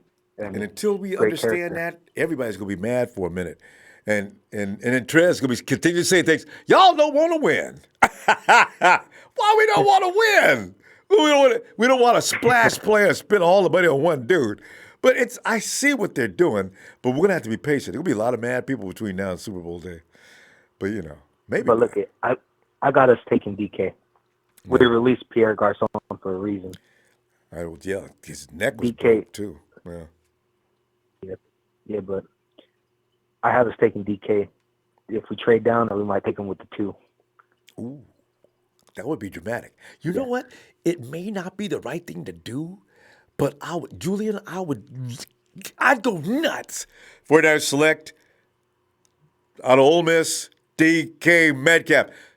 First, I'd be shocked. And Ole Miss is generous to us with these great players that we pick out of their school. Yeah, DK. Yeah, Patrick Willis. Patrick, yeah. I would be surprised, but if the 49ers get an edge, they could get in free agency right now. Say tomorrow they have an edge signed in, like we're talking about D Ford, they could wait in a second round and pick up the best player available. That's Joey, that's Nick Bosa though, and because they don't need Kyler Murray, so No. Somebody's. I don't know. I think the Cardinals are dumb enough to do it. I think they're dumb enough to take Kyler. But Julian, somebody's going to offer the 49ers a ransom for that second pick. I don't know what they're going to do. I got the Giants. Yeah. And give us OBJ. They'll show how bad they want Haskins. They'll show how. But the 49ers they will show how much they want Haskins. They're going to have to give up OBJ. If the Giants come talking about, guys, we'll give you this pick round, this pick round, this round, this round. What? Did I hear OBJ's name? Hey. No, we're not giving you OBJ. Last time we were in the 2-pick. Huh? The last time we were in the 2-pick, we screwed the Bears and moved down one. Julie, we got to go, though. We got a time, fam. Let's continue tomorrow. We'll see what happens, though. Yes, sir. And I promise not to mention Chowchilla tomorrow if you call in. Yeah, he's yeah. from Fresno, yeah. All right, 34-3. There you go. Good night. Night, Julian. Hey, let's go to Blake. Hey, Blake.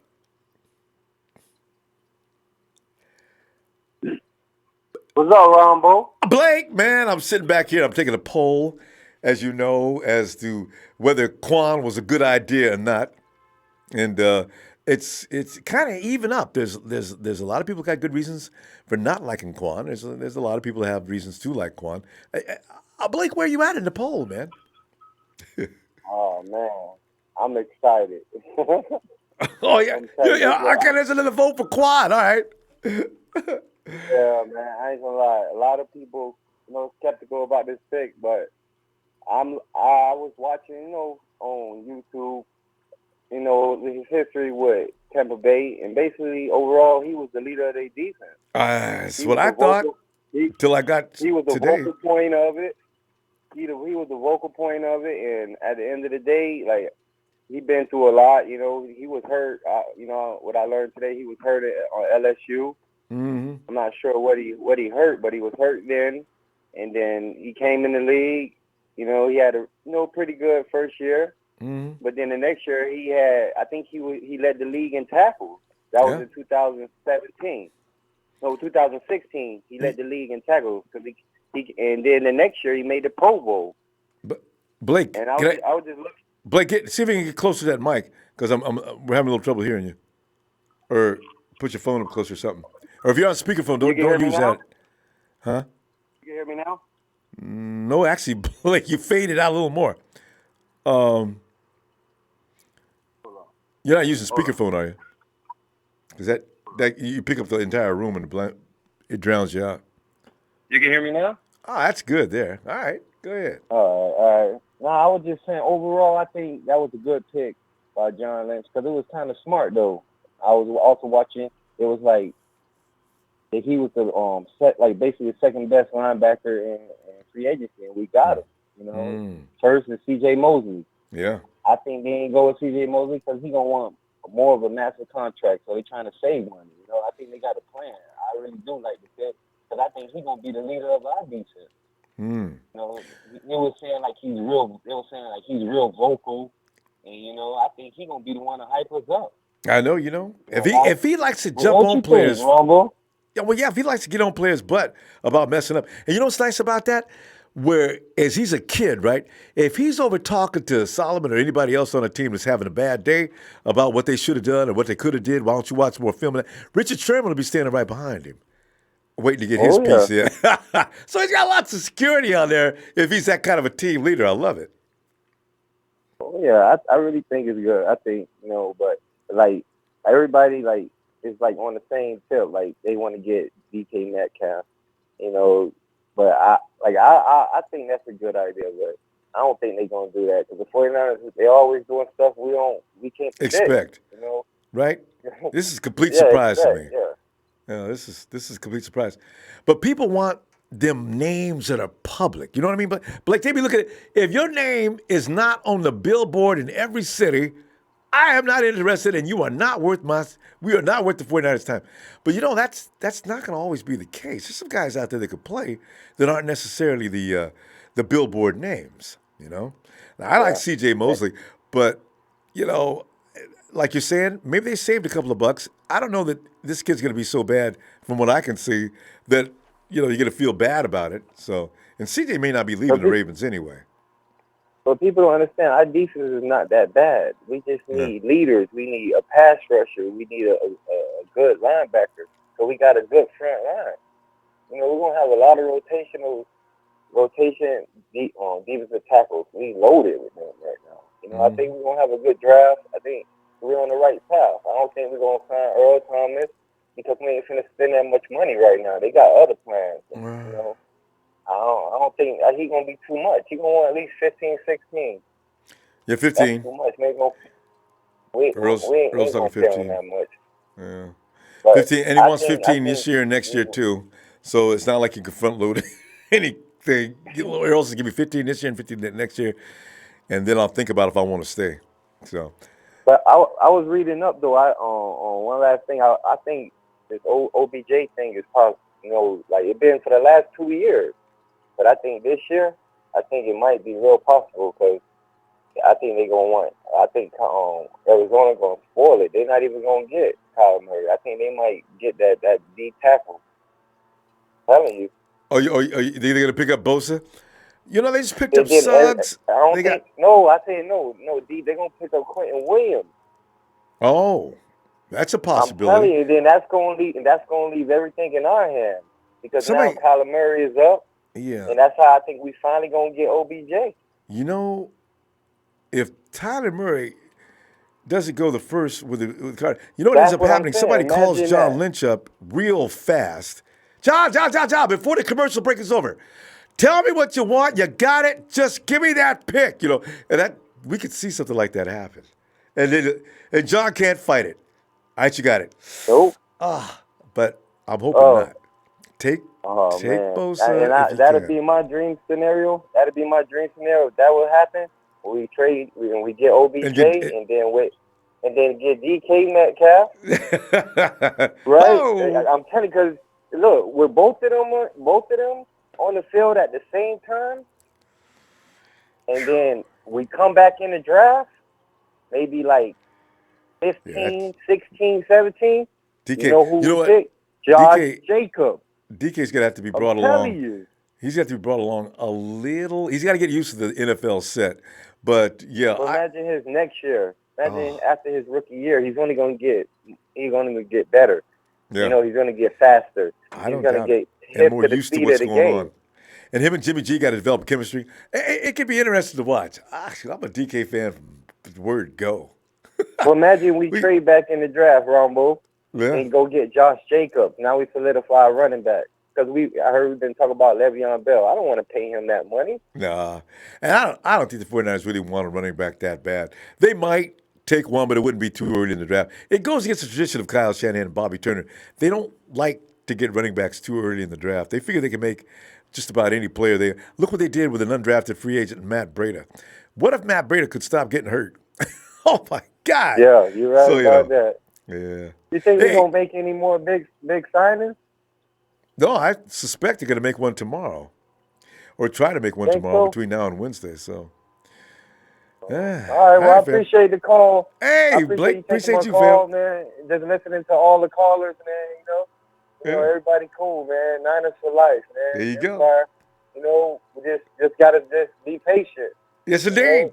But there's a plan in place. I want to get Trey Flowers. Trey Flowers went to Detroit. If we don't get a pass rusher in free agency, we're going to have to pick up one. Yeah. Blake, we got to go. But listen, one thing that's clear, this draft is loaded with pass rushers. So it's not a real scary thing. It'd be nice to get a guy that's already established and you know what he's going to do. But, man, this draft is loaded. Anyway. All right, Ronbo. Well, you have a good night now. You too, fam. See you tomorrow if you get a chance. All right. Right. All right, Niner Empire, Niner for life. Yeah. All right, let's go get Kevin. Hey, Kevin. Ronbo. Kevin. As you know, Kevin, it's the ongoing drama of, was Kwon a good idea or was that the worst thing the 49ers have done in a long time? A lot of people don't like the Kwon. I love it, Ronbo. I love the pick. I'm just getting off work and trying to catch up on all the NFL stuff for the day. Oh, okay. And I caught that earlier and did a little bit of research when I had some time today. But I think one of the caller you just had on was talking about it. I think one of the things he's going to bring in, Ronbo, is some vocal leadership on our defense. Like, we don't have that guy on defense that gets vocal and up in other players' faces to kind of pump them up during the games. And leads by example. Exactly. This dude works hard. He sacrifices himself. He sacrifices his body on every play. I mean, this guy's all in. And, I mean, he is a dog. I mean, if we need anything, that's what we need. If he ain't nothing else, he's definitely that. My God, Kwon. I'd be like on the sideline, Kwon. Hey, come over here, man. Get a drink of water, man. You all right? Take it easy, huh? I want to see you for at least 12 games this year. Because the way you hit that dude last time, he's still laying on the ground. That was unnecessary. Take him out, but don't kill him. Right. Damn, dude. Yeah, I was reading too, like right before he got injured last year, he was voted team captain 2 days before his injury. So, 24 years old, getting voted a team captain. Yeah, I mean, leadership skills. The coach and players that are on the team have said that he was a leader of the defense.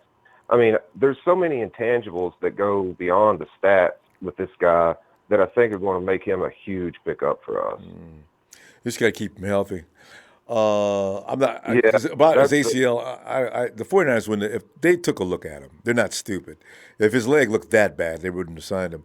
And if he's doing leg presses already, he'll be fine. What I want to know though is how fast. I've not looked at his 40 speed or anything like that, but from watching him on that film, my God, kid moves. Yeah, and his reflexes. He ran a 4.5 at the combo. That's quick. Combine, the 4.5. Yeah. He's got speed and aggression. You know, that's the thing. Yes, real aggression. Oh my goodness. Yeah. And Salah's always talking about what's his slogan that he wants. That I can't remember now, right off the top of my head. He tells all the players his little motto. All gas, no brakes. Somebody else said that. Somebody in the chat said this guy defines all. He is a perfect example of all gas, no brakes. Boy, ain't that the truth? Absolutely. I bet you Salah picked him out. He might have. I don't know, but we better keep that under the hat, though, Ronbo. I know, right? Nobody wants to hear anything about Salah, what he's got to say. It don't work out. Yeah. Yeah. But no, it's been a good weekend, a good start of the week. AB, sorry ass, went to the Raiders, thank God. Yeah. So I can finally get back in here and start chatting again. Now AB. Were you sick of hearing about AB? See, man. People got to understand about AB. AB, first of all, I got to have a new contract. I'm going to have guaranteed money. From now on, you'll do things my way. That blew away every GM in the league because now he's coming in. He's in control. That's a scary thing. I'd be afraid of AB too. He's a great football player, no doubt about it.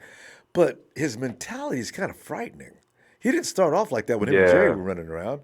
So, yeah. No. And Bo, with a collective bargaining agreement coming up, he set a very, very toxic example for the players going forward. Because GMs are going to be addressing that coming up, and it could come back to bite the players big time. What he did, because he manipulated his way out of Pittsburgh, and the Steelers begged him to stop talking, doing this, doing that. So he dropped his value down. They had to get rid of him, right? So Steelers get a 3rd round and a 5th round pick. AD gets paid. The Steelers got to be saying, "Oh man!" Now every kid in the league that's any good thinks he's going to pull this, So it's a collective. Yeah. Hey, well, Steelers. Roethlisberger has something to do with this too. There's a lot of attitudes over in Pittsburgh, so I feel bad for them, but I'm glad we don't have to be bothered with it. So anyway, how the mighty franchise has fallen. They used to be a gold standard, but they've crumbled to nothing now. Ain't that the truth? Now they look like everybody else. 9-7 last year. The year before that, did they make the play? Oh, they got beaten in the playoffs the year before, and didn't make the playoffs this year. Man. Sad. All right, fam. Yeah. Tell you what I'm going to do. I'll look for you tomorrow, huh? All right, Ronbo. Hit those likes. Thanks, fam. People. Another 4-hour show from Ronbo tonight. Come on, let's show some appreciation. All right, take care, Ronbo. Hey, have a good night. And we continue with somebody in the city. 650. Hello. Hello? San Francisco. Hello? Yeah. And who is this? This is Brian. Brian. Hey, Brian. All right, Brian. As you know, we're taking a poll tonight. 49ers have had their first day of free agency, and the grading is in pretty much. Brian, you're pretty much going to have one of the last few votes.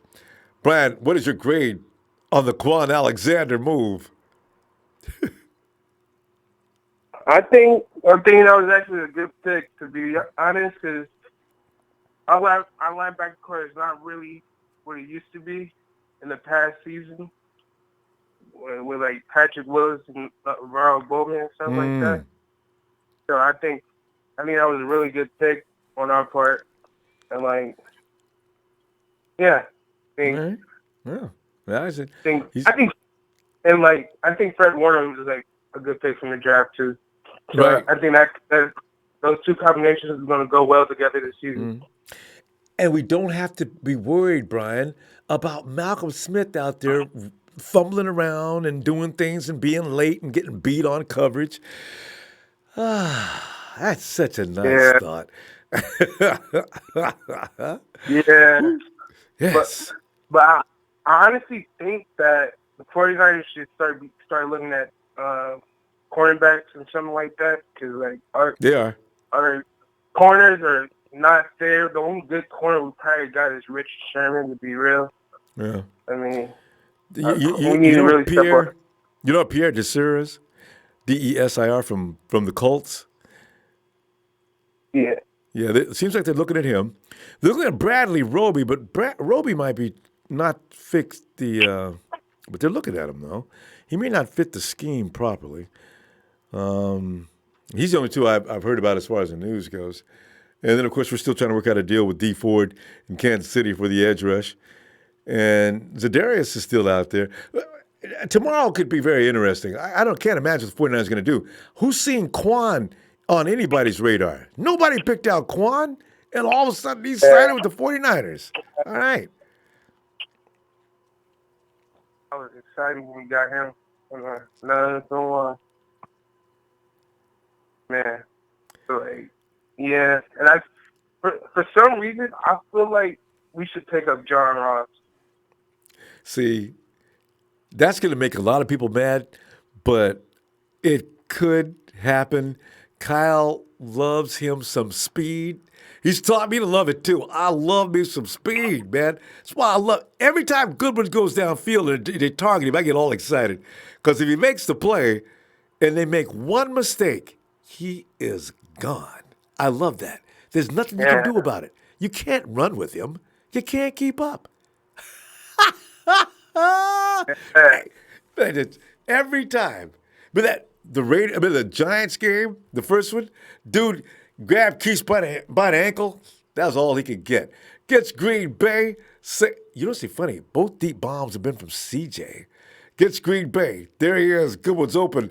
Boink. Goodbye. Yeah. Oh, okay.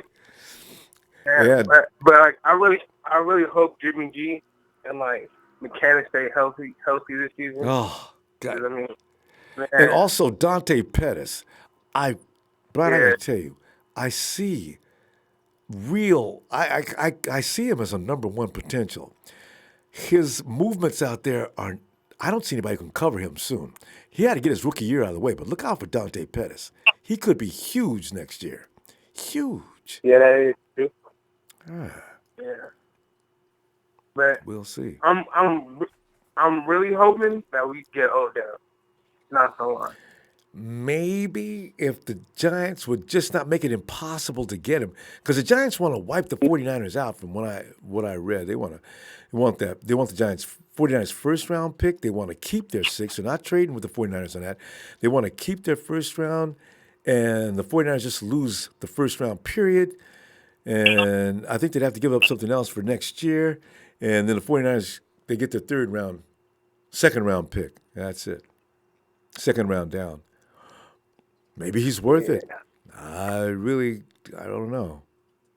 Depends on what they do in free agency, I guess. Yeah, that is true. Yeah. We'll see. But that's days away. And tomorrow we'll see what else they do, so, you know. Yeah. I'm not going to lie. I thought they were going to get C.J. Mosley. I thought as soon C.J. Mosley was like open, I thought they was going to get him. I did too. I think everybody thought C.J. Mosley was going to be the guy. I don't know what happened there, but Mosley's still running around free. Well, we'll see what happens to him tomorrow. And the Ravens seem like they don't want him to leave, so he's probably waiting to see what they're going to do. Because right now, Mosley's probably saying, I'm not in a hurry to leave. I kind of like it here. So we'll see what happens with Mosley. Yeah. Yeah. All right. Good night, Grandma. All right, Brian. Appreciate you getting in here, buddy. Talk to you tomorrow, huh? All right. Talk to you tomorrow. Yeah. And Coach says it won't be Amos. He's not a free safety, and he doesn't know our scheme. I don't think that happens. I think the kid from the Chargers is more likely than him if we don't get ET. Eric Haynes says, Bucs fan here, y'all got a solid player. He has a great leadership, very hard worker. if he stays healthy, he dominates in this league. Yeah, from what I've seen of the film, the missed tackles, I guess, well, what I seen was they're not going to put missed tackles on the film, but my God, guy's scary. DJ September 7th, that's his name. He says, hey, Ronbo Sports, a Niner Frontier. Thanks, fam. And John McNair says, Kwon at the will, the search and destroy, the mic becomes on a gap and a drop straight back linebacker. John, that's what I seen in him. I seen pure talent. I have no idea what's going on. And there's Bethel. All right, Bethel, come on in. Hey, Ronbo. Yeah. Hey, Bethel. How you doing tonight? Yeah. Good. I just been seeing some stuff, and one of the things that I've been seeing that the Niners been making with the contracts is, they've been making some good decisions where if I guess with his, they end up saying if he does a really good job, then he gets his 14. But that's if he does a good job. If he doesn't do a good job, then he gets less. He gets a lot less. So he has Bethel, to meet that. Bethel, who are you talking criteria. about? Who are you speaking of? The one that we picked up. Oh, we Kwon? actually picked okay. up. Yeah. He's got a conditional contract? Okay. Yeah, he has a contract where if he meets his quota, I guess his high staff, then he gets that money. But if he doesn't, then he gets lesser money. So if he doesn't plan out, then we don't end up wasting a lot of money on him. Yeah. Well, that's interesting. Yeah, and another thing is that I know one of our players, they negotiated his contract. He has the same. They put the same thing with him. So if he does good, he'll get that money. But if he doesn't do good, then he gets that less money. Yeah, Richard Sherman was on that kind of a contract, actually. Richard had to play a certain amount of games. He had to be ready at a certain time. I don't know, during the season, I don't know what kind of goals they gave him, but I know that right. Well, that's... Yeah, and I see something that they're doing that with a lot of these players that are, hurt. They're putting those, little things on there. So if, they plan out and they get that money because they earned it. Right. And if they don't, then we don't pay them a lot of money, so we don't lose a lot of money on some of these players. Yeah. So that's, something safe that, that we could do, something smart that they actually have on them. And I was looking at that. Actually, our coach used to knows these guys, and he played. I guess he knows this guy pretty good. So I guess Lynch wanted this guy, I think, because the way the guy is. And a lot of the fans of Tampa Bay said that, we're lucky to have him because he's a good leader. He was one of the hearts of Tampa Bay in that defense. So now we have him. Yeah. So he's probably going to be a good locker room. He'll maybe be that heart in the locker room with us. Yeah. And that let him come out there and do a Willis before the game. We're going to get. Yeah. With the same thing. And we haven't had that for we're all we need. Yeah. We haven't had that for a long time. The last time we ever had, a heart of the soul like that, Fun to shit. I hope they put the camera on him when he's down there getting that fired everybody up. Because, we haven't seen anything like that. This element has not been in our locker room for a while. Because Navarro was a leader, but a silent kind of leader, Yeah. So. And now, they're saying all this, good stuff about this guy. It's just that I guess, the injuries and all that. That's why I guess nobody want to pick him up. But, sometimes you have to take those little gambles. And if that gamble works, then, it works for us. If it doesn't, then, we, with that contract, the way they did it, we're not going to lose a lot of money on him. So, I think, so if it plans out, then we got a good signing. If it doesn't, then, we didn't lose anything. Yeah. So. And sometimes they run a risk on the guys. He could go the whole season. It's like, Bethel, a lot of times people don't understand. This kind of a game, your health history means nothing. You could be healthy all the years. You can go down any time. That's just the way it goes. Yeah. Yeah, at least we didn't do like the Raiders did, where they signed our, one of our guys for the top offense player, Well, and I know they weren't as good as they us. wanted we probably wanted to get him back, but he ended up going to the Raiders. How many times do we see that happen? Getting all that top money. God, I hate that. When I heard that, I'm like, are Raiders stupid or something? they let go of these guys that they didn't want to pay a lot of money. Now they're paying a lot of money to Tim Brown and AB. Yeah. Well, they got Trent. AB's contract is pretty large, but I didn't know they jump up and give Trent all that money. Lamar Joyner, they picked him up. It's going to be interesting to see if the Raiders do anything tomorrow. Although the AB and the Trent Brown contracts, they're not short term. Because a lot of teams are bringing guys in for 2-year contracts. So if you don't win the Super Bowl the next 2 years, forget it, huh? All your money and draft picks are gone. So see what they do. I guess they want to be like the Rams, spending all that big money, and they're not gonna get nothing out of it.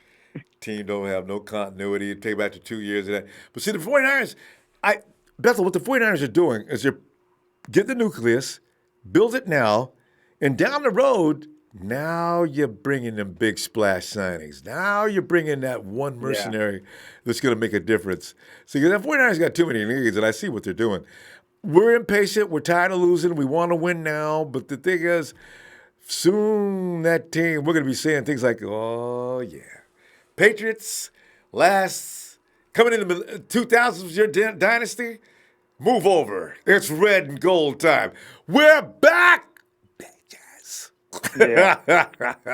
Yeah, because I see, everything, all the moves that we're doing, those are smart moves that they're doing. They're and long term. If they're getting guys for long term, but at the same time they're doing contracts where if they don't plan out, you could cut them, and you won't lose a lot of money.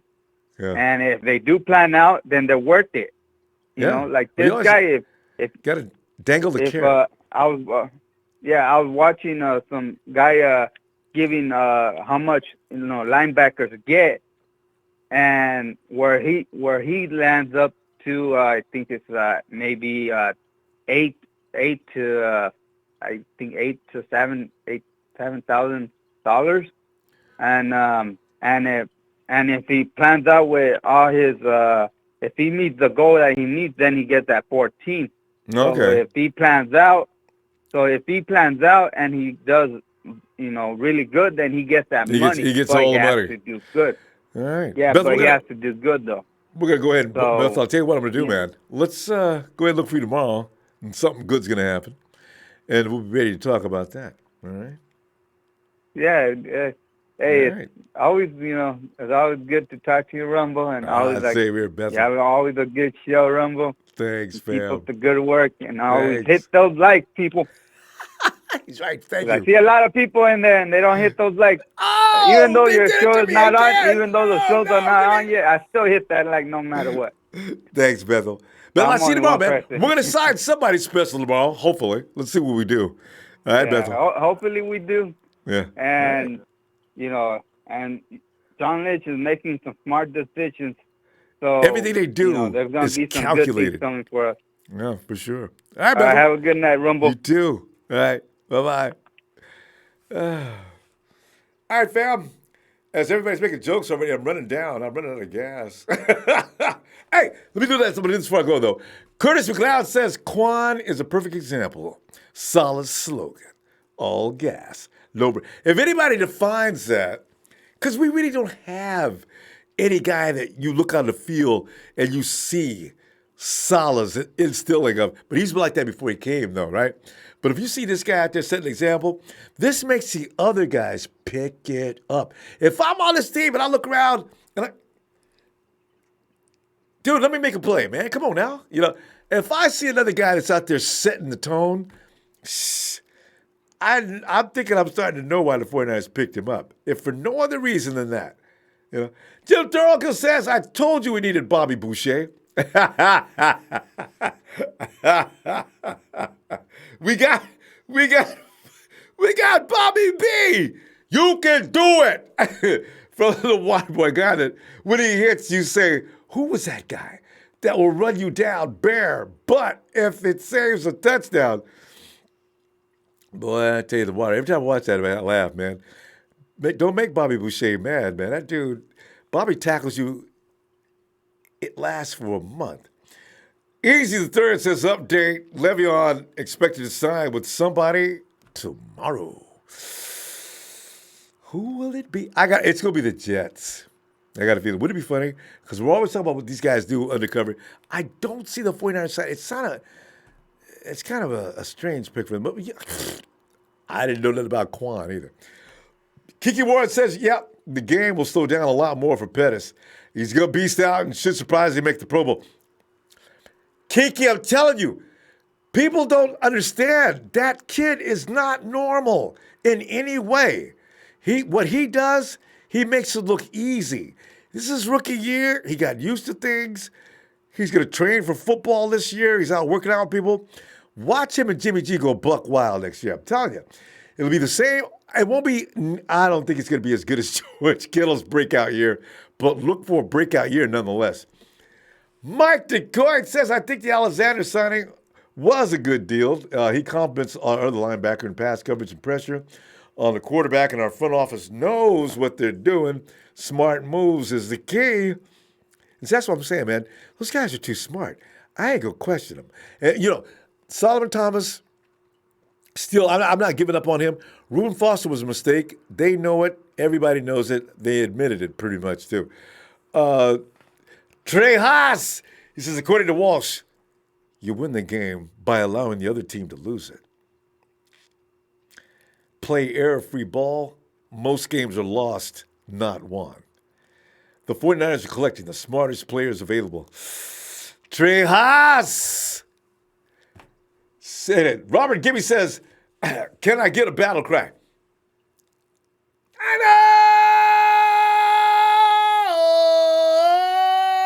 know! See, that gives me an excuse now I can do it again because I'm getting ready to say goodbye. Speed Gill says, going out to the club after this. No. I am hungry, though. Gold-blooded savage, Niner gang, all day blood. And D. Shaw says, Daddy duties made me late for Monday night. Sorry, Dick. Tell him what we're doing here. Don't give me any duties. Raw, Sunday, SMH. D-Sean, be back tomorrow, fam. We're going to do it again, see what happens between now and tomorrow evening. Hit that like now. Come on now. Give me that like. See you tomorrow. Niners!